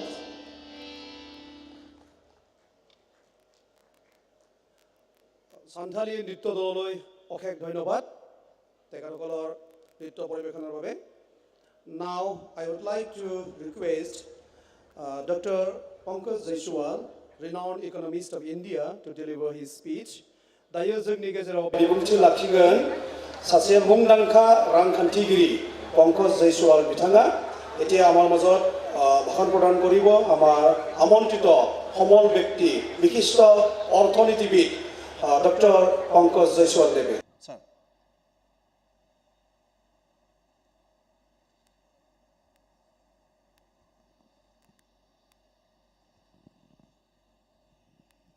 धन्यवाद खुलुमबाई बोडो खुलुमबाई BTR Assam and Bharat dais पे बैठे माननीय श्री हमारे मित्र प्रमोद बोरो जी बिहिनेश्वर जी CEM BKWSC अभी अभी यहाँ से गए अतुल बोरा जी अन्य हमारे गेस्ट और जर्मनी से पधारे हमारे प्रोफेसर थॉमस एवं अन्य हमारे जो सीनियर्स हैं एक तरह से नॉलेज एसेट्स हैं आपको प्रणाम करते हुए और पूरे जो सामने हमारे distinguished of the dice guest हैं जो पब्लिक है उन सबको प्रणाम करते हुए हमें जो सब्जेक्ट आज दिया गया है और बहुत अच्छा सब्जेक्ट है उस पर मैं आपके साथ कुछ अपना एक्सपीरियंस शेयर करना चाहता हूँ और एक्सपीरियंस शेयर करने से पहले इस पूरे आयोजन की जो रूपरेखा है और इस पूरे आयोजन का जो एग्जीक्यूशन है इसके लिए मैं मिस्टर प्रमोद बोरो और उनकी पूरी टीम को जो है बधाई देना चाहता हूँ, दिल से बधाई देना चाहता हूँ। अभी 15-20 दिन पहले लगभग ऐसा ही एक फेस्टिवल मैं उत्तर प्रदेश में अटेंड करके आया और चूँकि मैं उसका पार्ट भी था क्योंकि डायस्पोरा करेक्ट करने की जिम्मेदारी जो है हमारे पूजनीय माननीय योगी आदित्यनाथ जी की तरफ से हमें भी एक जिम्मेदारी मिली हुई थी, तो पूरा उसमें मैंने पार्टिसिपेट किया। तो भैया दावे के साथ कह सकता हूँ कि जो आपका ये बोडोलैंड नॉलेज फेस्टिवल है उससे कम नहीं है, उसके बराबर है, और एक सेंस में उससे बेहतर है। उससे बेहतर क्यों है मैं आपको बताता हूँ, क्योंकि पूरा नॉलेज फेस्टिवल है यहाँ के लोगों के द्वारा, यहाँ के लोगों के लिए ऑर्गेनाइज किया गया है। यहाँ मैं जिस तरह से पार्टिसिपेशन आपका देख रहा हूँ, जिस तरह से लोगों का खुद से पार्टिसिपेशन देख रहा हूँ, ये बहुत कम जगह मिलता है। तो ये जो आपने नई बयार, ये जो नई पहल शुरू की है, इसके लिए आप लोग भी बधाई के पात्र हैं। जिस तरह से आप लोग ने पार्टिसिपेट किया है और इस पूरी बीटीआर की टीम का उत्साह बढ़ाया है। जैसे मैं आ रहा था तो हमारे साथ हमारे प्रणव सिंह हैं सीआईटी में, उनको मैंने ये फर्स्ट BIKF 2023 लिखा हुआ देखा। मैंने कहा सबसे बढ़िया काम किया है बीटीआर की टीम ने और मिस्टर प्रमोद बोरो ने। इसका नाम फर्स्ट BIKF 2023 है। आप बस ये समझ लीजिए कि आपके लिए बस शुरुआत है। ये नॉलेज फेस्टिवल एक शुरुआत है। जब इसकी series second, third, fourth, fifth करके जब मेच्योरिटी पे पहुंचेगी तो ये बीटीआर का जो मॉडल है ये दुनिया में जो है इसकी कॉपी की जाएगी, क्योंकि आप जो है अपने आप में एक लोकल गवर्नमेंट की सबसे बेस्ट यूनिट हैं और भगवान ने आपको ये मौका दिया है और मिस्टर प्रमोद बोरो के नेतृत्व में मौका दिया है। तो हम पूरा भगवान से भी प्रार्थना करते हो, मेरी पूरी शुभकामना आपके साथ है। मैं पूरा आसामी तो नहीं समझ पाता हूँ, लेकिन जब मिस्टर प्रमोद बोरो स्पीच दे रहे थे तो वो आलोचना शब्द बोल रहे थे। तो आलोचना हिंदी में मुझे समझ में आया कि शायद वो बोल रहे थे कि हमारे इस काम को देखकर कोई आलोचना करेगा। तो मैं दावे के साथ कह सकता हूँ कि इतना बड़ा काम देखकर कोई आलोचना नहीं करेगा। या तो वो साथ होगा आपके, या तो आपके पीछे हो लेगा। किसी की हिम्मत नहीं है, क्योंकि आप लगातार काम कर रहे हो और आपकी जो वाणी है और आपका जो व्यवहार है इतना मीठा है कि कोई आपसे दुश्मनी भी नहीं रख सकता। अगर दुश्मन भी होगा 3-4 बार मिलेगा, चौथी बार बोलेगा दोस्त हो लो यार, इतना प्यारा आदमी है। तो इतने प्यारे आदमी का नेतृत्व आपको मिला है, तो आपको इसको यूटिलाइज करना चाहिए और इसको यूटिलाइज करके आपको इस एरिया का अपलिफ्टमेंट करना चाहिए। ये सिर्फ उनकी जिम्मेदारी नहीं है, ये हम सब की जिम्मेदारी है। और अब मैं कार्यक्रम में जो मुझे सब्जेक्ट दिया गया है उस पर मैं आता हूँ। सबसे पहले तो नॉलेज फेस्टिवल शुरू करने के लिए बधाई। नॉलेज फेस्टिवल रखा गया, इसके बारे में मैं बताऊँ। ये जो इसके अंदर इन बिटवीन द लाइन इसकी जो मीनिंग है, नॉलेज का मतलब एजुकेशन नहीं होता है। आप सब जो यहाँ लोग आए हैं ये इस बात का प्रमाण है कि नॉलेज का मतलब एजुकेशन नहीं होता है। ये कार्यक्रम सिर्फ बोडोलैंड यूनिवर्सिटी का या CIT कोकराझार का या कॉलेज में पढ़ने वाले बच्चों का नॉलेज फेस्टिवल नहीं है। इस BTR में अर्जित ज्ञान बहुत है। अर्जित ज्ञान परंपरागत किसानी का अर्जित ज्ञान है। अभी यहाँ पे जो नृत्य कर रहे थे परंपरागत नृत्य का ज्ञान है। यहाँ पे जो म्यूजिक कर रहे थे इनका परंपरागत म्यूजिक का ज्ञान है। टेक्सटाइल में वीविंग का ज्ञान है। पिगरी मिशन में जो आपका एक्सपीरियंस है, हजारों साल से जो सनातन ज्ञान आप लेके चले आए हैं, ये उसका फेस्टिवल है। अगर ये सिर्फ एजुकेशन का फेस्टिवल रहता तो इस तरह से आम आदमी का जो है पार्टिसिपेशन नहीं दिखता। आम आदमी का पार्टिसिपेशन है, इसका मतलब कि ये उस नॉलेज का फेस्टिवल है जो यहाँ का सनातन ज्ञान है, जो यहाँ का सस्टेनेबल नॉलेज है। इसीलिए आज का विषय भी उन्होंने सस्टेनेबल एग्रीकल्चर रखा और जिसने भी सस्टेनेबल एग्रीकल्चर विषय रखा उसको भी मैं बधाई का पात्र देता हूँ। सस्टेनेबल की मीनिंग मैं समझाता हूँ। सस्टेनेबल एग्रीकल्चर से जाने से पहले मेरे हिसाब से सस्टेनेबल का मीनिंग होता है सनातन। सनातन यहाँ मैं एक रिलीजन से नहीं कनेक्ट कर रहा हूँ, क्योंकि धर्म जो है दो तरीका होता है। धर्म एक रिलीजन का होता है, एक पंथ होता है, एक धर्म एक करेक्टर होता है। जैसे अग्नि का धर्म क्या है? अग्नि का धर्म है जलना। जल का धर्म क्या है? जल का धर्म है शीतलता। तो पृथ्वी का मूल धर्म है सनातन। क्यों मूल धर्म है सनातन? क्योंकि पृथ्वी जो है मिट्टी से बनी है और इस मिट्टी में जो भी चीज़ पैदा होती है उसको इसी मिट्टी में मिल जाना है। जब पृथ्वी का मूल धर्म है सनातन, तो इस पृथ्वी पे जो हमारी जो सबसे इम्पॉर्टेंट चीज़ जो पृथ्वी हमें देती है उपज के रूप में, एग्रीकल्चर के रूप में, वो भी सस्टेनेबल ही होना चाहिए। अगर हम इस पृथ्वी के मूल धर्म से छेड़छाड़ करेंगे, केमिकल से छेड़छाड़, केमिकल डाल के इस पृथ्वी का जो मूल धर्म है, जो मूल एसेट है मिट्टी, उस मिट्टी से छेड़छाड़ करेंगे, पेस्टिसाइड डाल के छेड़छाड़ करेंगे, तो पृथ्वी के मूल चरित्र से छेड़छाड़ हो जाएगा। और जब पृथ्वी डिस्टर्ब होगी तो बहुत सारी चीज़ें डिस्टर्ब हो जाएंगी। एटमॉस्फेयर डिस्टर्ब होगा, एनवायरनमेंट डिस्टर्ब होगा, आपका आपका स्वास्थ्य डिस्टर्ब होगा। इसीलिए यूनाइटेड नेशन जो है, अब जो हमारा जो नेचुरल ज्ञान है, जो हमारा नेचुरल ज्ञान है, सनातन ज्ञान है, उसी को अपने इंग्लिश लैंग्वेज में सस्टेनेबल डेवलपमेंट गोल बोलती है। सस्टेनेबल डेवलपमेंट गोल मतलब विकास के वो कार्यक्रम जिससे इस पृथ्वी का जीवन बना रहे और इस पृथ्वी पे मानवों का जीवन बना रहे और पृथ्वी के इकोसिस्टम में अन्य जीव जंतुओं का जीवन बना रहे। इसलिए जो हमारा ज्ञान है, जो हमारा सनातन ज्ञान है, वही संयुक्त राष्ट्र का सस्टेनेबल डेवलपमेंट ज्ञान है। तो जिसने भी सस्टेनेबल एग्रीकल्चर का इस कार्यक्रम का नाम रखा, वो भी बहुत बधाई का पात्र है। अब मैं आता हूँ कि सस्टेनेबल एग्रीकल्चर में यहाँ पे BTR में क्या हो सकता है और क्या डिस्कनेक्ट है। पहली चीज़ तो BTR का एक मंत्र हम देना चाहेंगे, इस चीज़ को आप ध्यान रखिए। BTR के 3 सिग्नेचर हैं, ये तीनों सिग्नेचर को हमको मेंटेन रखना है। अगर व्यक्ति अपना सिग्नेचर बदलता है तो उसका व्यक्तित्व ही बदल सकता है।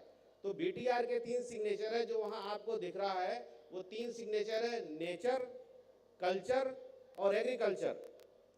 अगर आपने BTR के 3 सिग्नेचर को अपने विकास के कार्यक्रम के द्वारा बरकरार रखा तो BTR जो है दुनिया में एक उदाहरण के तौर पे लिया जाएगा, क्योंकि पूरी दुनिया इस समय सस्टेनेबल की तरफ भाग रही है, सनातन की तरफ भाग रही है।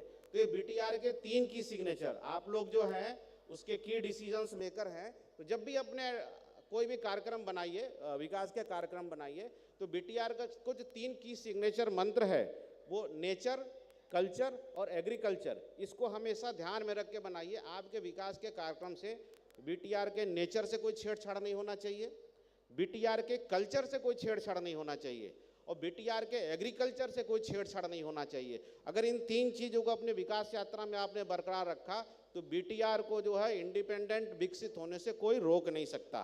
तो ये पहला मेरा जो सीख है, पहला जो मेरा मंत्र है कि हमें BTR के 3 की सिग्नेचर को अपने हर विकास कार्यक्रम में, अपने हर नीतियों में उसको बरकरार रखना है।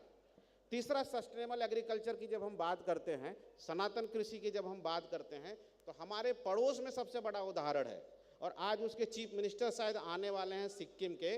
सिक्किम जो है सस्टेनेबल एग्रीकल्चर में, सिक्किम का मॉडल जो है वर्ल्ड से सर्टिफाइड है।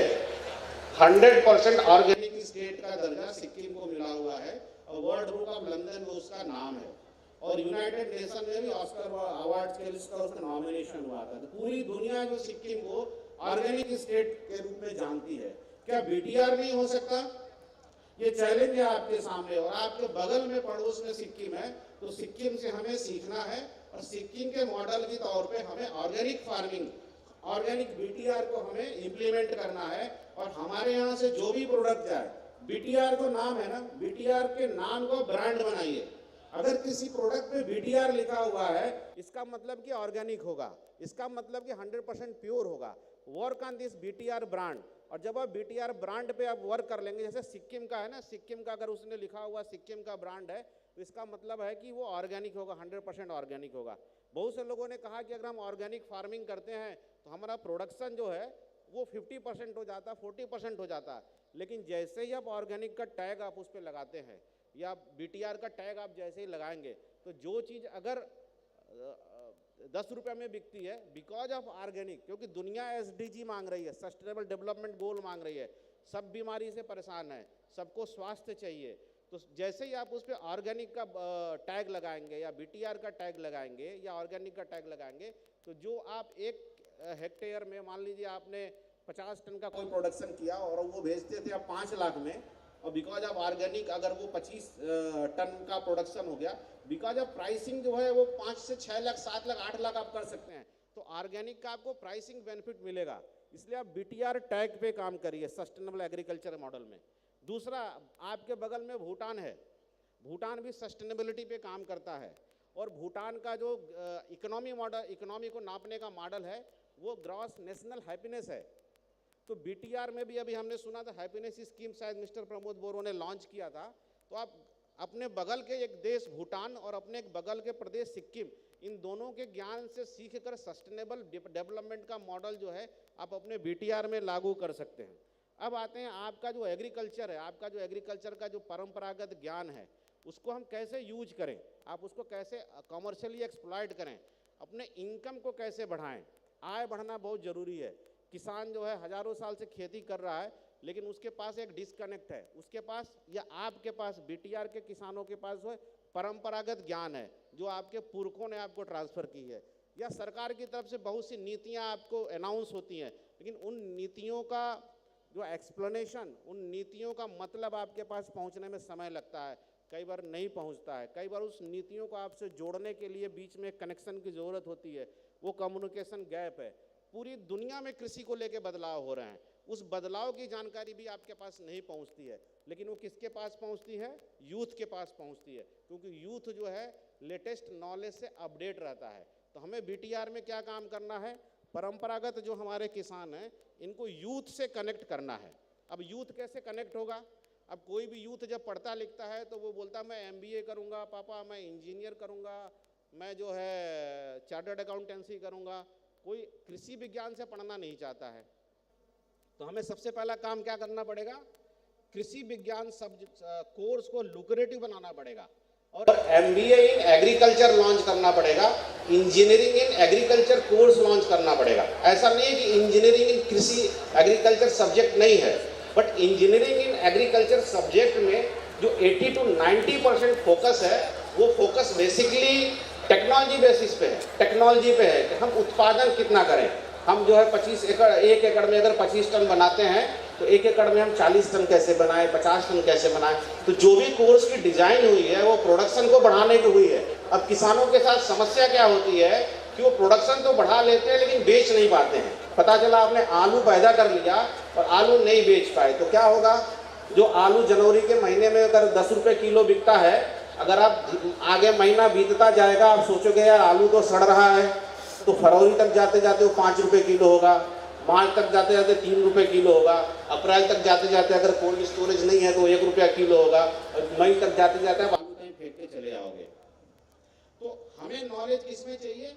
एमबीए इन एग्रीकल्चर आप पढ़ाओ, इंजीनियरिंग इन एग्रीकल्चर आप पढ़ाओ, लेकिन लॉजिस्टिक सपोर्ट का कोर्स दो उसको, मार्केटिंग का कोर्स उसमें डिजाइन करो, ताकि जो हमारा यूथ है उसके पास ये स्किल आए कि दुनिया में ऑर्गेनिक फूड्स का या बीटीआर के जो कृषि उपज है उसका मार्केट कहाँ कहाँ है, दुनिया के लोग ओरिजिनल सामान किस किस देश में और कहाँ कहाँ खोज रहे हैं, उसकी जानकारी जो है वो हमारे किसानों को देगा। तो किसानों को पता चलेगा अरे अरे ये तो पूरी दुनिया में हमारे उपज की मांग है, हमको मालूम ही नहीं था, चलो चलो इसको पैदा करते हैं। तो पहला ज्ञान जानकारी देगा दुनिया में कहाँ कहाँ मांग है। फिर वो ये भी जानकारी देगा कि आप कैसे बेचेंगे, इसको कैसे बेचेंगे। आप यहाँ से माल को, सपोज करिए आपने जो चीज़ बनाई उसको दुबई में बेचना है, वो जानकारी हमारे किसान को नहीं है, वो जानकारी उस एमबीए किए हुए लड़के को होगा, उस यूथ को होगा। वो बताएगा कि ये माल जो है यहाँ से गुवाहाटी जाएगा, गुवाहाटी से जो है मुंद्रा पोर्ट जाएगा, मुंद्रा पोर्ट से दुबई जाएगा या एयर कार्गो से जाएगा। तो उस पूरी जानकारी जो है, वो जो नो हाउ है, वो जो नॉलेज है उस यूथ के पास है। तो बीटीआर एडमिनिस्ट्रेशन को क्या काम करना है कि जो बीटीआर का यूथ है उसको किसानों से कनेक्ट करना है। अभी सरकार ने इसके लिए स्टार्टअप स्कीम लाई है। भारत सरकार के माननीय प्रधानमंत्री मोदी ने, अभी आपने देखा होगा बजट में निर्मला सीतारमण जी ने एग्रो स्टार्टअप पे जो है बहुत ज़्यादा फोकस किया है। उस एग्रो स्टार्टअप का 100% बेनिफिट मैं माननीय प्रमोद बोरो जी से रिक्वेस्ट करूंगा, एग्रो स्टार्टअप का 100% बेनिफिट का इम्प्लीमेंटेशन वो बीटीआर में करें, और उसमें जितने भी फंडिंग मिलती है वो सारी फंडिंग यहाँ की युवाओं को दिलाए, सो दैट यहाँ का युवा जो है एग्रो स्टार्टअप एंटरप्रेन्योर बने और यहाँ के जो किसान हैं उनको दुनिया के मार्केट से कनेक्ट करे। तो एक जो मिसिंग लिंक है यूथ कनेक्ट, इस पे आपको काम करना पड़ेगा। दूसरा मिसिंग लिंक आपको बताता हूँ जिस पे आपको काम करना चाहिए।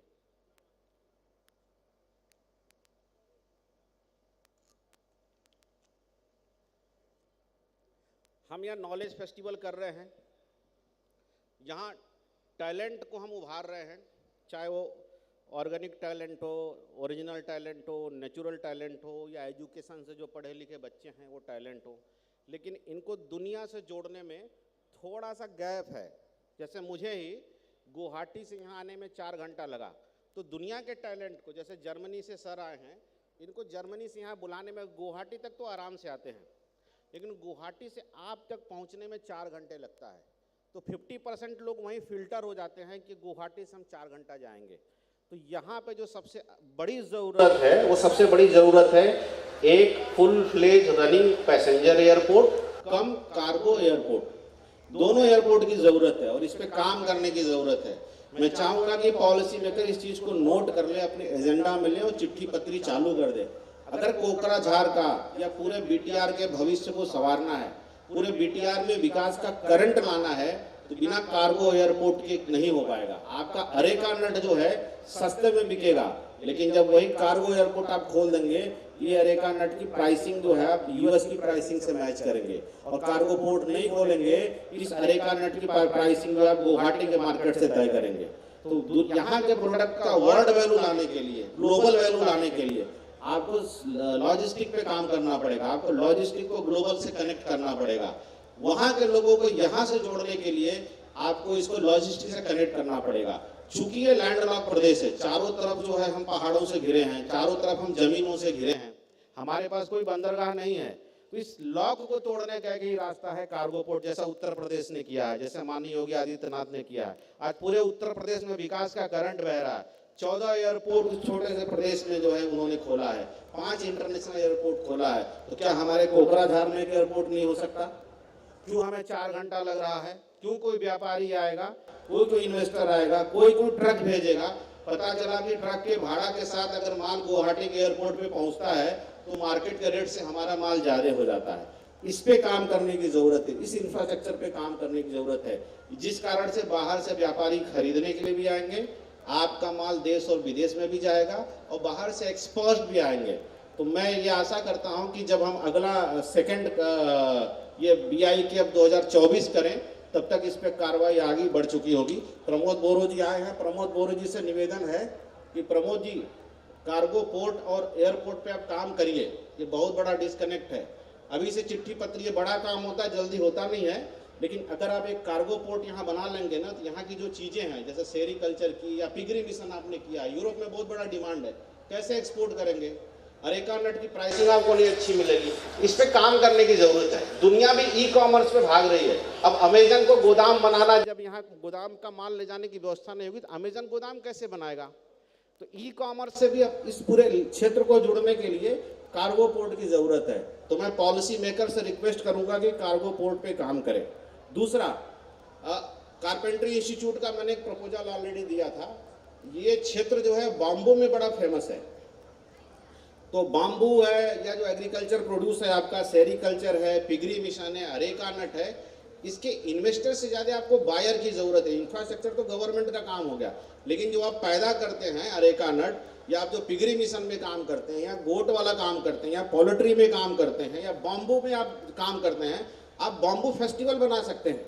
पूरी दुनिया में बाम्बू के फर्नीचर की डिमांड है, तो आप पूरी दुनिया से जो है बायर को बुला सकते हैं। तो इस तरह से एक्सपो ऑर्गेनाइज करें और दुनिया से बायर को बुलाएं। आपका फोकस इन्वेस्टर पे नहीं होना चाहिए, क्योंकि आपके गांव के एक एक किसान को धनी बनाना है। इसका माल बिकना चाहिए, इसका प्रोडक्शन बढ़ना चाहिए। बाहर से कोई इन्वेस्टर आके अपना फैक्ट्री लगा के अपना माल नहीं बेचेगा। अगर कोई बाहर से इन्वेस्टर आए, अगर उसको फैक्ट्री लगाना है, यहाँ का लोकल किसान उसकी फैक्ट्री में पार्टनर होना चाहिए, तब वो माल बेच पाएगा। जैसे यूनाइटेड अरब एमिरेट्स में है, बिना शेख को पार्टनर लिए दुबई में आप कोई काम नहीं कर सकते। उस तरह से यहाँ के भी पॉलिसी होना चाहिए। बाहर से आओ, फैक्ट्री लगाओ, तो लोकल को पार्टनर लो, नहीं तो हमारी सारी नीतियाँ यहाँ के किसान और यहाँ के आम आदमियों को एम्पावर करने के लिए होना चाहिए। तो हमें इस पे काम करना, हमें दुनिया से बायर बुलाना है, हमें अरेका नट का एक्सपो लगाना, हमें बॉम्बू फेस्टिवल करना है, सो दैट जो हमारी चीज़ों के बारे में हम लोगों को और दुनिया को बताएं। और जैसे ही लॉजिस्टिक सपोर्ट डेवलप होगा, हमें बेचने की ज़रूरत नहीं है। माल जहाँ होता है ना, ट्रक वहीं आ जाता है। जैसे ही आपके पास अरेका नट का स्टोर होगा, बाम्बू का स्टोर होगा, दुनिया वाले जहाज़ भेज देंगे आपके बाम्बू को ले जाने के लिए। हमें इस ई-कॉमर्स लॉजिस्टिक्स पे काम करना है। अंत में मैं बोलूँगा, आपके बगल में एक देश है थाईलैंड, उसके बगल में थोड़े दूर पे देश है जापान। जापान में जब उन्होंने विलेज एम्पावरमेंट की बात सोची, आम आदमी की एम्पावरमेंट की बात सोची, तो 1 विलेज 1 प्रोडक्ट का स्कीम लाया। जापान से जब वो स्कीम चली, थाईलैंड में आई, तो 1 ताम्बन 1 प्रोडक्ट पे आए। ताम्बन शायद वहाँ का, हमारे यहाँ का तालुका के जैसे ताम्बन बोलते हैं थाईलैंड में। जब वो भारत में योगी आदित्यनाथ के द्वारा लाई गई, उसका एरिया थोड़ा बढ़ा दिया, क्योंकि उत्तर प्रदेश थोड़ा बड़ा क्षेत्र है। उनको 1 डिस्ट्रिक्ट 1 प्रोडक्ट का नाम देकर उस स्कीम को लॉन्च किया। मैंने काफ़ी स्टडी किया बोडोलैंड के लिए, और मैंने यहाँ डिसाइड किया है कि वहाँ यहाँ पे 1 ब्लॉक 1 मार्केट पे काम होना चाहिए। यहाँ का जो एक एक ब्लॉक है, आप इकोनॉमिक मैपिंग कर लीजिए, एक एक प्रोडक्ट के लिए आप आइडेंटिफाई करिए, उस ब्लॉक में उस प्रोडक्ट का एम्पावरमेंट करिए, वहाँ के लोगों को उसके प्रोडक्शन के लिए तैयार करिए, और जब वो एक पूरा बाजार बन जाता है तो दुनिया से जो है अरेका नट के लिए ये ब्लॉक में जाइए, या अरेका नट का 4-5 ब्लॉक हो सकता है, बाम्बू के लिए इस ब्लॉक में जाइए, वो जो आपके ब्लॉक्स हैं ना अपने आप में इंटरनेशनल मार्केट के रूप में पैदा होंगे। तो हमें किस फार्मूले पे काम करना, 1 ब्लॉक 1 मार्केट। मैं यहाँ 1 ब्लॉक 1 प्रोडक्ट की बात नहीं कर रहा हूँ, क्योंकि जैसे ही आप प्रोडक्ट का नाम लेते हैं दुनिया भर के इन्वेस्टर आते हैं और हमारे ही मेहनत कमा के चले जाते हैं। हमें बीटीआर के लोगों को उद्यमी बनाना है, बीटीआर के लोगों को रिच बनाना है, और बीटीआर के लोगों को ही उद्यमी बनाना है। इसलिए हमें 1 ब्लॉक 1 मार्केट पे काम करना होगा। इसके लिए मैं एक प्रपोजल भी लाया हूँ जो मैं प्रमोद जी को दूंगा, और इसी के साथ जो है अपनी वाणी को विराम देता हूँ, और आशा करता हूँ कि जब मैं सेकंड BIKF फेस्टिवल में आऊँ, इस BIKF फर्स्ट का जो है परिणाम ऐसा हो कि इसके विकास का जो मानक है या विकास का जो लक्ष्य प्रमोद जी ने तय किया है वो पूरा हो। इसी बात के लिए आपको बहुत बहुत धन्यवाद। नमस्कार।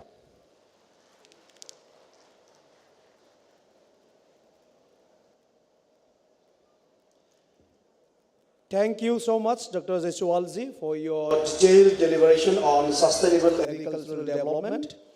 बिथाङा जोंनि दिनैनि हांख्रायजानाय फुंखा सुबुं, बिथाङा जोंनो गोबां गुवारै sustainable agricultural developmentनि सोमोन्दै बुंफोरना होबाय। बिथांनिसिम साबायखर थाबाय। मोनसे फोसावनाय दङ, जोंनि गेजेराव बलिउडनि हांख्रायजानाय सासे फावखुंगुर सनु सुद, बिथाङा दान्दिसे उनाव सफैसिगोन।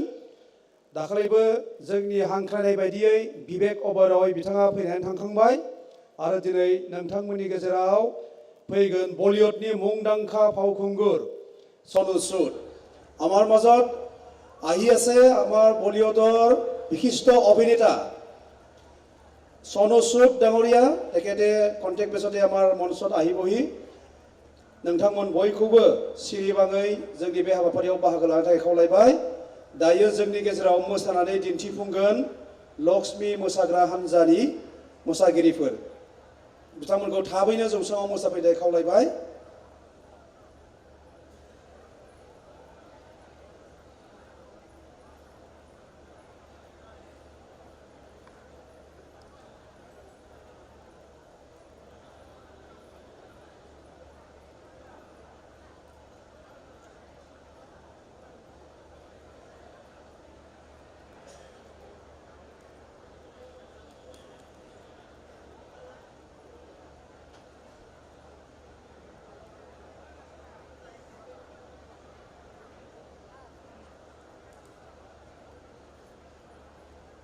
दायो मोसागोन लक्ष्मी मोसाग्रा हान्जा।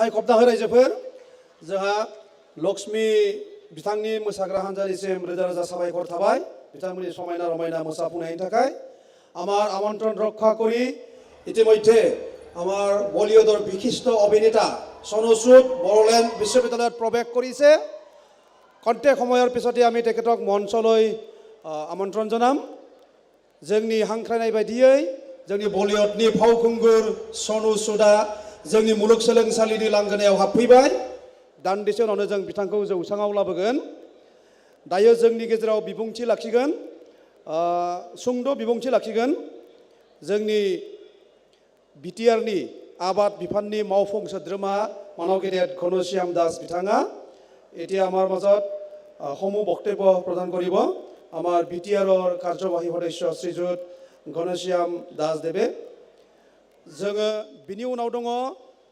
सुइडेननिफ्राय फैनाय प्रफेसर जहन वेस्टनेसनि दोंसे माने हारिमुवारि मोसाफुंनाय बेयाव गुबुन गुबुन हारिनि मोसागिरिफोरा बाहागो लागोन प्रफेसर जहन वेस्टमेननि दैदेननायाव এতিয়া এয়া আমাৰ বিটিআৰৰ কৃষি বিভাগৰ কাৰ্যবাহী সদস্য মাননীয় শ্ৰীযুত ঘনশ্যাম দাস দেৱ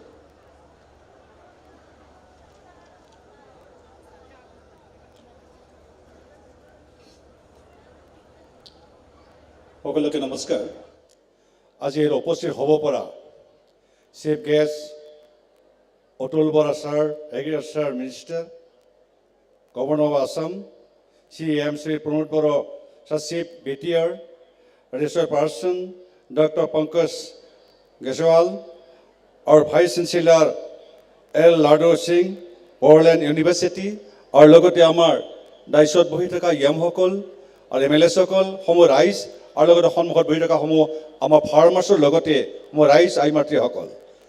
PKK Amar, Hokole Hindi, Ingraji Logote, অসমীয়াত সকলো ভাষণ মিলা দিয়া হ'ল সেই হিচাপে খেতিয়ক হিচাপে এগ্ৰিকালচাৰ এম হিচাপে মই আপোনালোকক কিছুমান কথা ক'ব বিচাৰিছোঁ আজি যে আমাৰ এই ফেষ্টিভেল কৰা হৈছে নলেজ পাৰ্চন নলেজ দিয়াৰ কাৰণে আপোনালোকক শিকোৱাৰ কাৰণে কথাবিলাক অৱগত কৰোৱাৰ কাৰণে আপোনালোকে ইয়ালৈকে উপস্থিত হৈছে তাৰ কাৰণে মই সকলো আমাৰ উপস্থিত হ'ব পৰা ফাৰ্মাৰৰ লগত শুভেচ্ছা জ্ঞাপন কৰিছোঁ আৰু লগতে যিসকল ৰাইজ ইয়াত উপস্থিত হৈছে তেওঁলোকক শুভেচ্ছা জ্ঞাপন কৰিছোঁ বিশেষকৈ আজি আমাৰ অলপ আগতে বিটিআৰৰ চিফ প্ৰমোদ ছাৰে যিখিনি কথা আপোনালোকক অৱগত কৰালে তাৰ পাছত মই কিছুমান কথা ক'বলৈ বিচাৰিছোঁ যে আমি কৃষকসকলে কি কৰি আছোঁ কি কৰিম কেনেকৈ মাটিডৰা আমি শুৱনি কৰি ৰাখিব পাৰিম সেই বিষয়ে মই আপোনালোকক ক'ব বিচাৰিছোঁ আমাৰ খেতিয়কসকলে নিজে ঘৰত বহুতখিনি মাটি পৰি থাকে সেই পৰি থকা মাটিখিনি যদি আমি শুৱনি কৰিব বিচাৰোঁ গ্ৰীণ ভেলি কৰিব বিচাৰোঁ সেউজীয়া কৰিব বিচাৰোঁ তেতিয়াহ'লে সেই মাটিখিনি কিবা না কিবা এটা আমি কৰিব লাগিব মই বাৰে বাৰে য'লৈকে মিটিং কৰিবলৈ যাওঁ সেই সময়ত সকলো কৃষকসকলক মই কিছুমান ভাষণেৰে কওঁ আমাৰ মাটিডৰা এনে পৰি আছে তাতে কিছুমান খেতি কৰি লোৱা সেইকাৰণে এইবাৰ আমাৰ বিটিআৰৰ প্ৰমোদ বৰা ছাৰে এটা প্ৰজেক্ট লৈছে সেই পদক্ষেপত অগৌৰী প্লাণ্টেশ্যন আপোনালোকে নিশ্চয় ইয়ালৈকে আহিছে আমি এটা ডেমো সজাইছোঁ সেই ডেমো এগ্ৰিকালচাৰ ডেমোত আপোনালোকে গৈ চাব আমি অগৰুৰ পৰা কিমান টকা কমাব পাৰোঁ আৰু অগৰুৰ পৰা আমি কেনেকৈ ডেভেলপমেণ্ট হ'ব পাৰোঁ আৰু অগৰুৰ পৰা আমি জীৱন ৰক্ষা কেনেকৈ কৰিব পাৰোঁ সেইবিলাক আপোনালোকে নিশ্চয় আমাৰ ডেমোলৈকে গ'লে আপোনালোকে চাব পাৰিব নিজৰ চকুৰে দেখিব যদি আমি এজন অগৰু যদি কৰিব পাৰোঁ 3 বছৰ বয়সৰ পৰাই সেই অগৰু প্লাণ্টেশ্যনৰ লগত জড়িত ৰাখি আমি সেই কামবিলাক কৰাৰ কাৰণে চেষ্টা এটা কৰিব লাগে কাৰণ আমি যদি 1 কিলো অগৰু দিব পাৰোঁ 1.5 লাখ টকা পায় খালি গছৰ ভিতৰতেই অগৰু প্লাণ্টেশ্যন কৰিবৰ কাৰণে ইতিমধ্যে মেডিচিন আমাৰ ওচৰত আছে সেই মেডিচিনবিলাক নি পেলাই আপোনালোকে তেওঁলোকে প্লাণ্টেশ্যন কৰি পেলাই আপোনাৰ 3 বছৰ পাছত আকৌ 3 বছৰ ৰখিলে তাতে আমাৰ মেডিচিনবিলাক পোৱা যায় ঠিক তেনেকৈ আমাৰ বিটিআৰ পৰিৱৰ্তনৰ কাৰণে আমাৰ প্ৰমোদ বৰা ছাৰে বাৰে বাৰে চিঞৰি কৈ আছে আমাৰ বিটিআৰ বাকী সজাগ হওক নিজৰ মাটিডৰা পৰি আছে খেতি কৰক নানানটা খেতিৰে উপভোগ কৰি নিজৰ জীৱন নিৰ্বাহ কৰাৰ কাৰণে আপোনালোকক আগবঢ়াই দি আছে কিন্তু আমাৰ কিছুমান ৰাইজে কিছুমান ফাৰ্মাৰে কিছুমান খেতিয়কে বহুতখিনি আগবাঢ়িছে এইবাৰ খুব ভাল লাগিছে বাক্সা জিলাৰ লগতে বিটিআৰত বহুতখিনি জায়গাত মাষ্টাৰ সৰিয়হৰ খেতি এনেকৈ কৰিছে যে পথাৰবিলাক হালধীয়াৰ বাদে একো দেখা পোৱা নাই আৰু এনেকুৱা খেতি হৈছে যেন আমি বিটিআৰ পৰিৱৰ্তন কৰিছোঁ। এইবুলি আমাৰ ভাল লাগিছে যেন এনেকুৱা খেতি কৰিলে বিটিআৰ পৰিৱৰ্তন কিয় নহ'ব। সেইকাৰণে আৰু ইয়াৰ লগতে আমাৰ এনেকুৱা খেতি আছে, এইবাৰ আমি দিব বিচাৰিছোঁ আমি চয়াবিন। আমি ইন্দোৰলৈকে গৈছিলোঁ চয়াবিনৰ খেতি চাবৰ কাৰণে, তাতে চাইছোঁ, ৰিচাৰ্চ পাৰ্চনৰ কথা পাতিছোঁ আৰু ফেক্টৰীলৈকে গৈছোঁ। যদি আমি 1 কিলো চয়াবিনৰ পৰা যদি 2 কিলো দুধ উলিয়াব পাৰোঁ, সেই 2 কিলো দুধৰ পৰা যদি আমি এইটো টেঙা ঢালি পেলাই ফটোৱাৰ পাছত আমি 1 কিলো 25 গ্ৰাম যদি পন উলিয়াব পাৰোঁ, মানে পনীৰ ওলায়, আমাৰ কিমানখিনি লাভ হয়। তাৰ লগতে 1 কিলো আমাৰ চয়াবিনৰ পৰা যদি আমি তেল উলিয়াব বিচাৰিছোঁ 50 গ্ৰাম তেল ওলায়। সেইখিনি অতি সহজে কৰিব পৰা আমাৰ কণ্ডিশ্যন আছে। ইতিমধ্যে আমাৰ ওদালগুৰিৰে এজন ব্যক্তি আছে, এইবাৰ আমাৰ এগ্ৰিকালচাৰ গুৱাহাটীত তেখেতে প্ৰাইজ প্ৰাপ্ত হৈছে। ঠিক তেনেকৈ আমি এতিয়া ষ্ট্ৰবেৰী খেতি আমাৰ বৰ্তমান অৰ্গেনিক হিচাপে বিটিআৰত ইমান ধুনীয়াকৈ কৰিছে। আপোনালোকে কৰিব পাৰে, কোনো কৰিব নোৱাৰা কথা নাই, কাৰণ ষ্ট্ৰবেৰী আমাৰ ইয়াৰ বস্তু যোৱাৰ লগে লগে গুৱাহাটীত 5 মিনিটতে শেষ হৈ যায়। ইতিমধ্যে আমি ছাপ্লাই দিবই পৰা নাই, তথাপিতো যিমানখিনি আমাৰ বিটিআৰত ষ্ট্ৰবেৰী খেতি কৰিছে তেওঁলোকৰ কাৰণে ইতিমধ্যে দিল্লীৰ পৰা যিমানখিনি ছাপ্লাই আহে এই ছাপ্লাই আহোঁতে বন্ধ কৰিছোঁ। কাৰণ বিটিআৰ বস্তু খাই চাওক কেনেকুৱা লাগে, ভাল লাগে নে বেয়া লাগে, অৰ্গেনিক খেতি খাই কেনেকুৱা লাগে, আৰু যিবিলাক বাহিৰৰ পৰা হয় বস্তু আহি খাই কেনেকুৱা লাগে নিজে ক'ব পাৰিব। সেইকাৰণে এতিয়া গুৱাহাটীত গ'লে BTCৰ ষ্ট্ৰবেৰী ক'ত আছে বুলি সোধে, তেতিয়া আমি দোকানবিলাক দেখুৱাই দিওঁ, তেওঁলোকে যাই অকণমান সময়তে শেষ হৈ যায়। আৰু সেই সময়তে লগতে ৱাটাৰ মিলনৰ খেতি ইতিমধ্যে আমাৰ আৰম্ভ হৈছে বহুতখিনি ঘৰত। সেই ৱাটাৰ মিলনৰ জৰিয়তে আমাৰ যিবিলাক ফাৰ্মাৰ আছে তেওঁলোকে নিজৰ ঘৰৰ লগতে পৰিয়ালৰ লগতে সকলোৱে সুখ শান্তি ৰাখিব পৰাকৈ তেওঁলোকে এতিয়া খেতি কৰি পেলাই উপাৰ্জন কৰিব পাৰিছে। সেইবিলাক কৰাটো আমাৰ নিশ্চিত কৰ্তব্য। আৰু লগতে আমি আৰু আপেল বেয়াৰ মানে বগৰী, এই যে বগৰী ৰাস্তাই ঘাটে বিক্ৰী কৰি আছে কিমান 200 টকাকৈ কিলো। যদি আমি বগৰী যদি কৰিব পৰা যায়, মানুহক অৰ্গেনিক ভিজা কৰা হয়, বগৰী কোনো মেডিচিন প্ৰয়োগ কৰা নহয়, সেইবিলাক বগৰী খাই শান্তি আছে, নিজৰ দেহাৰ কাৰণে ভাল, আমাৰ কেলছিয়ামবিলাক বাঢ়ে, আমি আগবাঢ়ি নিব পাৰিম। ঠিক তেনেকৈ আৰু যদি আমি কওঁ ড্ৰাগন ফ্ৰুট মোটামুটি 300 পৰা 400 টকালৈ কেজি বিক্ৰী কৰি আছে। প্ৰথম ওলোৱাৰ লগে লগে ড্ৰাগনৰ দাম আছিল কিমান 600-800লৈকে আছিল, এতিয়া কমচে কম 300 পৰা 400 টকা এতিয়া মানে আমাৰ ৰাইজখনে পায়। সেইবিলাক কিয় নিবিচাৰে আপোনালোকে? সেইবিলাক কৰাৰ কাৰণে চেষ্টা এটা কৰক। তাৰ লগতে আমি যিমানখিনি আমাৰ খেতি কৰিব লগা আছে, আমাৰ অগৰু গাছ এইবাৰ প্ৰমোদ বৰা ছাৰে আমাৰ WBT পৰা ধৰিছে আমাৰ অগৰু প্লান্টেশ্যনৰ কাৰণে। আমাৰ যিখিনি খেতিয়কে কৰিব বিচাৰিছে 1 বিঘা মাটিৰ কাৰণে অগৰুৰ কাৰণে আপোনালোকক প্ৰদান কৰা হ'ব। সেই ৰাইজে আপোনালোকৰ যে বেনাৰ বনাই পেলাই ধুনীয়াকৈ অগৰু প্লান্টেশ্যন কৰক। 3 বছৰৰ পাছত গছডালৰ কাৰণে আমাৰ অগৰু প্লান্টেশ্যনৰ লগত জড়িত ৰাখি কি মেডিচিনে প্ৰয়োগ কৰিব লাগে, সেই মেডিচিন প্ৰয়োগ কৰাৰ লগে লগে তাতে আৰু চেণ্টটো পোৱা যায়। কাৰণ বড়োদে আজমলে এইবিলাক খেতি কৰি ক্ৰপতি হৈ আজি লাখপতি আৰবপতি হৈ আছে। ঠিক তেনেকৈ আমি কিয় নোৱাৰোঁ? আমাৰ এনেকুৱা মাটি পৰি আছে, আমি বাৰীৰ ভিতৰতে মাটি পৰি আছে, কিন্তু কোনো খেতি সুখী নাই। আমি যদি এজন সন্তান জন্ম দিওঁ, সন্তান জন্ম দিয়াৰ লগত চিন্তা কৰিব লাগে, আমি যদি এটা লাল চন্দন যদি কাঢ়িব পাৰোঁ আৰু অগৰু গছ পাতডাল কৰিব পাৰোঁ, ঠিক তেনেকৈ যদি 18 বছৰ বয়স হোৱাৰ লগে লগে সেই ল'ৰাজনৰ পঢ়োৱাৰ পৰা আৰম্ভ কৰি চাকৰিৰ পৰা আৰম্ভ কৰি গোটেই পইচাখিনি সেই গাছডালে ওলায়। আমি সেইখিনি কিয় নকৰোঁ? নিজৰ ল'ৰা ছোৱালীৰ নিচিনাকৈ পালন কৰক সেই গাছকেইডালক।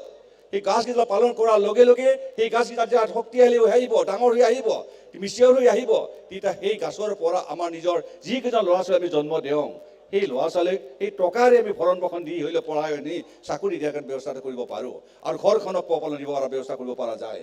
কিন্তু আমাৰ মানুহবিলাকে ইচ্ছা নকৰাৰ কাৰণে আজি এই অৱস্থাত হৈ আছে। আমি বিচাৰি আছোঁ বড়োলেণ্ডখন পৰিৱৰ্তন হওক। এতিয়া পৰিৱৰ্তন হৈ আহিছে। আজি ফাৰ্ষ্ট আমাৰ নলেজ ফেষ্টিভেল চলিছে প্ৰথম। কেনেকুৱা আজি দেশ বিদেশৰ পৰা মানুহ আহি কিমান ধুনীয়াকৈ আপোনাৰ ভাষণেৰে শিকাই গৈছে। আমি যদি সেইখিনি নিজৰ অন্তৰত যদি সজাই নাৰাখোঁ তেতিয়াহ'লে কি হ'ব? কি কৰিম?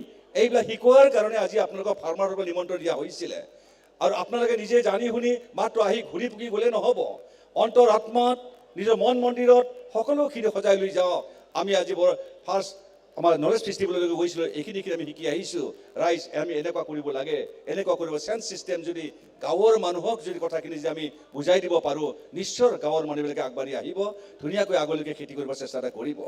তাৰ লগতে এতিয়া মাছৰুম খেতি আমি বাৰে বাৰে সকলো মহিলাসকলে মাছৰুমৰ এনেকুৱা আগবাঢ়ি গৈছে। গোসাইগাঁও এৰিয়াৰ লগতে বিটিআৰত সকলো জেগাতে মাছৰুম আৰম্ভ হৈছে। মাছৰুমবিলাক তোমাৰ ফেলনি নাযায় শুকোৱাৰ পাছতো ধুনীয়াকৈ সেই মাছৰুমবিলাক আমি পেকেজিং কৰি বিক্ৰী কৰিব পাৰোঁ।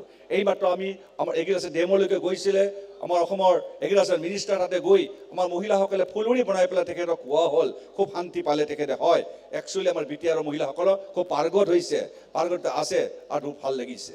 ঠিক তেনেকৈ যদি আমি গোটেইখিনি যে সকলৰ পৰা আশীৰ্বাদ পাওঁ, তেতিয়াহ'লে BTR পৰিৱৰ্তন কৰাটো বেছি সময় নালাগে। পূৰ্বৰ চৰকাৰখনে কি কৰিছে, কি কৰা নিশ্চয় ৰাইজে দেখা পাইছে। সেই ৰাইজে দেখি শুনি আগবাঢ়িব লাগিব। একেই দিনতে বা একেই বছৰতে সকলো কাম কৰিব নোৱাৰে, কাৰণ আজি এনেকুৱা ডাঙৰ এটা ফেষ্টিভেল আনিছে। এই ফেষ্টিভেল কিন্তু আগতে কোনোবাৰ হোৱা নাছিল আৰু হ'ব আশাও নাছিল। আমাৰ চৰকাৰখন পৰিৱৰ্তনৰ কাৰণে প্ৰমোদ ছাৰৰ নেতৃত্বত এইখিনি আগবাঢ়ি আহিছে। তেওঁলোকে আপোনাৰ নিজে চিন্তাধাৰা কৰি চোৱাটো মই কৰ্তব্য বুলি ভাবোঁ। সেয়েহে সমূহ ৰাইজক বা জনাইছোঁ, যিবিলাক এবাৰ খেতি কৰিব আৰু খেতিৰ লগত জড়িত থকা ব্যক্তিসকলে আছে, নিজৰ মাটি ডৰা যেন চুকে কোণে পৰি থাকিব নিদিব। কিছুমান গছ-গছনি গৈ হ'লেও আপোনালোকে আগুৱাই যোৱাটো মই ভাল বুলি মই ভাবোঁ, আৰু আগুৱাই গ'লে নিশ্চয় ভাল হ'ব আৰু সকলো খেতিয়কসকলে আগবাঢ়িত হ'ব। সেয়েহে মই বেছি দীঘলীয়া কৰিব বিচৰা নাই। সমূহ ৰাইজক মই অভিনন্দন জনাইছোঁ, অহা কষ্টৰে আহিছে, তাৰ কাৰণে সকলোকে অভিনন্দন জনাই মই চমুকৈ সামৰিছোঁ। সময়ৰ কামৰ কাৰণে সময় মাৰি লগা হৈছে, সময় পালে আপোনালোকক আৰু দীঘলীয়া কৰিম। এইখিনি মই চমুকৈ সামৰি মাৰিছোঁ। নমস্কাৰ, ধন্যবাদ। আমাৰ BTRৰ কৃষি বিভাগৰ কাৰ্যবাহী সদস্য ঘনশ্যাম দাসদেৱক অশেষ ধন্যবাদ থাকিল। जोंहा दान्दिसे उनावनो उननि हाबाफारिखौ जागायजेनसै। जोंनि हांख्रायजानाय बलिउडनि आलासि बिथाङा जोंनि स्टेजनि उनथिं सफैबाय। जोंनि रायजो राजा बिथांमोना, बाहागोलारि बिथांमोना जाहाथे जोंनि बिथिं उनथिंजाय फैनानै खायसो खालामफैया, बेखौ खावलायखानाय थाबाय। बिथाङा जोंनि गेजेराव बिबुंथि लाखिगोन दा दसे उनाव।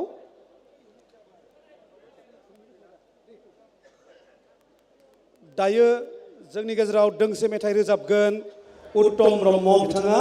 आं बिथांखौ थाबैनो बिथांनि मेथाइ खननायखौ खोनासंनो थाखाय खावलायहरनाय जाबाय।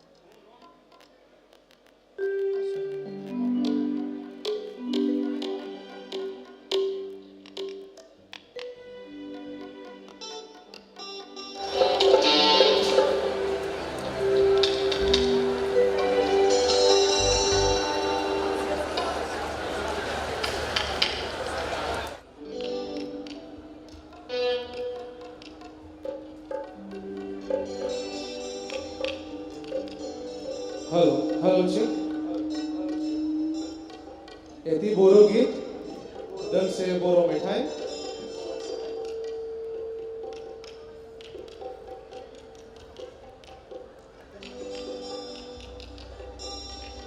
बरसी दिमाग बनाई आ गई लाइन sari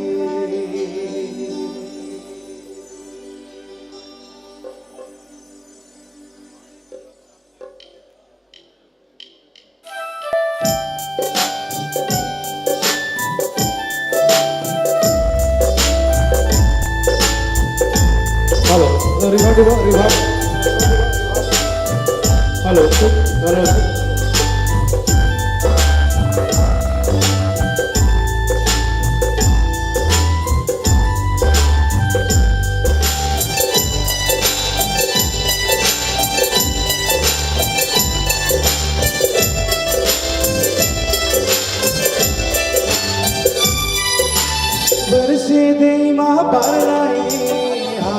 lai sari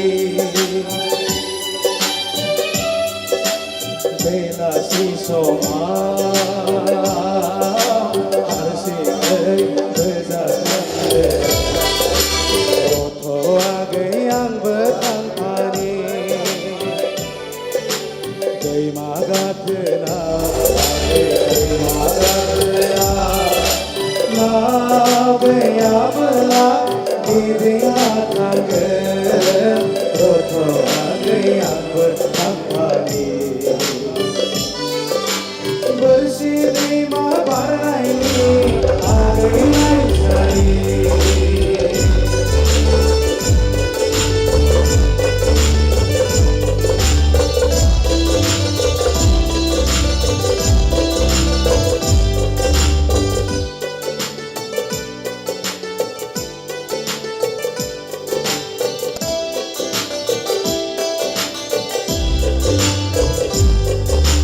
Mini khair mohor Gama gaiya agor jala lokona sanso haye somai na moho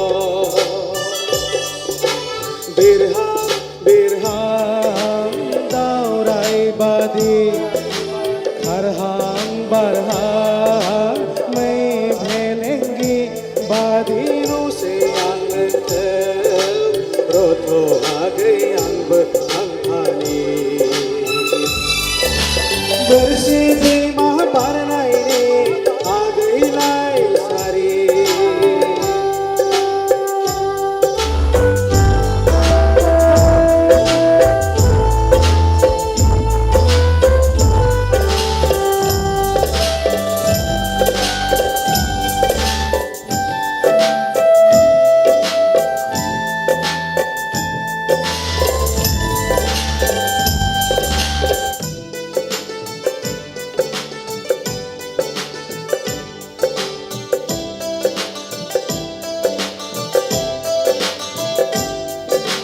bersi dei mani bala gerana bersi dei mani bala gerana thabai na nei mingbra om thana nei thabai aga ami sai khela rotho age ang samphani bersi dei gai lai sari bela si soma arsi ei beza kange roho age ang betang dei magatna age dei magatna nao ge abla giding la thage rotho age ang betang bersi dei mahaparanai age lai sari gojanthang dhonnobad thank you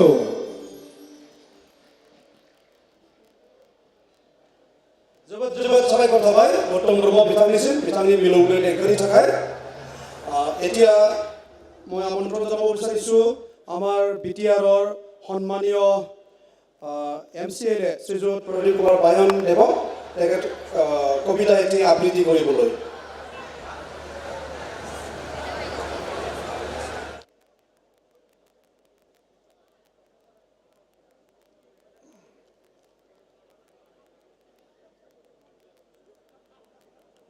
মঞ্চত উপবিষ্ট মোৰ অতি শ্ৰদ্ধাৰ বিশিষ্ট ব্যক্তিসকল সমবেত ৰাইজ আপোনালোক আটাইকে মই প্ৰণাম জনাইছোঁ আপোনালোক আটাইকে মই শুভেচ্ছা জনাইছোঁ আপোনালোকৰ মংগল কামনা কৰিছোঁ এতিয়া মই এটি কবিতা আবৃত্তি কৰিবলৈ লৈছোঁ মোৰ দেশ কবি হীৰেণ ভট্টাচাৰ্য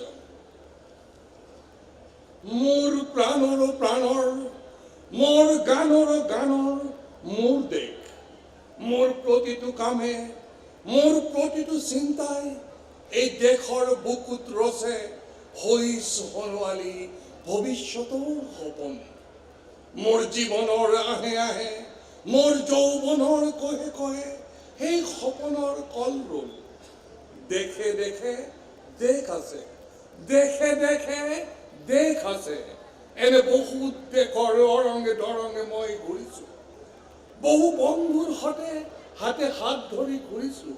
কেতিয়াবা কেতিয়াবা সাগৰ পাৰত, কেতিয়াবা খেজুৰ তলত, নতুবা পাহাৰ তলিত খন্তেক জিৰাইছোঁ। বন্ধুৰ সৈতে প্ৰাণ খুলি প্ৰাণৰ কথা পাতিছোঁ।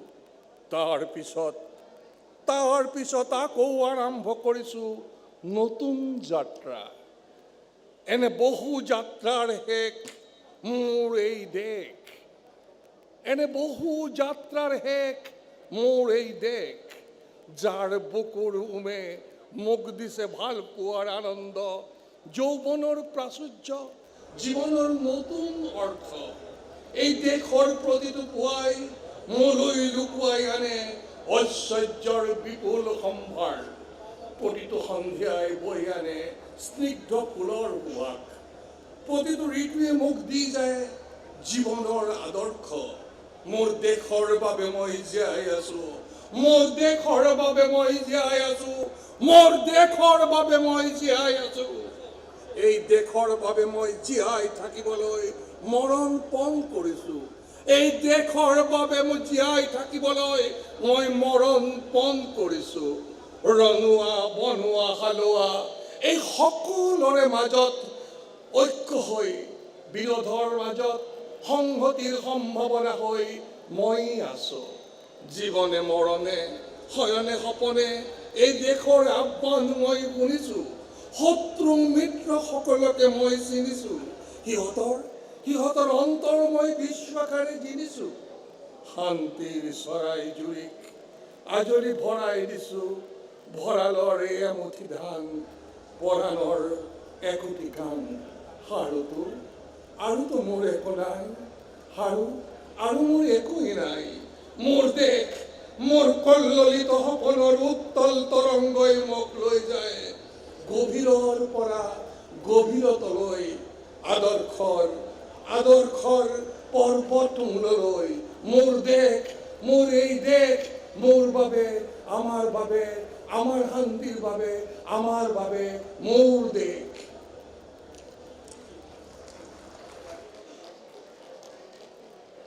বহুত বহুত ধন্যবাদ থাকিল আমাৰ বিটিআৰৰ সন্মানীয় সদস্য শ্ৰীযুত প্ৰদীপ কুমাৰ বায়নদেৱক তেখেতৰ আবৃত্তিৰ বাবে। Now I would like to invite Professor Laisram Ladu Singh to deliver his welcome speech. And I also request the members of the organizing committee to felicitate him with an RNI. जोंनि गेजेराव दायो बे जोंनि जि गियाननि फोरबोनि जोबथा हाबाफारिनि बराय बिबुंथिखौ लाखिगोन बड'लेण्ड मुलुगसोलोंसालिनि vice chancellor professor Laishram Ladu Singh बिथाङा। Please sir.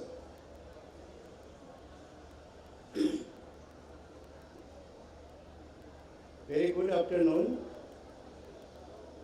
In the felicitory function of Bodoland International Knowledge Festival 2023, the Bodoland University and BTC wholeheartedly extend a warm welcome to our Honorable Union Minister Sri Ramesh Teliji. We also extend a warm welcome to Srijut U.G. Verma ji, the Honorable Cabinet Minister of Assam.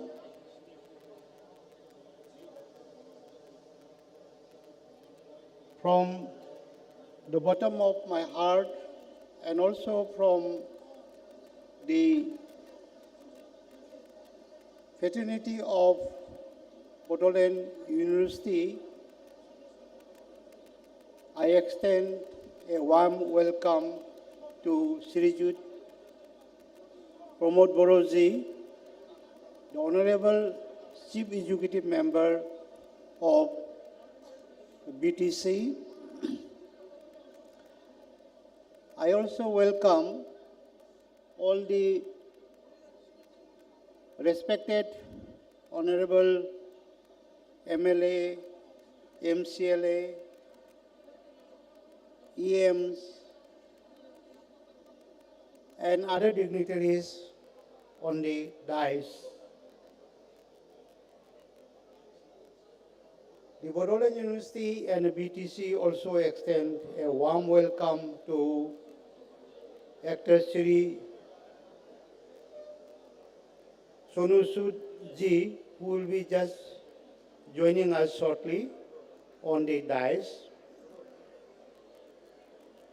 I extend a warm welcome to all the foreign delegates who have been with us continuously for the last 4 days, including today. I extend a warm welcome to the media persons who are covering and reporting all the events that is happening in the Bodoland International Knowledge Festival.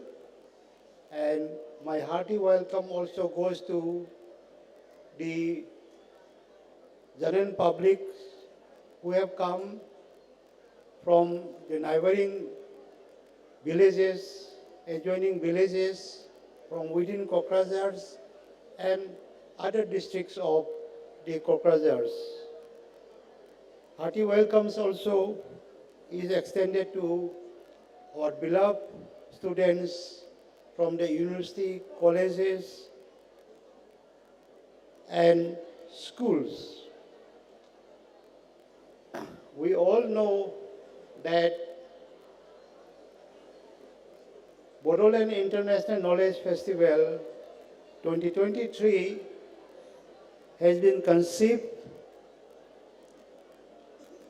monitored, organized, and implemented under the able leadership of our Honorable Chief Executive Member of BTC, Shri Pramod Boroji.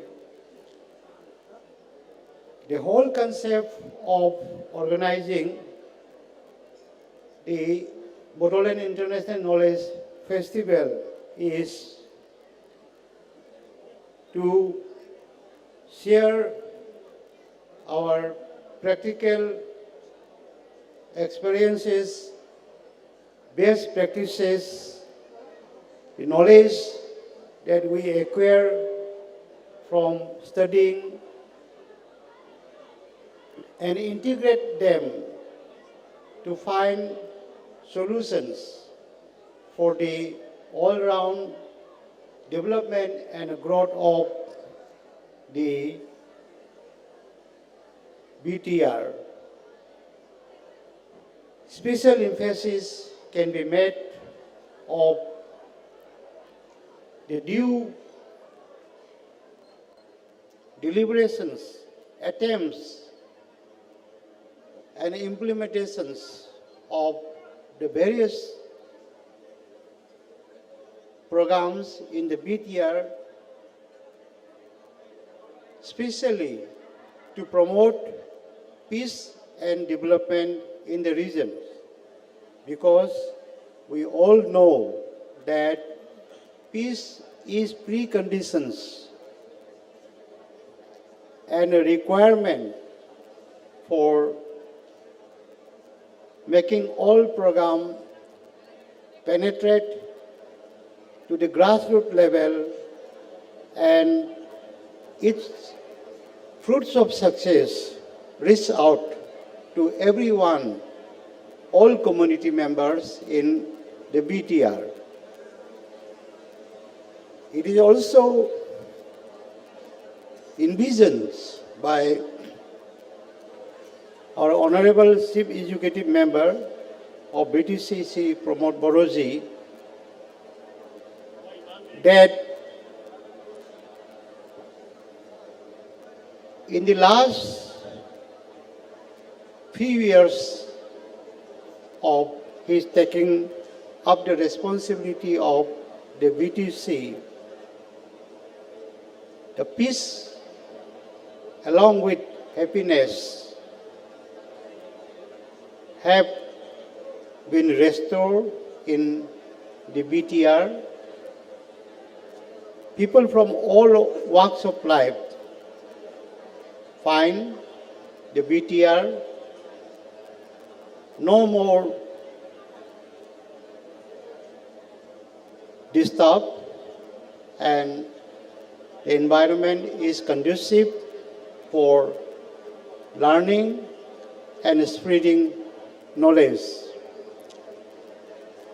With these few words, I thank all the honorable ministers, honorable MLA, honorable MCLA, honorable EMs, all the government officials, resource persons who have come from various countries, including USA, Germany, Philippines, and we had in the midst of us Myanmar ambassador to India, Bhutan, and Iran, and we also had in midst of us in the Bodoland International Knowledge Festival Deputy Ambassador of Taiwan, who himself is a professor and deliberated on the education systems in Taiwan and in other countries, and compares the education system that we are practicing and come out with suggestions where emphasis is given more on skill procurement for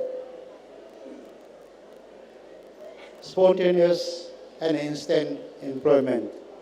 So with these few words, I thank once again and conclude my welcome address. Thank you, everyone.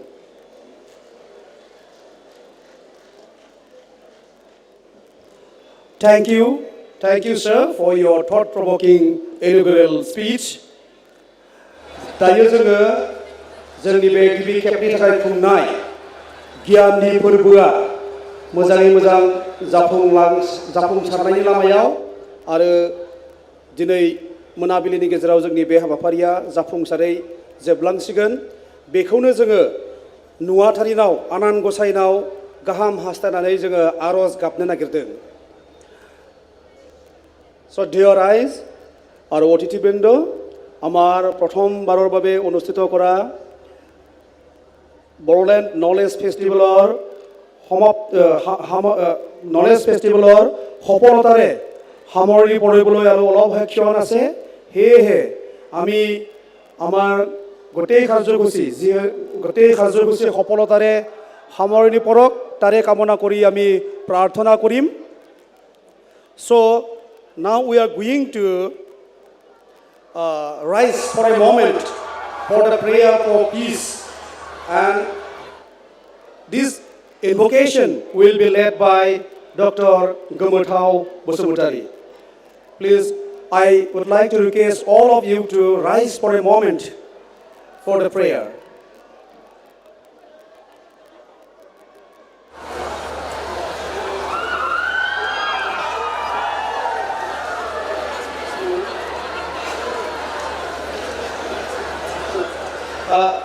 আমাৰ অতিথি বৃন্দ অলপ সময় বহি থাকিবৰ কাৰণে অনুৰোধ জনাইছোঁ। যেতিয়া আমাৰ গমুথাও বসুমতাৰী তেখেতে ইনভকেশ্যন আৰম্ভ কৰিব, আমি আটাইকেইজনে ৰাইজ হ'ম।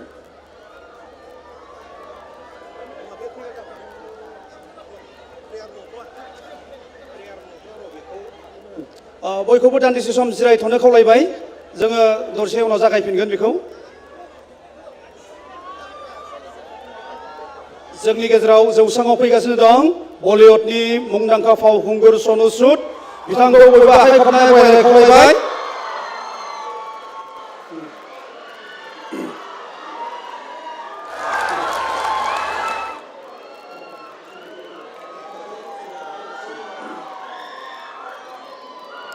बयखौबो दान्दिसे सम सिरि थाथ'नो थाखाय खावलायबाय बयखौबो दान्दिसे सम सिरि थानो थाखाय खावलायनाय जाबाय Now I would like to request all of you to rise for a moment for the invocation. गोमोथाव नोंथाङा जागायनांसो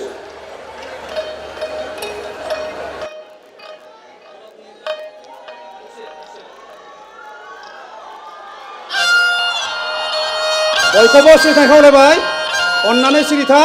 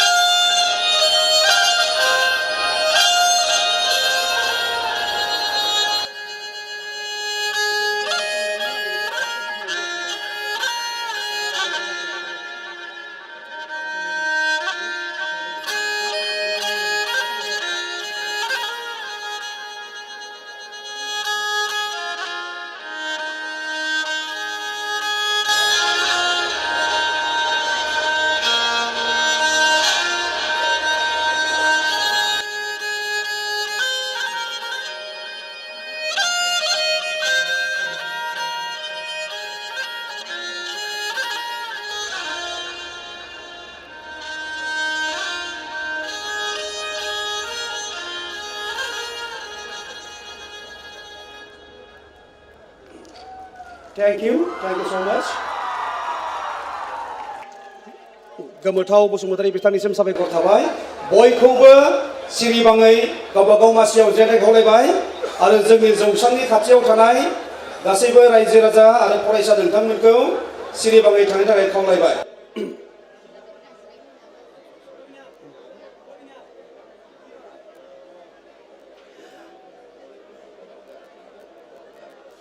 Now we are going to felicitate our Honorable Chief Guest, Honorable Union Minister of State, Mr. Rameswar Telly. So I would like to request our organizing committee members to felicitate Honorable Minister of State, Union Minister of State, Mr. Rameswar Telly ji. I also request our Honorable Chief of BTR, Sri Pramod Boroji, to felicitate our chief guest.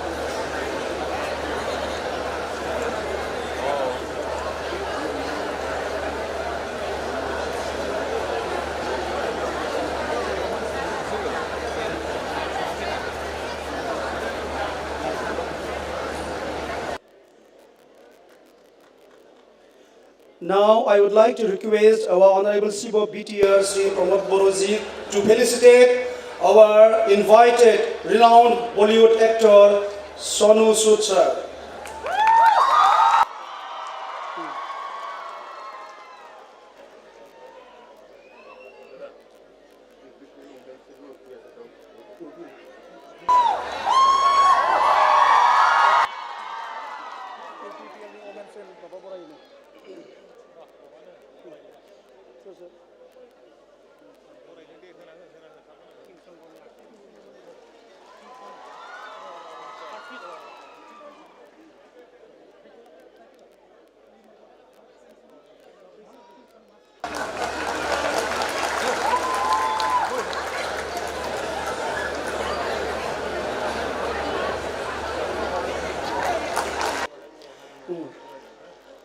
renowned Bodo artist, Mr. Kingston Sorgari. He is also going to felicitate with painting.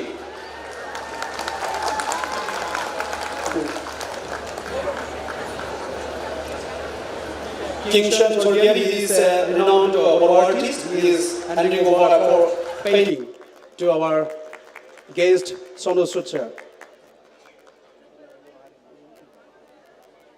Now, all Bodo Harimu Afar is also going to felicitate him with an Aronai. Please.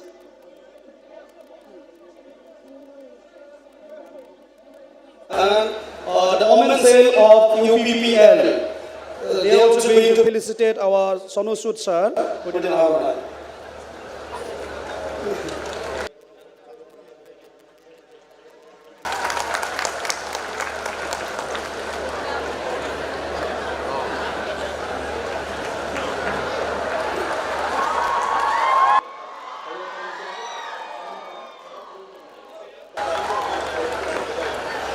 Now we are going to felicitate our honorable guest, honorable president of Bodo Sahitya Sabha, Mr.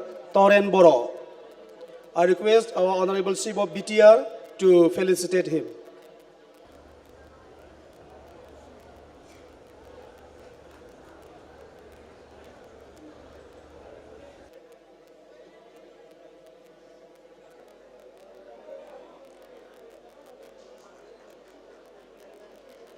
Our Honorable Speaker of BTC Legislative Assembly, Mr. Katiram Boro, is felicitating our Honorable guest, Mr. Toren Boro.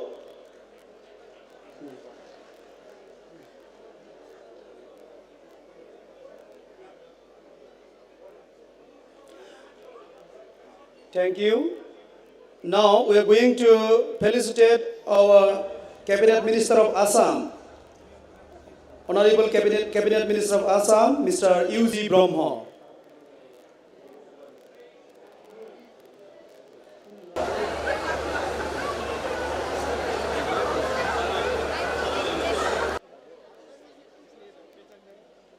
दायो जों बरायनो आखायाव लादों जोंनि मानाव गेदेर आसामनि मन्त्रि Shri U.G. ब्रह्म बिथांखौ.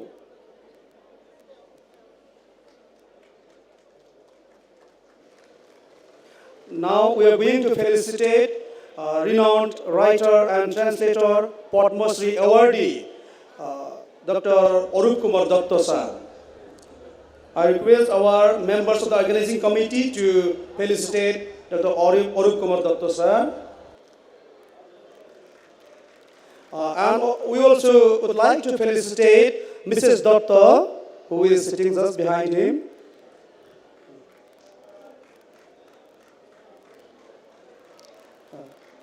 Thank you, ma'am. Now we are going to felicitate Honorable Vice President of All Bodo Students Union, Mr. Karunrao Wari. I request our members of the organizing committee to felicitate him.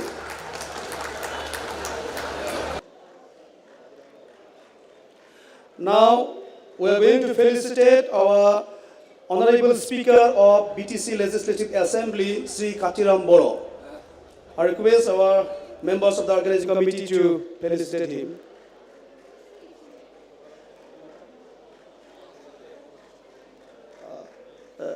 The honorable leaders and members of All Bodo Students Union, they are also going to felicitate our renowned Bollywood actor Sonu Sood sir.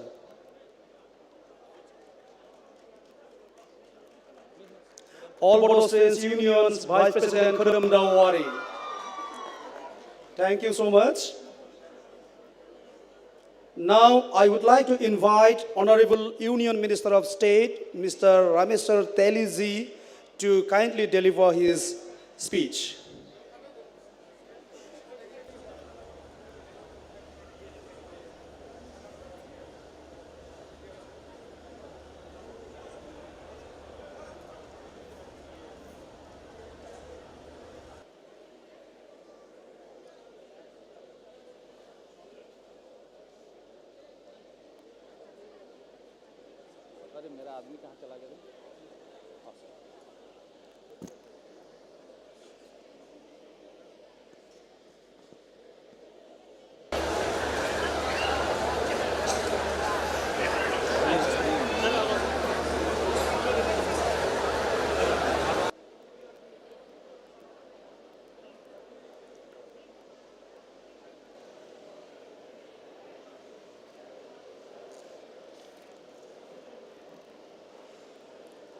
নমস্কাৰ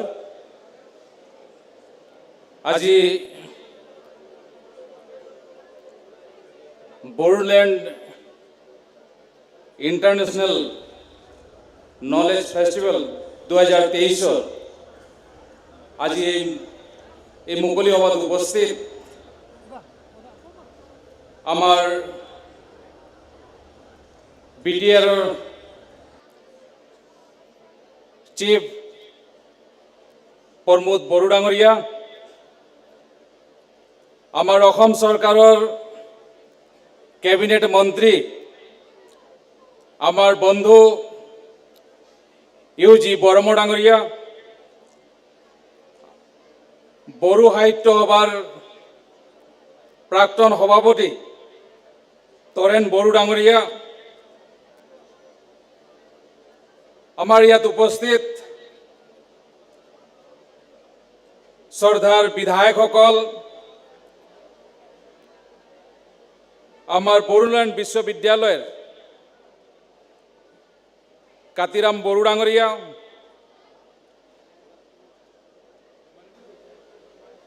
বড়ো ছাত্ৰ সন্থাৰ সভাপতি সম্পাদক ডাঙৰীয়া আমাৰ EM সকল Numaligarh ৰিফাইনেৰীৰ independent director Sudip প্ৰধান ডাঙৰীয়া আৰু আজি এই মঞ্চত উপবিষ্ট हमारे बॉलीवुड के हमारे अभिनेता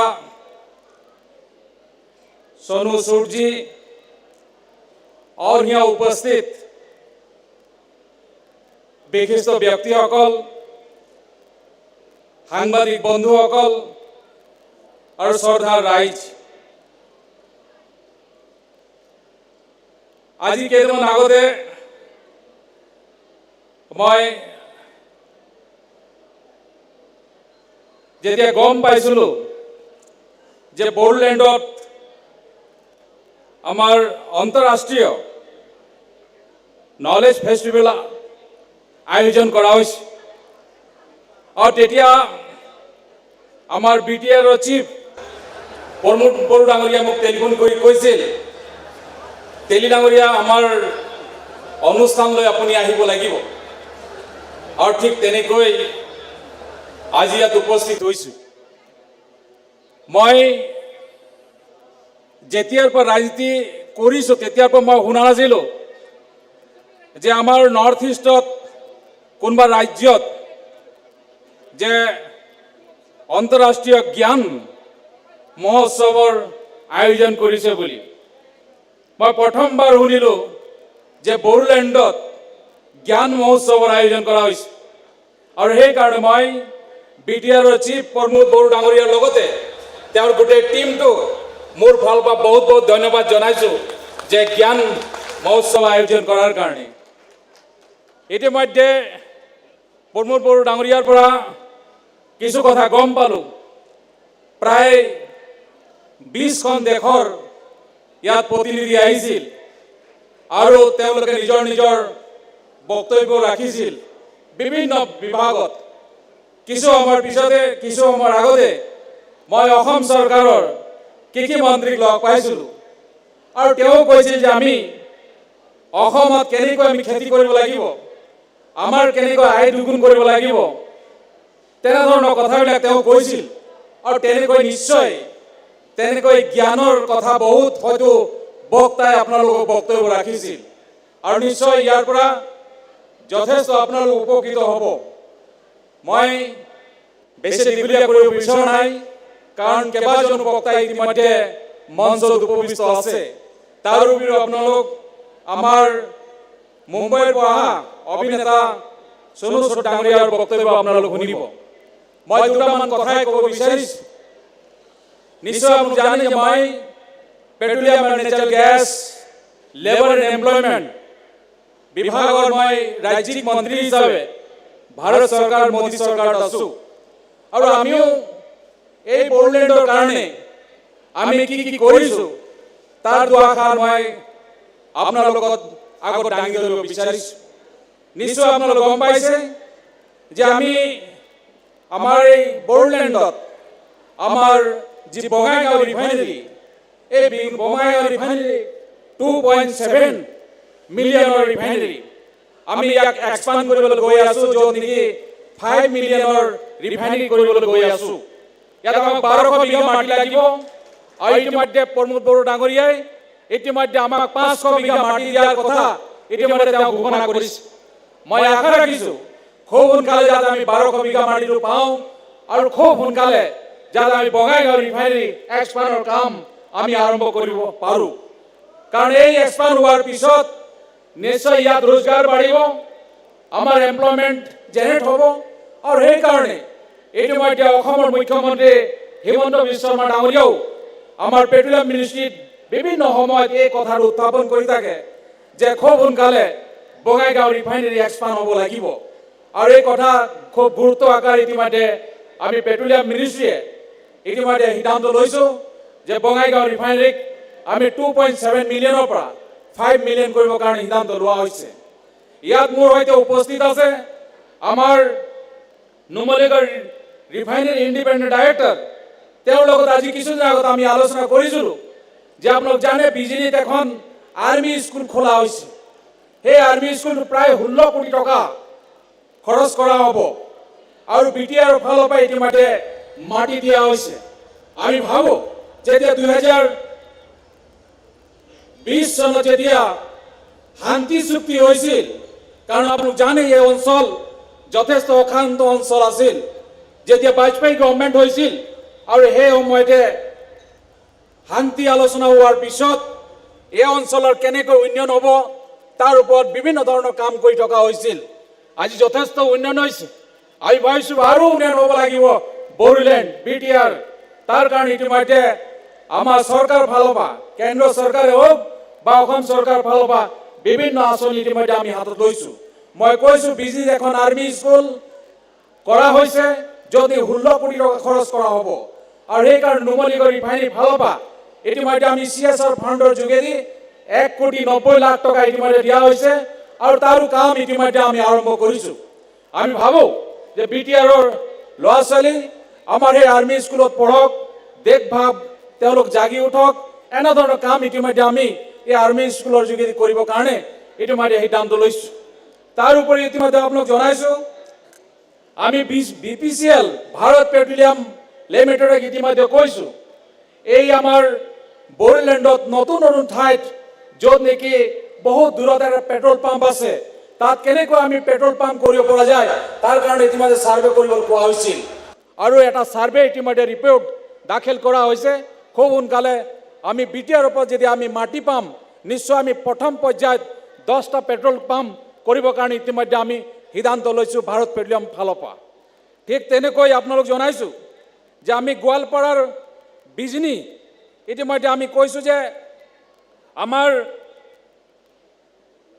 BPCLৰ যোগেদি আমি LPG বটলিং প্লান্ট এটা কৰিবৰ কাৰণে ইতিমধ্যে আমি সিদ্ধান্ত লৈছোঁ আপোনালোক গম পাইছে এই বটলিং প্লান্টটোত ইতিমধ্যে প্ৰায় 500 কোটি টকা খৰচ কৰা হ'ব আপোনাক জনাইছোঁ 500 কোটি টকা খৰচ কৰি আমি এই বটলিং প্লান্টটো আমাৰ চিৰাং জিলা হ'ব কমৰডংগা বুলি ঠাইত এই বটলিং প্লান্টটো কৰিবৰ কাৰণে আমি সিদ্ধান্ত লৈছোঁ ইয়াত 25খন জিলাৰ তেলবিলাক আমি ষ্টক কৰিম ইয়াত আমাৰ LPG 25খন জিলালৈ আমি তাৰ পৰাই গাড়ী যোগেদি গাঁৱত ঘৰত মানুহৰ যোগান ধৰা ব্যৱস্থা কৰা হ'ব তাৰ কাৰণে ইতিমধ্যে আমি আমাৰ বিটিআৰ ফালৰ পৰা ইতিমধ্যে আমি মাটি পাইছোঁ তেনেকৈ 500 কোটি টকা খৰচ কৰি আমি এই প্লান্টটো ইতিমধ্যে কৰিবৰ কাৰণে সিদ্ধান্ত লৈছোঁ অহা বোৰ্ডৰ মিটিঙত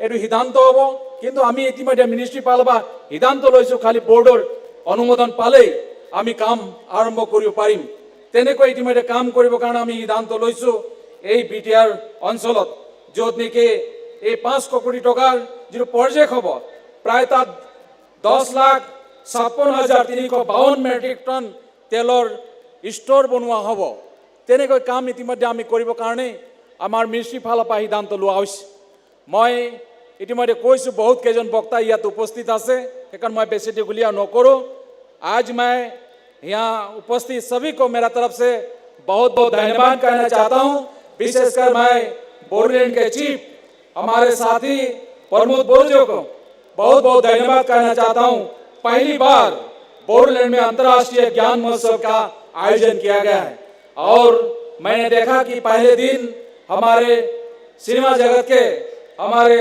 बहुत से लोग आए हुए थे आज भी सोनू सूद जी यहाँ उपस्थित हैं वो भी अपनी बात रखेंगे मैं ज़्यादा नहीं कहना चाहता हूँ इसी तरह से बोडोलैंड की उन्नति हो आगे बढ़े और हम चाहते हैं कि बहुत सी बातें आप लोगों को शायद ज्ञान के बारे में अपने अपने बात रखे हुए हैं तो उसके जरूर आप लोग अमल कीजिएगा मैं जब फूड प्रोसेसिंग मंत्री था तब भी मैं कोकराझाड़ आया था और उस समय मैं प्रमोद जी को कहा था कि यहाँ अगर यह बहुत सी हमारी फल उल होता है धान होती है यहाँ एक फूड प्रोसेसिंग का भी प्रोजेक्ट लगना चाहिए मैं चाहता हूँ कि यहाँ एक फूड प्रोसेसिंग का प्रोजेक्ट हो क्योंकि मैं असम में करीब 10 फूड प्रोसेसिंग प्रोजेक्ट करने की मैंने सिद्धांत लिया था जिसमें एक कोकराझाड़ भी था वो अभी हो नहीं पाया और मैं आशा करता हूँ खूब जल्द यहाँ एक फूड प्रोसेसिंग का भी प्रोजेक्ट हो उसी तरह से हमारी नुमलीगढ़ रिफाइनरी में हम बम्बू से हम इथानॉल बनाने के लिए एक प्रोजेक्ट की काम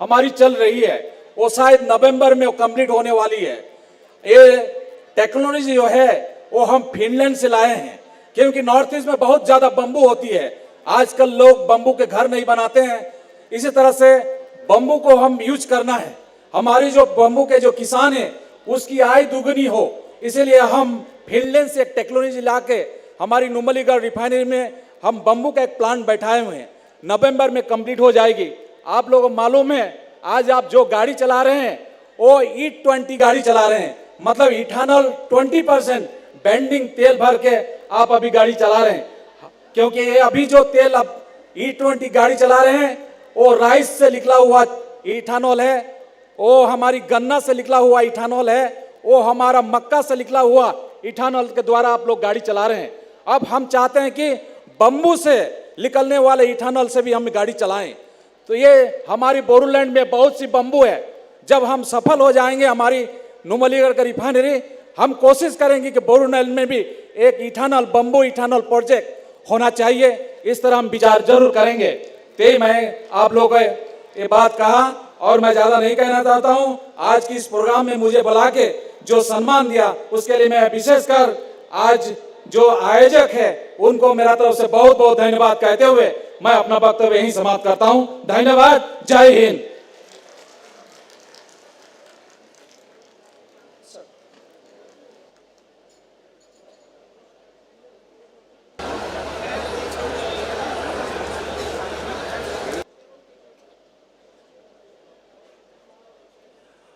মাননীয় ৰাজ্যিক কেন্দ্ৰীয় মন্ত্ৰী শ্ৰীযুত ৰামেশ্বৰ তেলী দেৱলৈ তেখেতৰ বহুমূলীয়া বক্তব্যৰ বাবে অশেষ ধন্যবাদ থাকিল আমি এতিয়া আগবাঢ়িছোঁ পৰৱৰ্তী কাৰ্যসূচীলৈ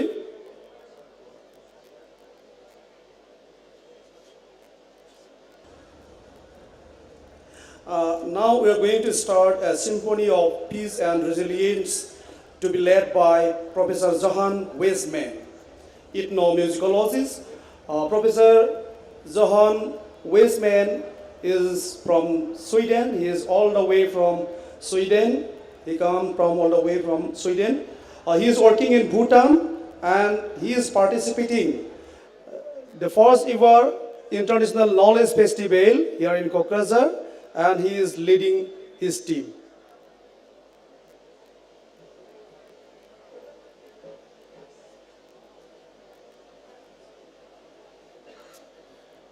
Ladies and gentlemen, honorable guests, VIPs, and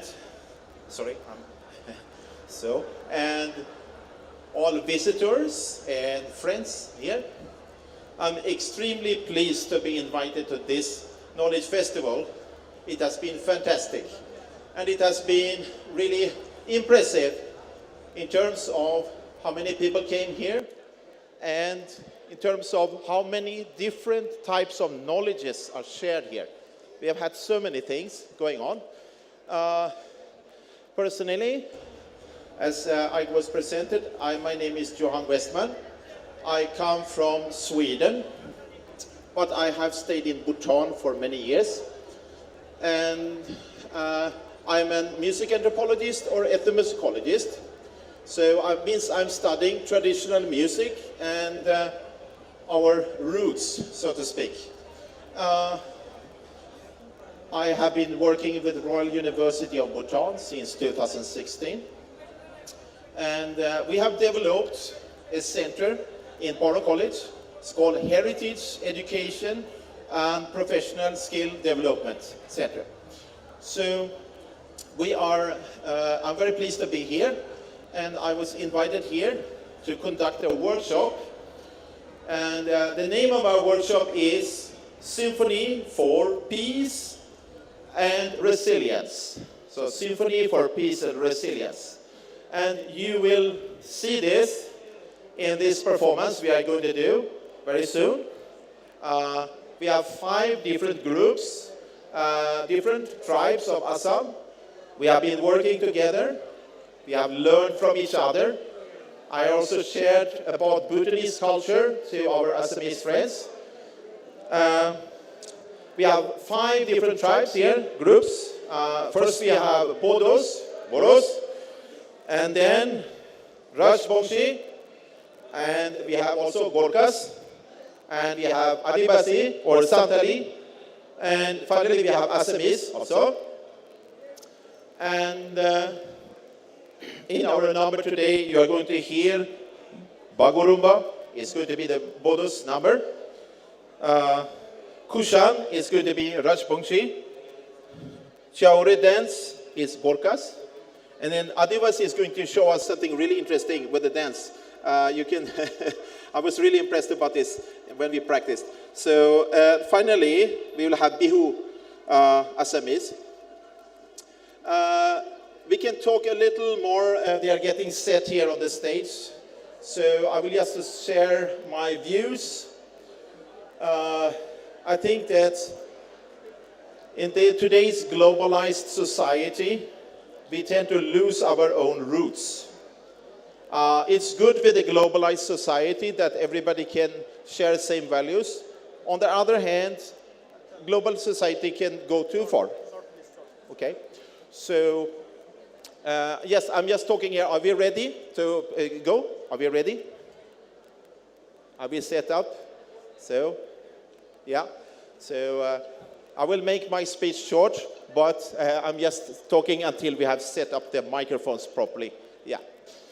So, I thank you again once more for this, and I will...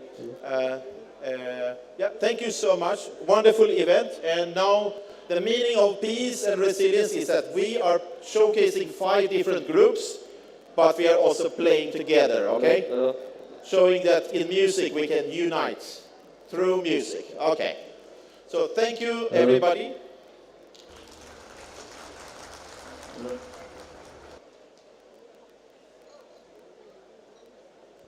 Hello. दायो जोंनि गेजेराव प्रफेसर जहान वेस्टमेना जोंनि आसामनिनो मोनबा हारिफोरनि हारिमुवारि दिन्थिफुंनायखौ दैदेनगोन।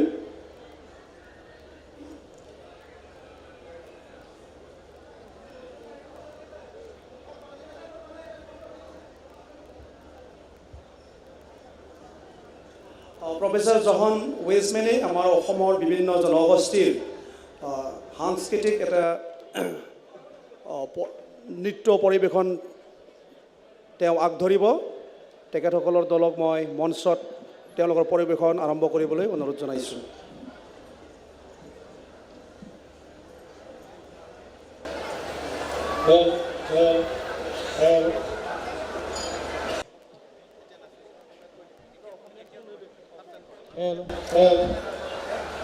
এটি বিশেষ মই ব্ৰিফিং দিব বিচাৰিছোঁ এই নৃত্যৰ বিষয়ে। ইয়াত আপোনালোকে দেখিবলৈ পাব বিশেষকৈ 5টা জনগোষ্ঠীৰ বিষয়ে তেওঁলোকে দাঙি ধৰিব আপোনালোকৰ সন্মুখত। আমাৰ প্ৰফেসৰ জন ৱাটছন মহাশয়ে বিশেষকৈ ৱৰ্কশ্বপ কৰিছিলে আমাৰ এই প্ৰথমবাৰৰ বাবে আয়োজন কৰা এই Bodoland International Knowledge Festival 2023 সময়ত এই ৱৰ্কশ্বপ চলি থকাকালীন তেওঁ 5টা জনগোষ্ঠীলৈ কাম কৰিছিলে, বিশেষকৈ আদিবাসী, সান্তাল, ৰাজবংশী, আছমিছ, লগতে গোৰ্খা আৰু এই সকলো জনগোষ্ঠীলৈ তেওঁ কাম কৰিছিলে। ইয়াত আপোনালোকৰ সন্মুখত তেওঁলোকে এই দলসমূহলৈ নিজৰ যি প্ৰেজেণ্টেশ্যন নিজৰ দৰে এই সকলো পাৰম্পৰিক বাদ্যযন্ত্ৰলৈ আপোনালোকৰ সন্মুখত দাঙি ধৰিবলৈ ওলাইছে। আশা কৰিছোঁ আপোনালোকৰ মন চুই যাব এই নৃত্য প্ৰদৰ্শন আৰু এই 5টা জনগোষ্ঠীলৈ ৰাজবংশী, অসমীয়া, সান্তাল, আদিবাসী, গোৰ্খা এওঁলোকৰ এই গোটেই আৰু বড়ো এই গোটেই অনুষ্ঠানলৈ তেওঁলোকে যি আপোনালোকৰ সন্মুখত সাজু হৈছেহি আপোনালোকৰ মন চুই যাব বুলি আশা ৰাখি here we are presenting in front of you a very beautiful traditional dance where they will be presenting Santal and Adivasi community, Boro community, Rajbangshi community. They will be presenting in front of you Gorkha community. With this collaboration, they will be presenting in front of you a very beautiful traditional dance. Hope you all gonna love it. Thank you so much.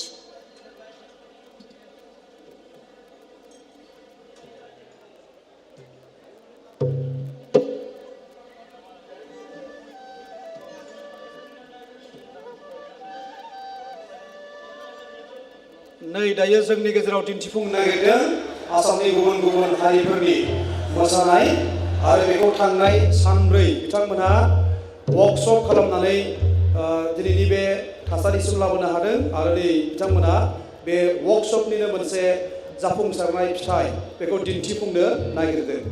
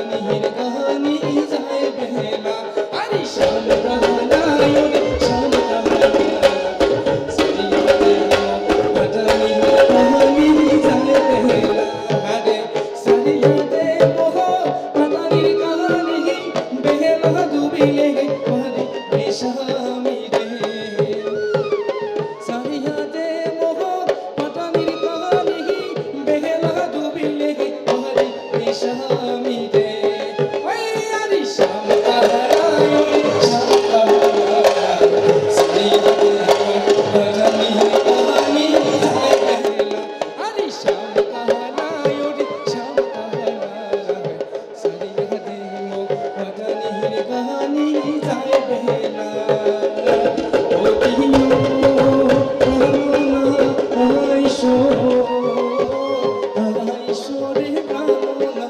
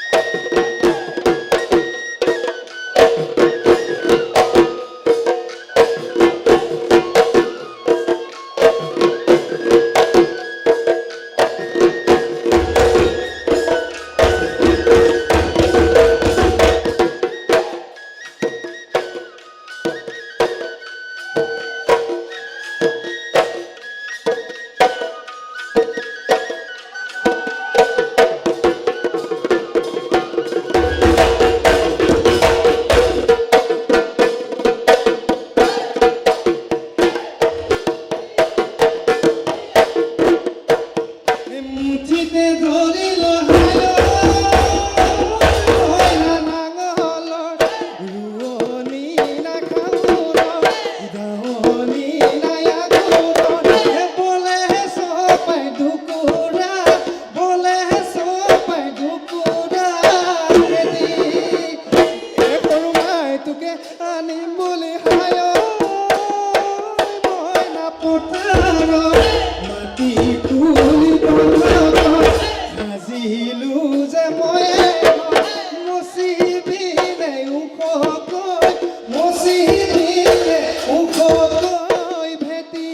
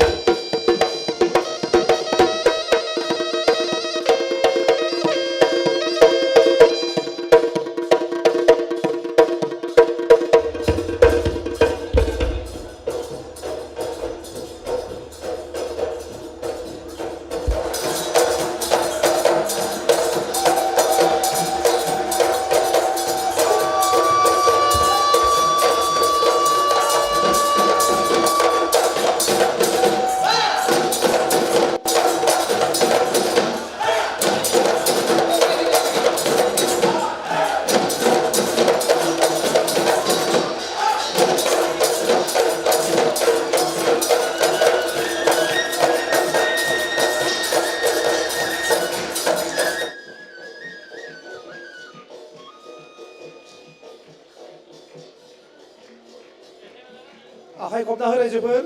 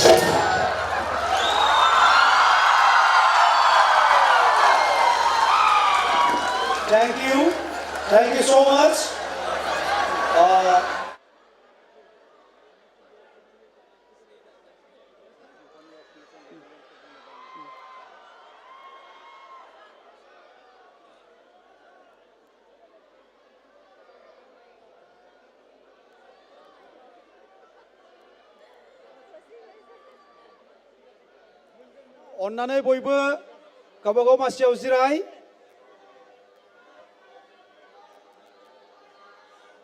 আপোনালোক আটাইকে নিজৰ নিজৰ আসন গ্ৰহণৰ কাৰণে নিজৰ নিজৰ আসন গ্ৰহণ কৰিবৰ কাৰণে অনুৰোধ জনাইছোঁ।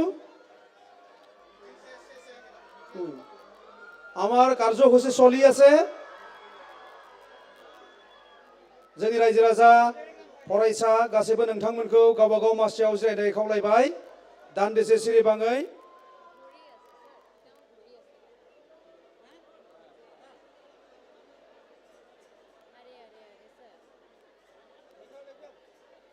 Many thanks to Professor Johan Weisman and his team for this wonderful performance. That was a symphony of peace and resilience led by Professor Johan Weisman. Thank you once again.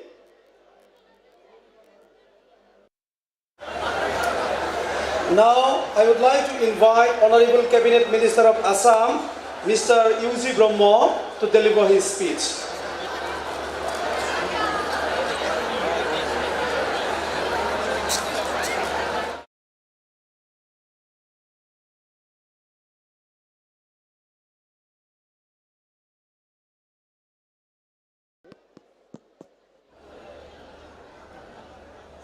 सबको नमस्कार।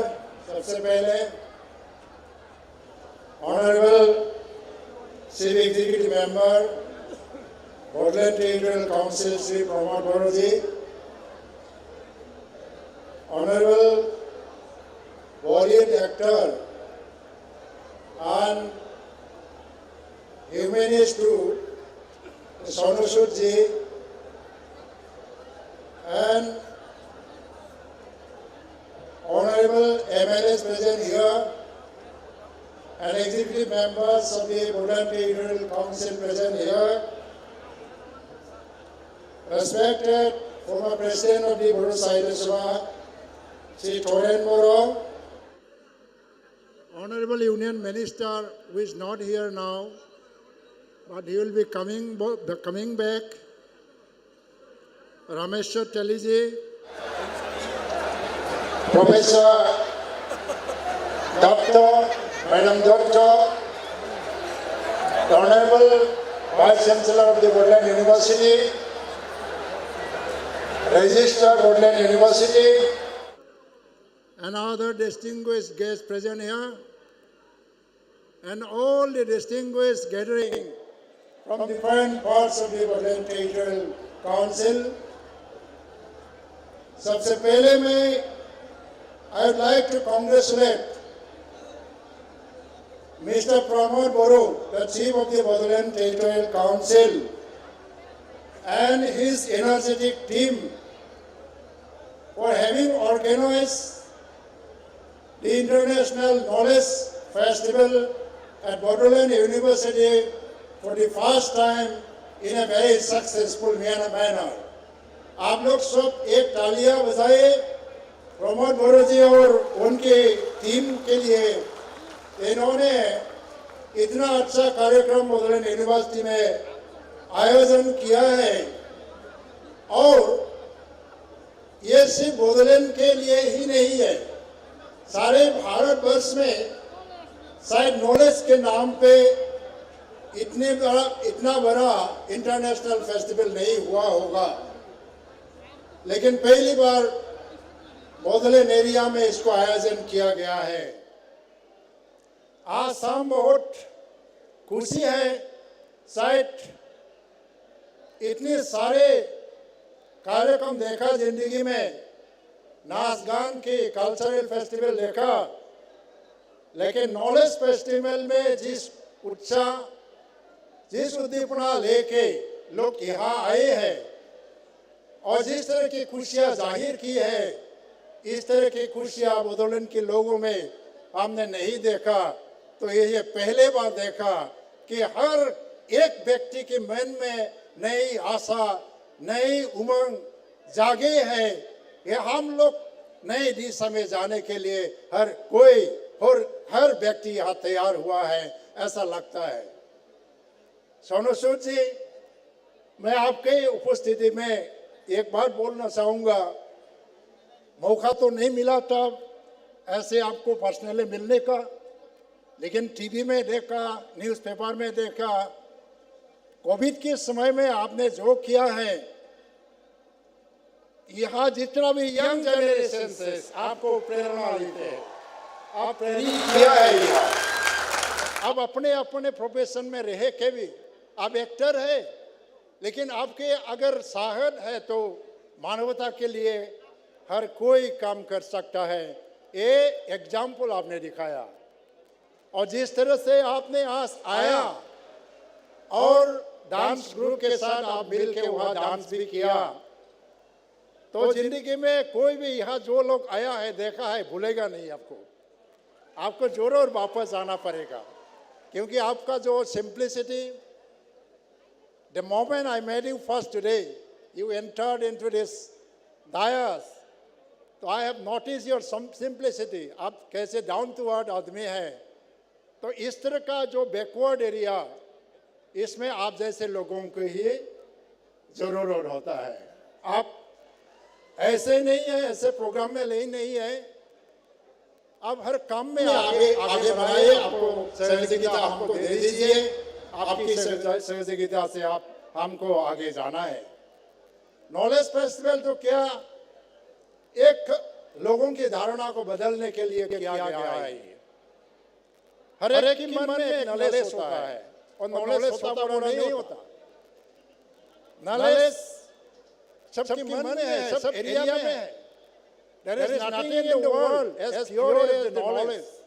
सबसे अगर प्योर चीज है दुनिया में knowledge है, लेकिन जब तक ये नॉलेज को एक्सेस नहीं किया जाता है, इसका मूल्य नहीं रहता। ऐसे यहाँ नदियाँ है, यहाँ फॉरेस्ट है, फॉरेस्ट का फ्लोरा फौना है, यहाँ फार्मर्स लोग हैं, यहाँ आईटी प्रोफेशनल्स भी है, स्टूडेंट्स है, सीआईटी है, यूनिवर्सिटी है।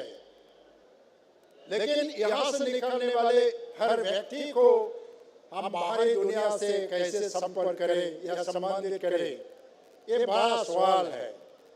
क्योंकि यहाँ एक काम इंसर्जेंसी देखा, आर्म्स के एक युग चला गया। कम से कम 40 साल यहाँ आर्म्स का, हथियार का एक आंदोलन देखा। हर दिन लोग मर जाते हैं, हर दिन यहाँ बोमा विस्फोट होने की खबर आते हैं। एक समय ऐसा था कि बोडोलैंड का पहचान हिंसा से जुड़ गया था, लेकिन अभी बदलने लगा। यहाँ का जो नौजवान है वो बदल गया, उन लोगों का सोच विचार बदल गया। उन लोगों को रास्ता दिखाना है। जितना भी साइंटिस्ट आया है, रिसोर्स पर्सन आया है, स्कॉलर्स आया, एग्रीकल्चर फील्ड के एक्सपर्ट, फॉरेस्ट एनवायरनमेंट, ये सब को लेके यह बात हुआ। वो लोग यही बात कहा है, नॉलेज बाहरी दुनिया में ढूंढने का, सिर्फ बाहरी दुनिया में ढूंढने का चीज नहीं है। नॉलेज वही है जो अपने अंदर है, इसको बाहरी दुनिया से जोड़ने का काम है। यह चीज है। हम लोगों के अंदर इधर जितना भी नॉलेज है, इस नॉलेज को बाहर के लोग जानते नहीं होंगे, नहीं जानते होंगे। जो लोग आया है इधर रिसोर्स पर्सन, वो ज्ञान देने के लिए ही नहीं आया, यहाँ से ज्ञान लेने के लिए आया है। अभी एक डांस दिखाया गया, 5 जातियों का डांस, पीस एंड रेसिलेंस, शांति चाहिए और शांति बरकरार रहना चाहिए। ऐसा नहीं है, एक स्लोगन नहीं है शांति। शांति जैसा लाया गया, इसको बरकरार रखने का भी हम कदम उठाना चाहिए। यह और कोई जाति एक साथ रहना चाहती है। हर एक जाति अपने कल्चर को, अपने संस्कृति और पहचान को बरकरार रखते हुए भी हम हर जाति, हर संस्कृति को मान सम्मान देके एक साथ रहने के लिए तैयार है। इसका वातावरण यहाँ हो चुका है, लेकिन यहाँ के लोगों को आगे लाए जाने के लिए जो नॉलेज कनेक्टिविटी की बात होता है, या इसको यूजफुलनेस करने की बात होता है। हमारे जो शिक्षा है, क्वालिफिकेशन तो दिया, लेकिन क्वालिटी दे नहीं पाया अभी भी। हर व्यक्ति को एक स्पेसिफिकेशन में जाना है। जिंदगी अभी डाइवर्सिफिकेशन एंड स्पेसिफिकेशन की युग आ गया। इस युग इस जिंदगी में आपको जनरल नॉलेज से काम नहीं होगा, आप पर्टिकुलर नॉलेज के अधिकारी होना चाहिए। तो ये सिखाने के लिए एक conceptual change among the young generations of this area, that is what I think and I don't understand is the prime purpose and objective of organizing this kind of Bodoland International Knowledge Festival. I have heard about some knowledge festival held in Melbourne. I have heard about some knowledge festival, but not in the name and style of knowledge festival. That may be in different name and style. The purpose is to exchange of the knowledge, enhancement of the capacity, and capacity building, and what opening the door for everyone to come and everyone to go out. तो दुनिया एक छोटा देश, एक गांव के concept में जो हम ग्लोबलाइजेशन की जब बात कहते हैं तो ही आता है। ग्लोबलाइजेशन ऐसी बात नहीं है, हम पीछे रह के हम ग्लोबलाइजेशन में शामिल नहीं हो सकता।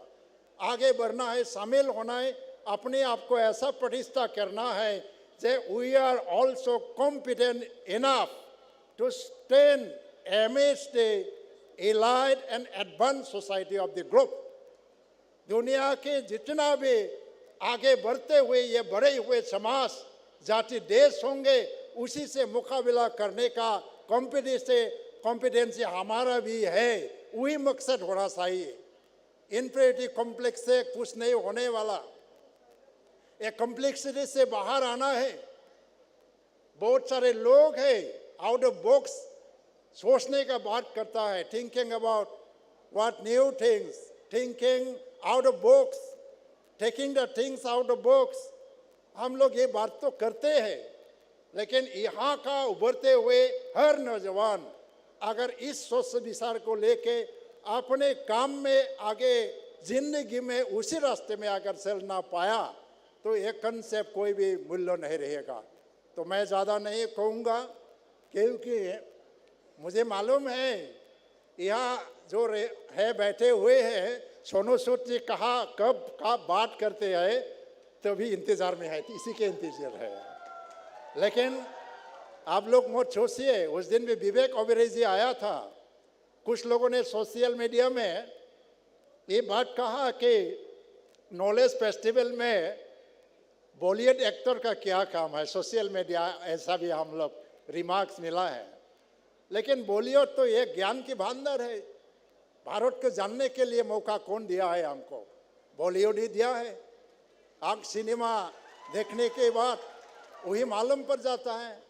और बॉलीवुड में ऐसे ऐसे शख्स है जिनको हम मालूम नहीं, लेकिन वो लोग फिलांथ्रोपिस्ट भी है, ह्यूमन राइट्स के लिए काम करता है, ह्यूमैनिटी के लिए काम करता है। और विवेक ओबेरॉय जी भी शिक्षा के क्षेत्र में जो काम किया, यह हम किसी ने भी किया होगा। जो लोग बोला किसी को मालूम नहीं है। और सोनू सूद जी भी एक प्रेरणा की सोच से उत्सव है। तो हम एक साथ छोड़ के काम करना है। हर जब आर्मी आपके नॉलेज के लिए आगे बढ़ के आ सकता है। हाथों में 24 आवर्स बंदूक लेके देश को रक्षा के लिए भारत माता की जय कहने वाले लोग अभी हमारी युवाओं को शिक्षा दे रहे हैं कैसे आर्मी में कैसे एंट्री मिलता है, आप कॉम्पिटिटिव एग्जाम में कैसे पास हो सकता है। आर्मी भी वही एग्जाम दे देता है। और बॉलीवुड ऐसा नहीं है। बॉलीवुड हमारे समाज से जुड़ा हुआ है। और यह काम करने वाले हर वे कलाकार जो अभिनेता अभिनेत्रियाँ हैं, वो लोग भी समाज के काम से जुड़े हुए हैं। सबका नमस्कार। ये बात ये सब बोल के बेखौनो बुंनानै आंनि बुंनायखौ आङो फोजोबनो सानबाय। दा फोजोबनायनि आगोल मेरे मैं थोड़ा कविता भी लिखता हूँ और प्रमोद जी ने बोला था तो अगर आप संभव है तो एक कविता आवृत्ति कीजिए। बोरो में आवृत्ति लिखा हुआ कविता है, लेकिन इसको हिंदी में, राजस्थानी में, पंजाबी में इसको अनुवाद हो गया। इस कविता को मैं आवृत्ति करके ख़त्म करता हूँ। कविता का नाम है कब आया था। मेरा हिंदी भी इतना अच्छा नहीं है, तो माफ़ कीजिएगा। महान समय कब आया था, रहस्यमय समय के रहस्य को अद्यतन कौन जान पाया है। सर्वोत्तम और निष्ठुर, इसके बीच में ना जाने कब से एक प्रतियोगिता जारी है महान होने के लिए। एक युद्धरत सैनिक घायल शत्रु सैनिक को देता है एक घूंट भर पानी, पीने के लिए नहीं, हलक भिगोने के लिए। उसमें कभी कभी कवियों को मिलते हैं मानवता के चंदान के चिन्ह। विजय के इतिहास की रचना करने वाले निरीह लोगों से खून से धोते हाथ और गाते हैं अहिंसा की गीत। सरल सीट आमजन देते हैं, उसमें भी विजय की हर्षध्वनि। ईश्वर के दूत प्रसारित करते हैं ईश्वर की खंडित वार्ता। भक्तगण भिगोते हैं भक्ति की गीत, बोध करते हैं अपनी आत्मा के ईश्वर का। महान समय कब आया था। अभी तो सभी के लिए प्रतियोगिता है। प्रतियोगिता के इस दौर में हम लोग तो सिर्फ उन लोगों के लिए ही तालियां बजाते आए हैं जो सदैव आगे रहते हैं। बहुत बार घोषणाएं हो चुकी विजय के समय, अच्छे समय की आने की, लेकिन सफलता की ये कोस आस भी अनवरत जारी है। महान समय कब आया था, सही मायने में क्या हमारा हर दौर महान नहीं है। धन्यवाद।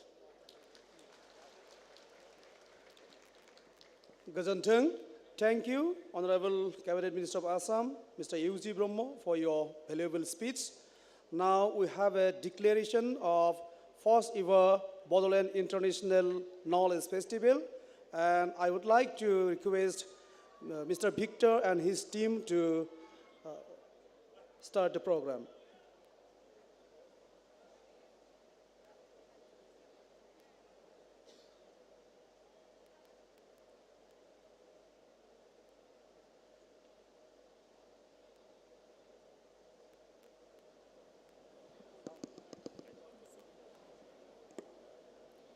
Good evening, everyone.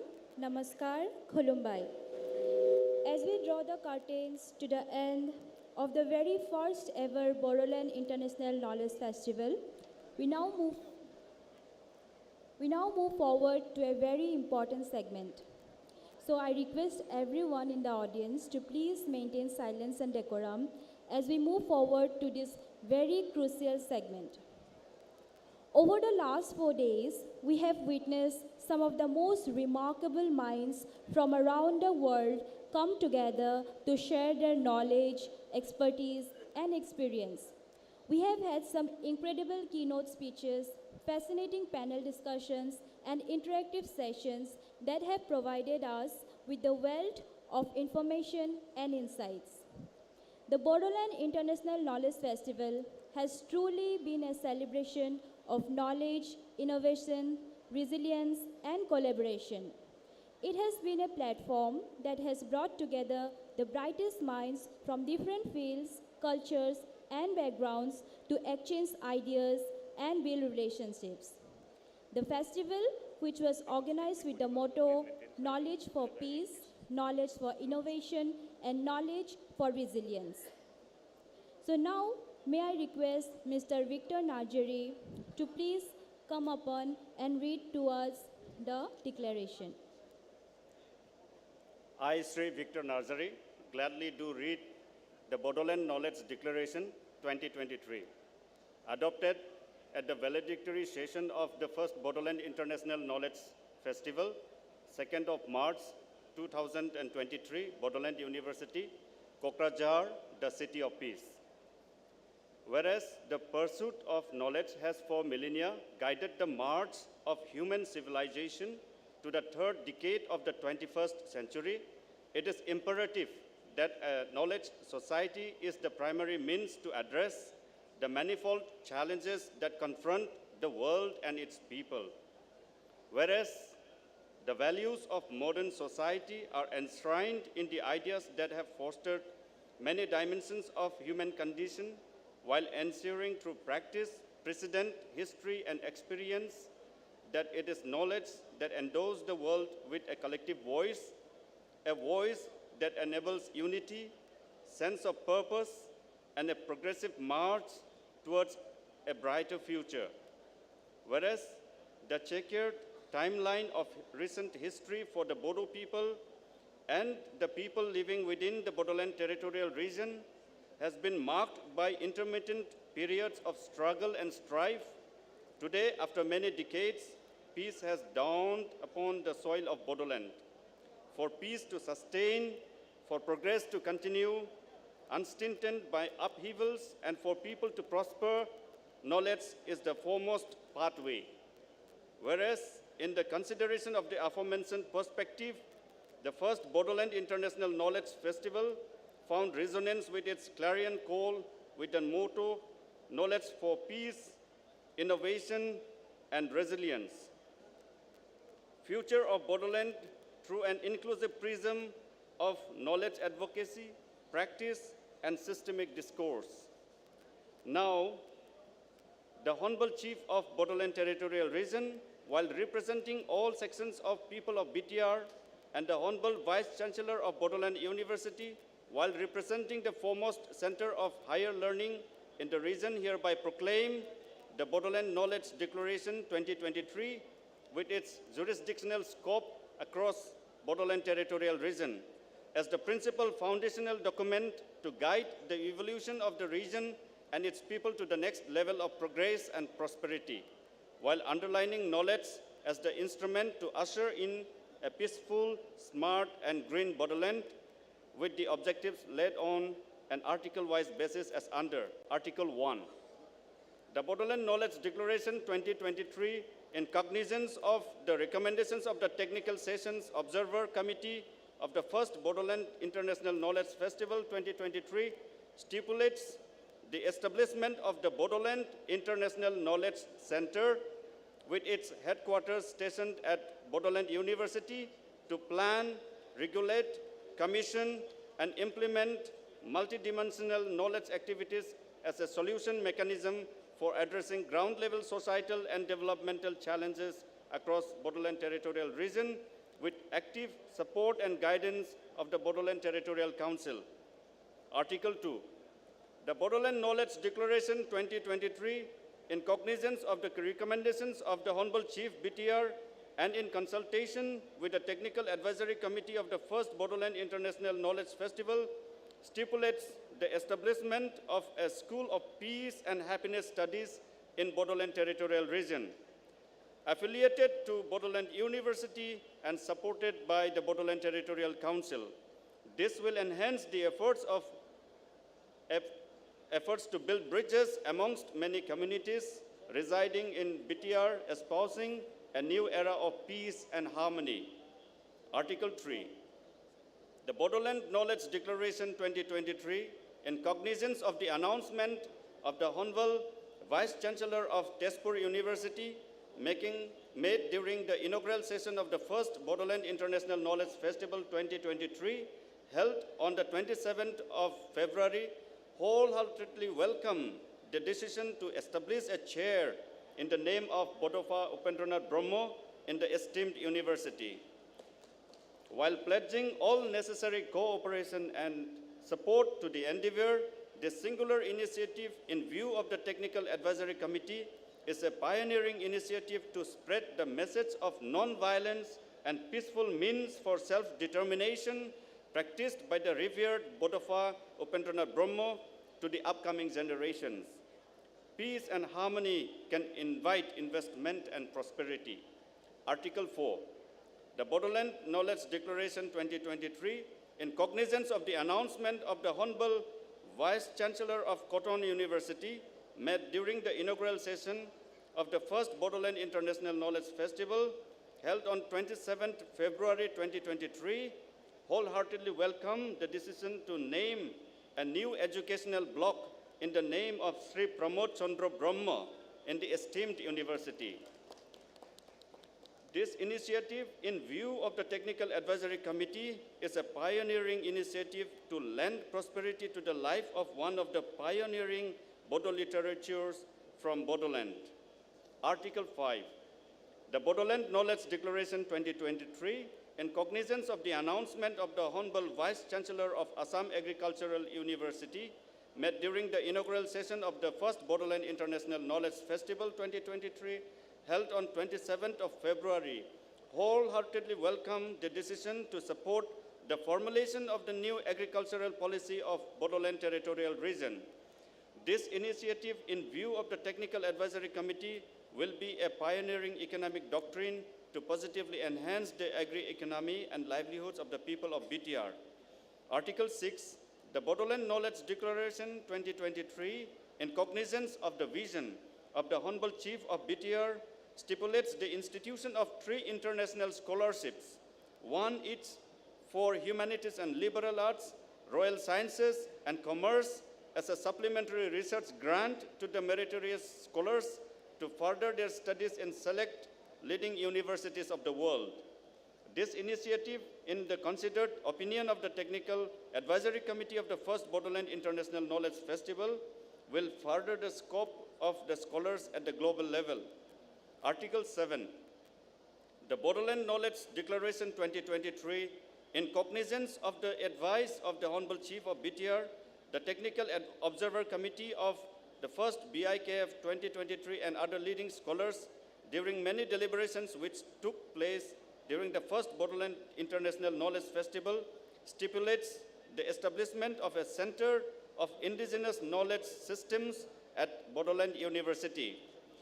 This initiative is intended to institutionalize the study of indigenous knowledge systems with special reference to the history, traditions, and customs of Bodoland. Article 8. The Bodoland Knowledge Declaration 2023, in cognizance of the announcement and recommendations of the Honorable Minister of Education, Government of Assam, made during the inaugural session of the first Bodoland International Festival, stipulates the formalization of a cyber education mechanism covering a range of disciplines from advanced sciences to farming practice to raise the individual skill sets to help increase self-employment avenues in BTR.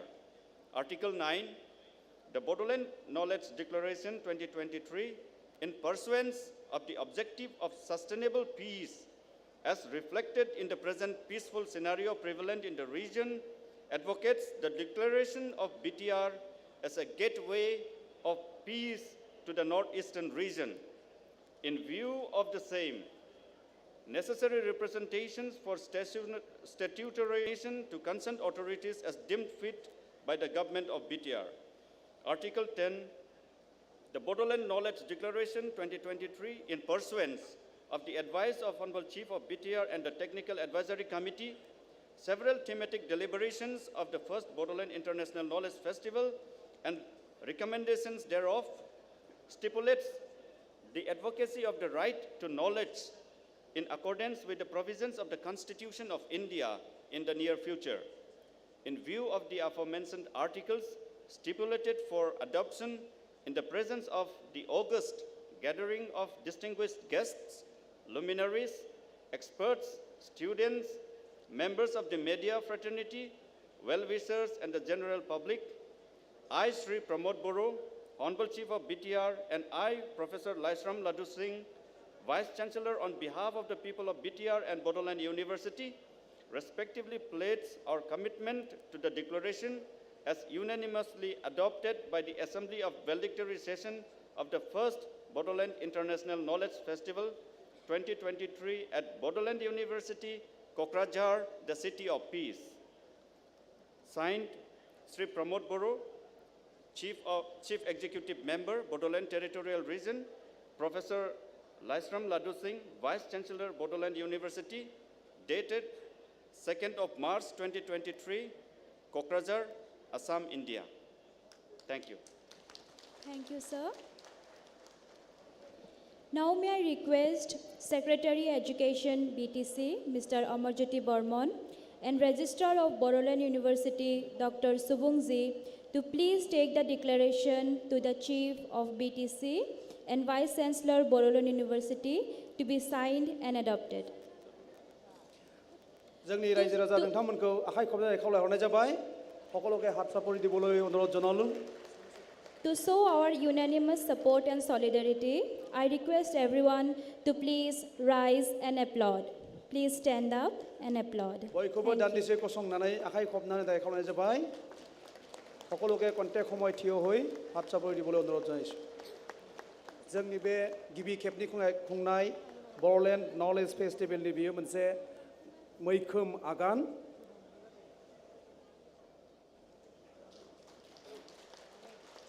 Thank you everyone and congratulations. गोजोन्थों दायो दान्दिसे उनावनो जोंनि गेजेराव बिबुंथि लाखिगोन जोंनि हांख्राय जानाय फावखुंगुर सनु सुद बिथाङा बिथांनि सोमोन्दै जोङो फंनैसो बाथ्रा सिनायथि होनो नागिरदों फंनैसो बाथ्राजों बिथाङा सासे सुबुंथि गोनां सुबुं बिथाङा सुबुं अनफावरि बिथाङा गोबां बेरामिफोरखौ जायफोर गिदिर बेरामाव गोग्लैनाय दङ बिथांमोनखौ हेफाजाब होबोदों जाय फरायसाफोरा निखावरि नखरनि बिथांमोननो बेसेन नाङै बिथाङा सोलोंथाइ होबोदों आरो नोंथांमोना मोजाङै मिथिगौदि थांनाय पेन्डेमिक समाव कोभिडनि समाव जोंनि आसामनिनो बर' फिसाफोर जायफोर खोला भारत आरो मुम्बाइ बायदि नोगोरमायाव फैनो हायाखैमोन नांथानानै दंमोन बिथांमोनखौबो बिथाङा जाहोसे लोंहोसे खालामनानै गारि मटर हमनानै गावबागाव न'सिम फैनायनि राहा खालामनानै होदोंमोन Now I would like to request my colleague Changita to give a brief introduction of our renowned Bollywood star Mr. Sonu Sood. Thank you so much, Pranab sir. Ladies and gentlemen, sir doesn't require any introduction, but I would like to give a brief introduction of our honorable sir. Sonu Sood is an Indian actor, film producer, model, humanitarian, and philanthropist who works predominantly in Hindi, Telugu, Tamil, and Kannada films. He received the Filmfare Award for the Best Supporting Actor, Telugu, for his work in the Telugu blockbuster Arundhati. In 2010, he garnered the IFA Award for Best Performance in a Negative Role for his performance in Bollywood film Dabang. In July 2016, he established the production house Shakti Sagar Productions, which is named after his father, Shakti Sagar Sood. In September 2020, Sood was chosen for the SDG Special Humanitarian Action Award by the United Nations Development Program for his humanitarian works during the COVID-19 pandemic. Sood has founded the Sood Charity Foundation to help people of all stature, an initiative by Sood for providing free coaching to UPSC exam candidates from underprivileged financial backgrounds. Sood was announced as the Delhi government's brand ambassador of its Desh Ke Mentor program by the Delhi Chief Minister. Sir doesn't require an introduction, but how can we not thank Sir for his immense and selfless and honest dedication and service and his unconditional love during the pandemic, that is the COVID-19 pandemic situation. May I request the Simba superstar with golden heart most esteemed Sonu Sood to share a few words and address the gathering.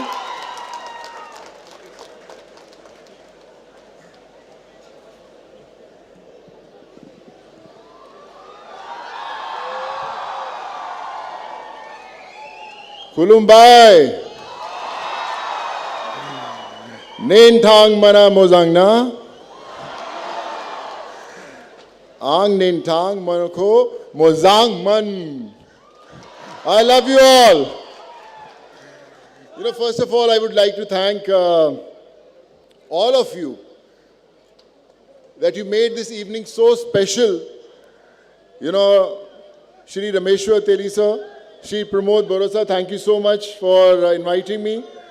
Shri UG Brahma sir, your Hindi is phenomenal, sir. I need to learn few poetry from you now next time, sir. Thank you so much.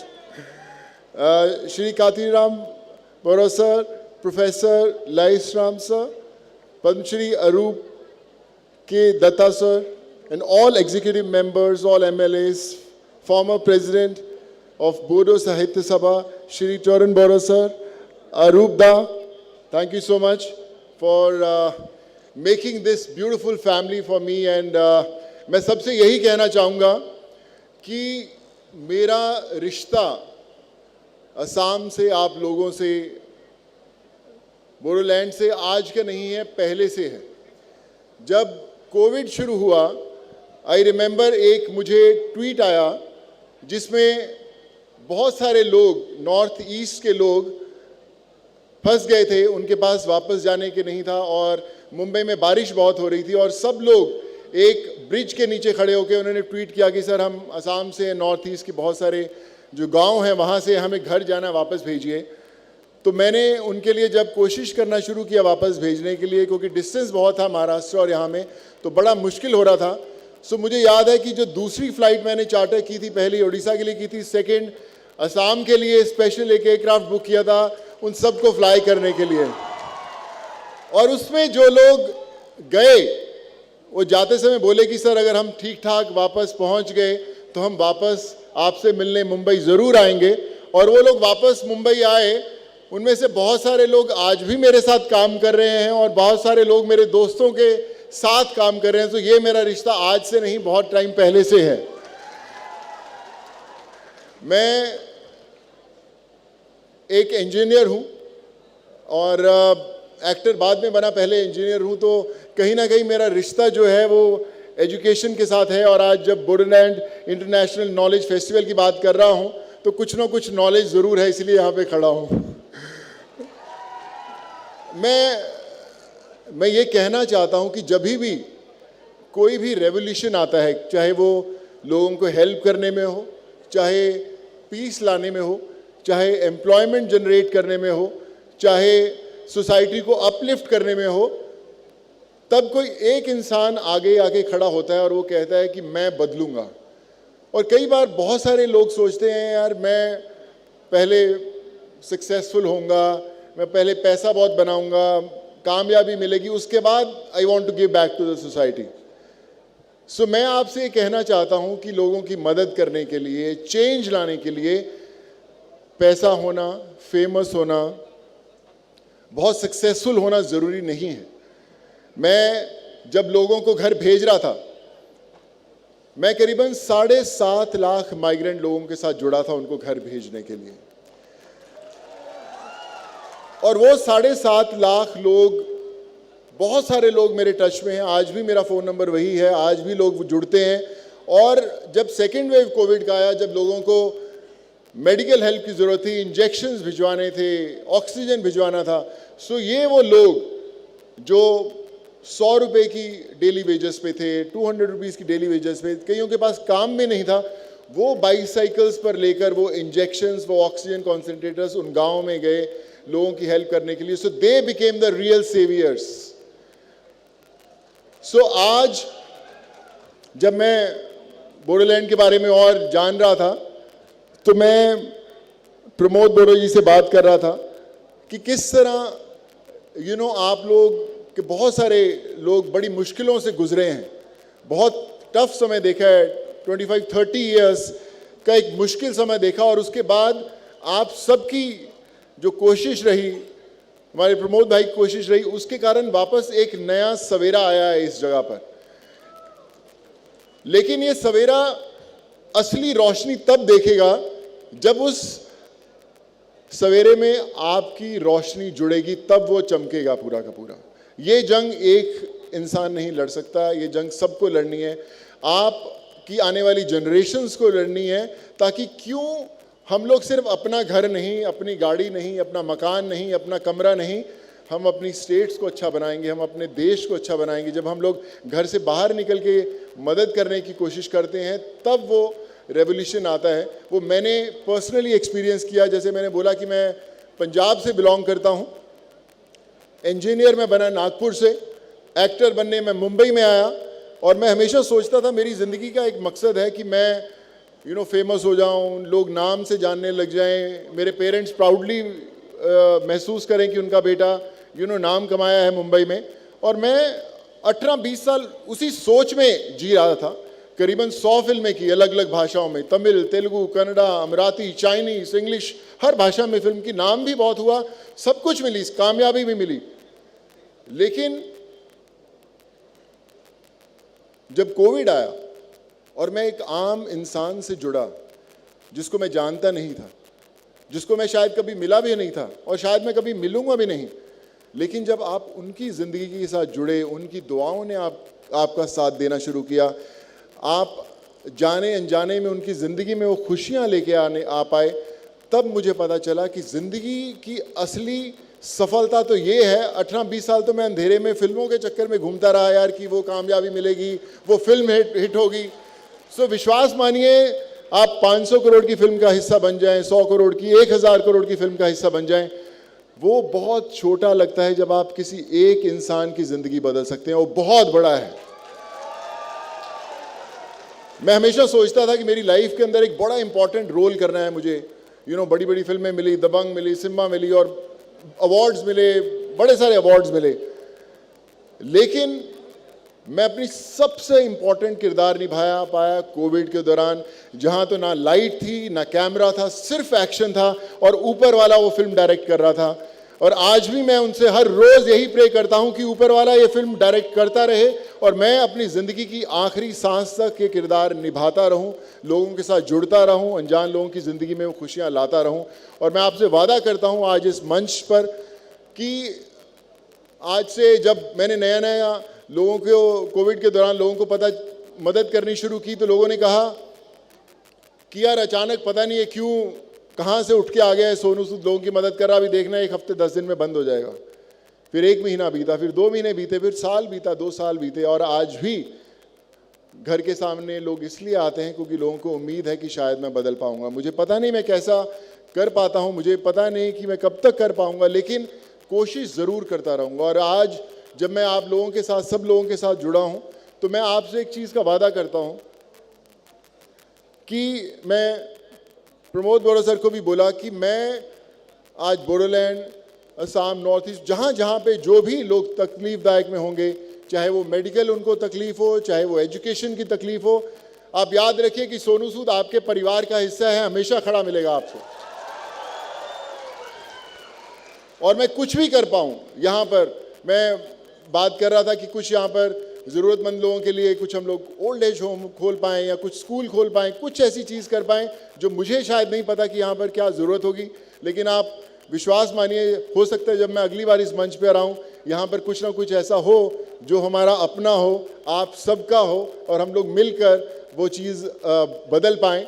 और मैं सबसे यही कहना चाहूँगा कि जब आप अच्छा काम करने लगते हैं तो तकलीफ़ें बड़ी बार आती हैं, मुझे भी आई होंगी तकलीफ़ें, लेकिन मेरी माँ हमेशा कहा करती थी कि अगर आपके रास्ते पर स्पीड ब्रेकर नहीं आते तो समझ लेना कि आप सही रास्ते पर नहीं चल रहे, अपनी मंजिल पर नहीं चल रहे। तो स्पीड ब्रेकर से रुकना नहीं, आगे चलते जाना।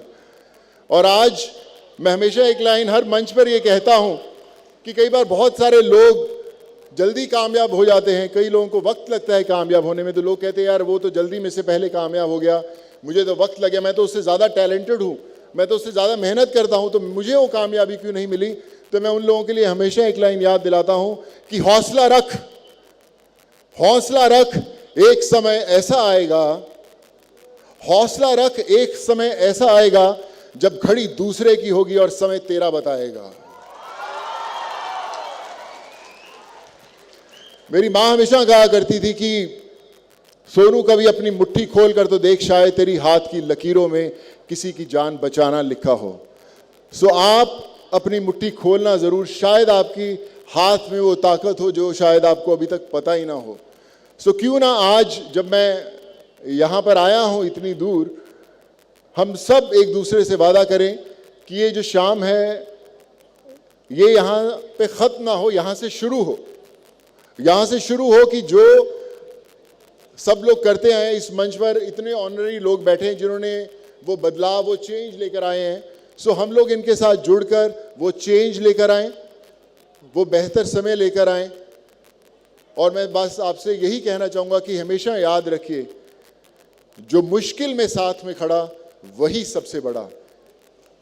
God bless you, and I promise every single person here that Sonu Sood till his last breath will be with you always for anything, 24/7, 365, all my life. God bless you. Take care and thank you so much. Thank you so much, sir. Thank you so much, sir. Thank you, sir. God bless you, sir.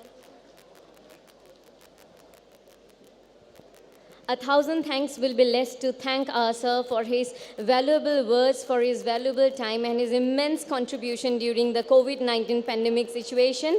Thank you so much, sir, on behalf of Bodoland University and the entire organizing committee of First Bodoland International Knowledge Festival 2023. Thank you. बयखौबो गावबा गाव जायगायावनो गावबा गाव मासियावनो जिरायनो थाखाय खावलायबाय।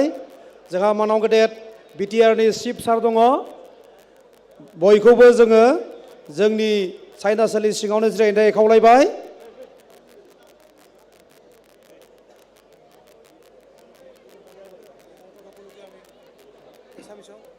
সকলোকে নিজৰ নিজৰ আসনত বহি থাকিবলৈ অনুৰোধ জনোৱা হ'ল। আমাৰ বিটিআৰৰ মুখ্য কাৰ্যবাহী সদস্য তেখেত আছে, তেখেত থাকিব আমাৰ লগত। মই সকলোকে থিয় হৈ এবাৰ তেওঁক অভিনন্দন জনাবৰ কাৰণে অনুৰোধ জনাইছোঁ, অভিবাদন জনাবৰ কাৰণে অনুৰোধ জনাইছোঁ।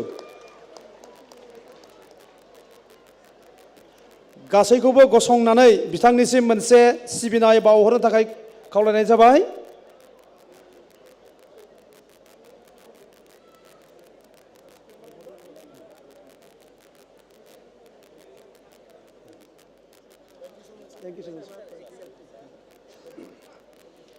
बयखौबो गावबा गाव मासियाव जिरायनो थाखाय खावलायबाय। जों दान्दिसे उनावनो हाबाफारिखौ फोजोबसिगोन।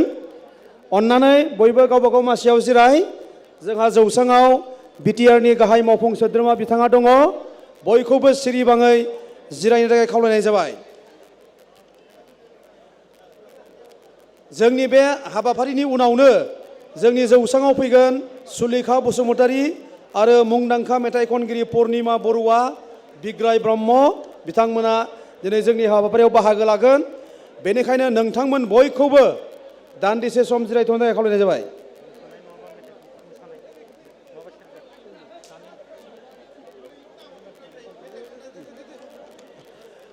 दायो आं चक्रधर ब्रह्म आदानि हानजानिफ्राय मोनसे मोसानाय दिन्थिफुंनो थाखाय खावलायहरनाय जाबाय। चक्रधर ब्रह्मनि हानजानिफ्राय थाबैनो मोनसे मोसानाय दिन्थिफुंनो थाखाय खावलायहरनाय जाबाय। जोंनि नैबे हाबाफारिया जोबनाय लोगो लोगोनो जोंहा हारिमु बिलिफाङा जागायजेनगोन। हारिमु हाबाफारिया जागायजेनगोन। बेयाव जोंहा मानाव गेदेर देंखोगिरि सुलेखा बसुमतारी बिथाङा सफैखाबाय। आरोबाव दङ मुंदांखा बिखिष्ट शिल्पी पुर्णिमा बरुवादेव আৰু বিশিষ্ট শিল্পী বিগ্ৰায় ব্ৰহ্ম, তেখেতসকলে উপস্থিত হৈছেহি। আমাৰ মঞ্চৰ পিছফালে তেওঁলোকে বহি আছে। কণ্টেক সময়ৰ পিছতে আমি আমাৰ সাংস্কৃতিক অনুষ্ঠান আৰম্ভ কৰিম।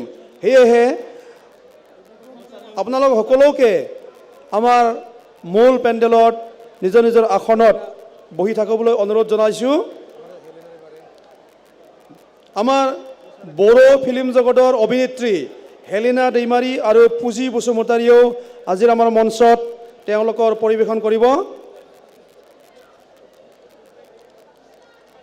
दायो आं चक्रधर ब्रह्म बिथांनि हान्जाखौ, चक्रधर नार्जारी बिथांनि हान्जाखौ मोसानाय दिन्थिफुंनो थाखाय खावलायनाय जाबाय।